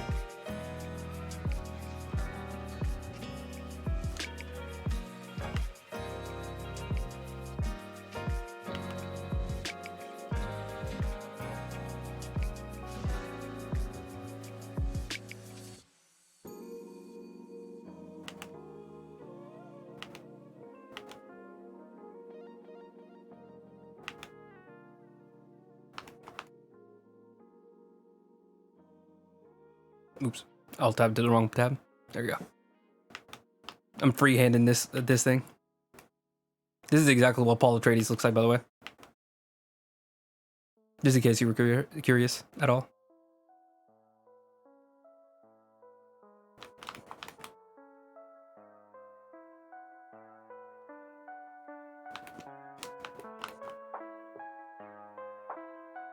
Timothy Chalamet.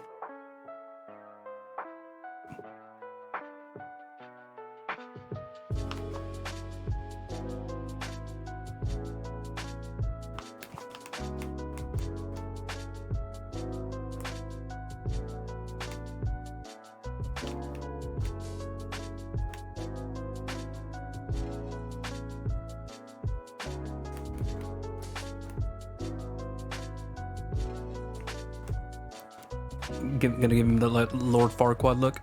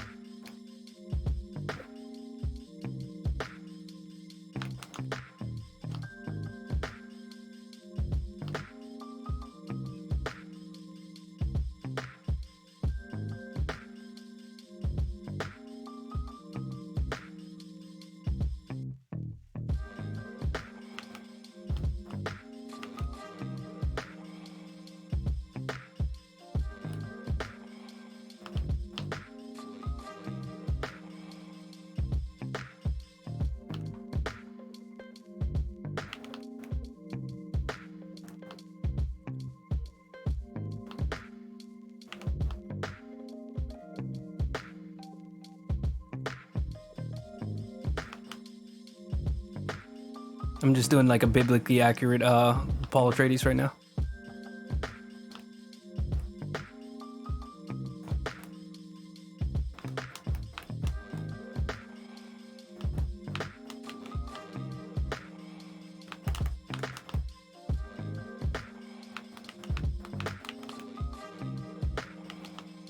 Like a Thessalonians 21:6. Apollo Trades. He rose some. I definitely know what I'm talking about. 1 second. I'm just like switching between a bunch of references.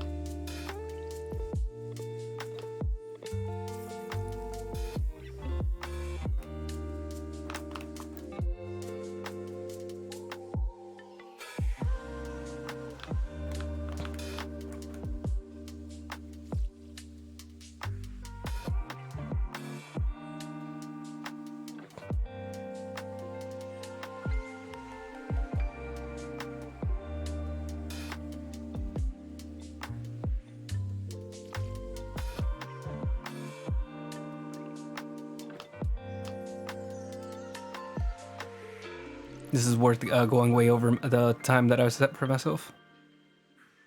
This is a completely necessary piece.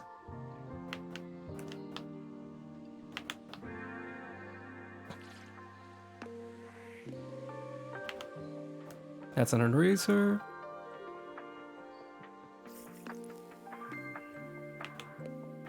I just feel inspired, you know. Whenever you get struck with inspiration, you just can't pull yourself away.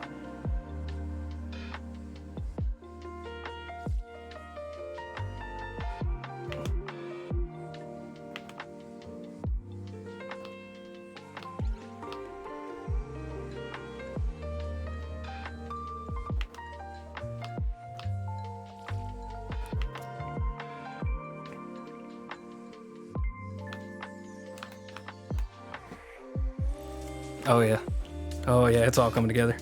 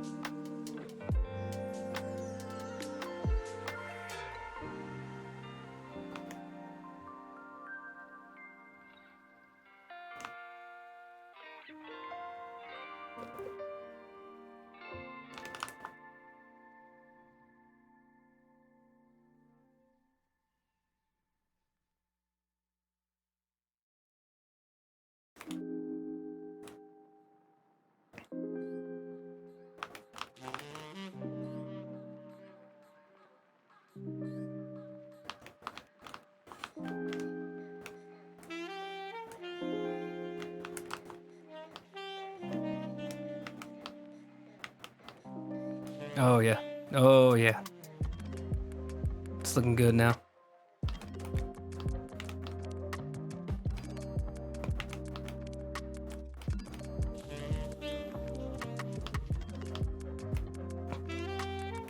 The water belongs to the tribe. Oh yeah.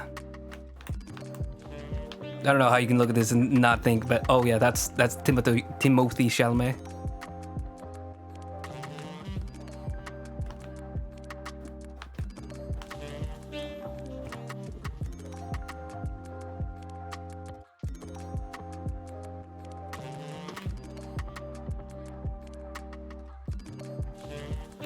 Why do they have the nose thing? Oh, that's right. No, wait. Yeah, why do they have the nose thing?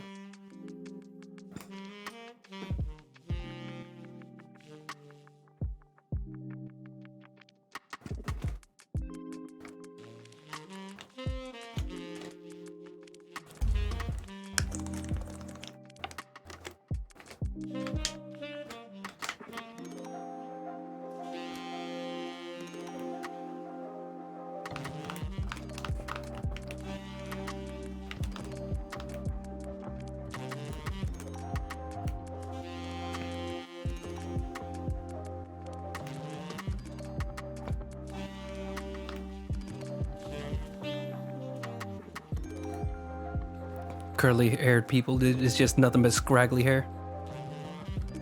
Just non-stop scraggles.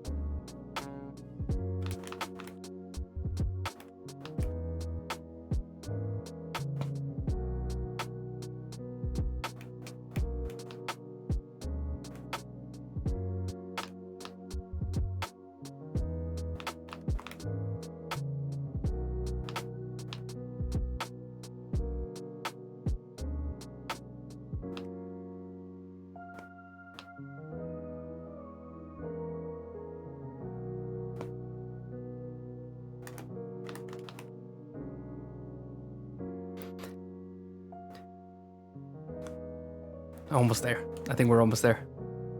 I think I'm almost pleased with Paul Atreides.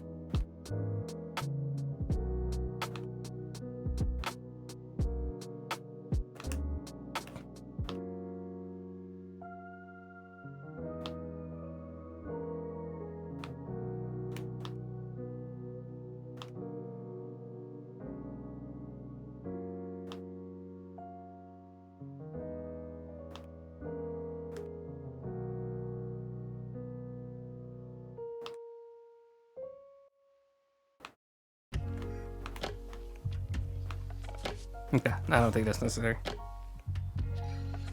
But I do like it on his nose a little bit more.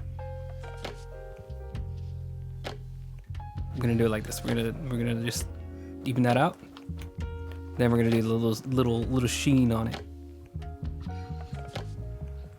There we go. Push it a little out towards the front.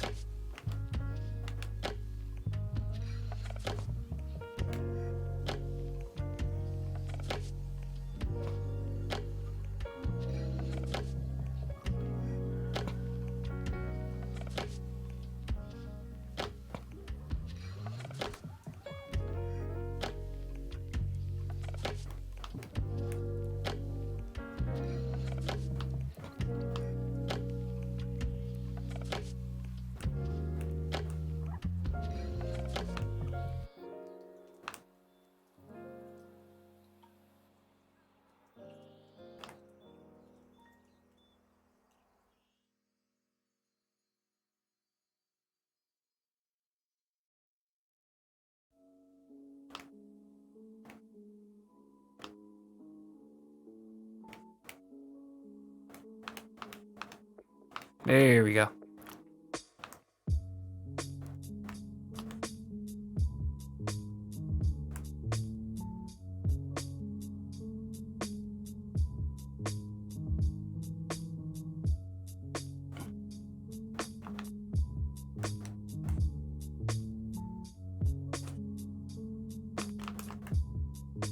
The spice. power in the spice. All right. No, I'm gonna do one last little thing. I'm gonna just add a little bit of highlight on everything.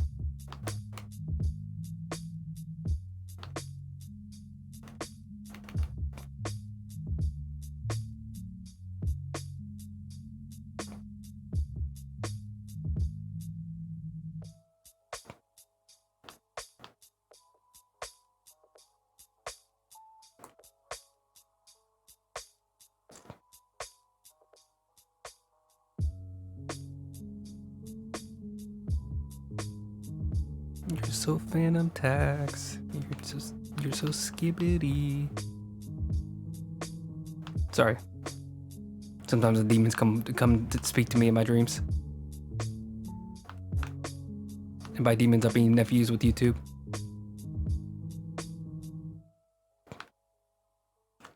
Bro is looking good. Bro is looking good. Oh my goodness. I can. Oh, stop me. Somebody stop me. Sorry. Okay. We're done. That's enough. We're done. We're gonna put that in a group. Sometimes I just need to get a little bit of goofiness out of me. And I was struck with sudden inspiration. Okay, one last thing. I'm sorry. But I want his eyes to be a lot more blue. I want them to be shining.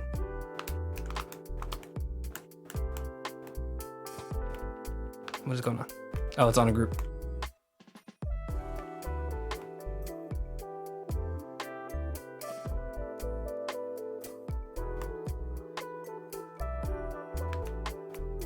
Oop.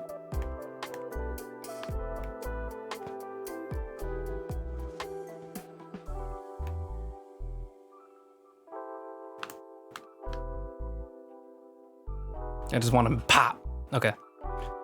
All right.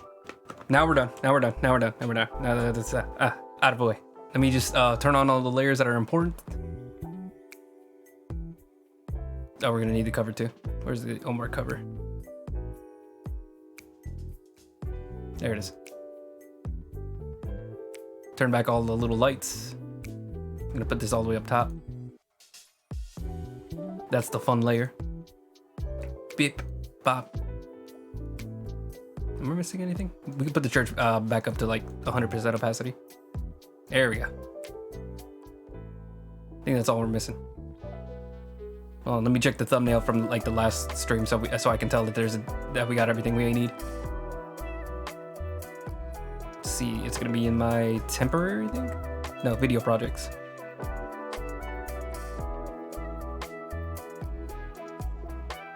This was the last one I did.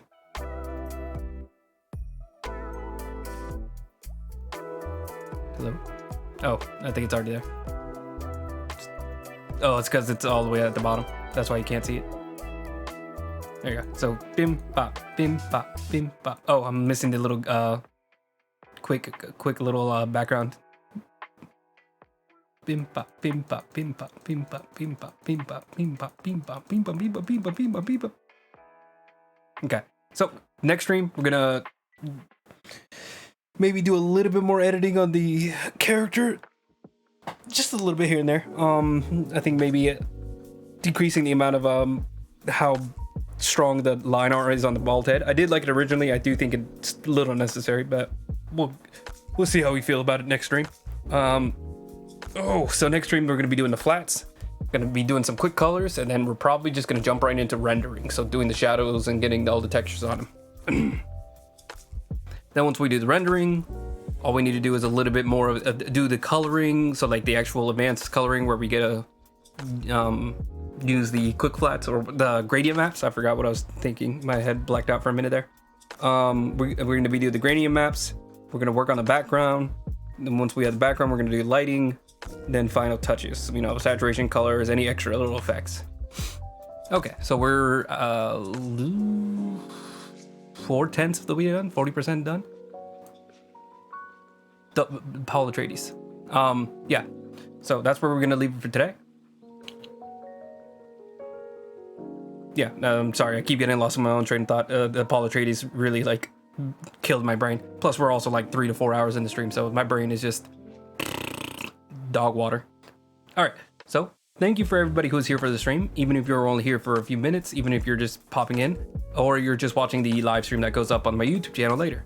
So go ahead and feel free to check out a couple things. So I have my Instagram. Instagram's probably the place where I'm most up to date. That'll usually be the first place that I post any of my art, first place that I post any kind of update of what's going on in my life. If there's any sudden big changes, then it'll probably be announced there, if not here. So check that out. Same name as my Twitch, and it is also linked down below if you want to go and click that. I also have my YouTube channel. So I mentioned earlier that I have two. I have my time-lapse channel. Oh, hold on, I did it backwards. So the first one is a full stream archive, so it's an archive channel.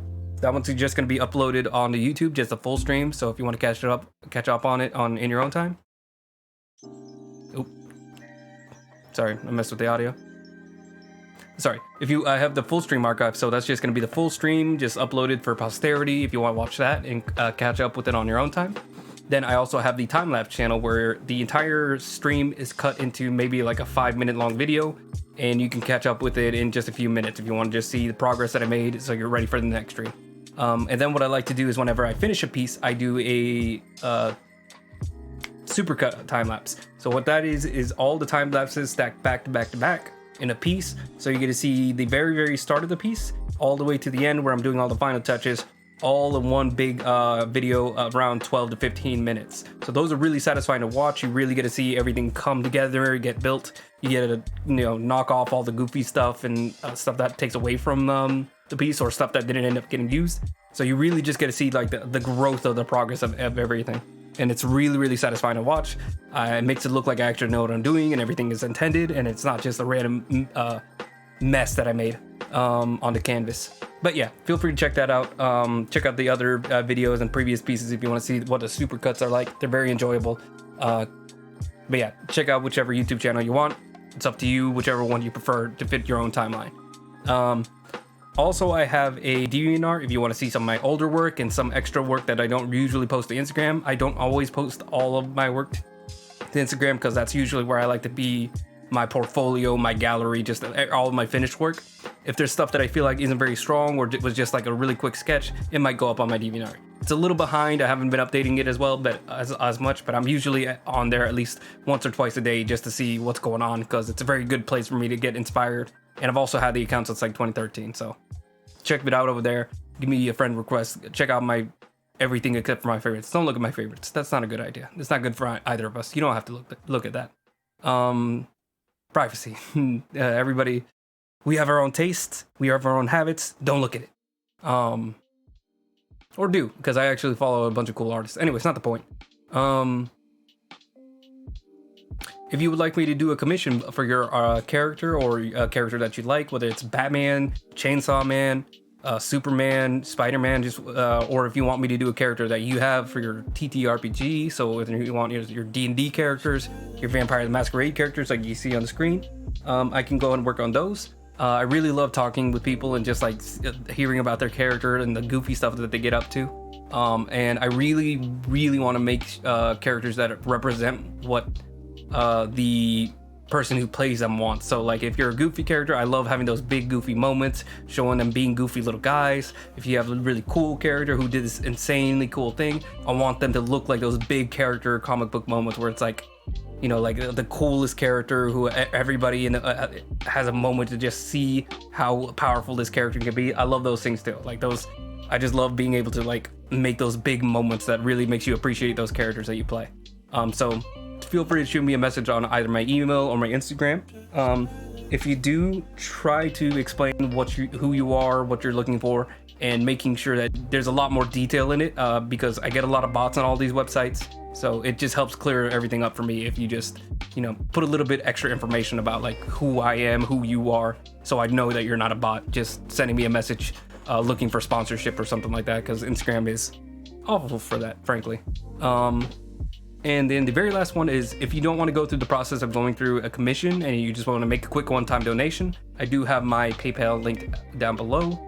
I'm not in dire need of any money, but it would really go a long way of showing that my time here is being appreciated on Twitch. I'll be here no matter what, even if I don't make any money. But it's just nice to know that people legitimately appreciate my work and are willing to put money down on it, just like to show how much they legitimately enjoy what I do here.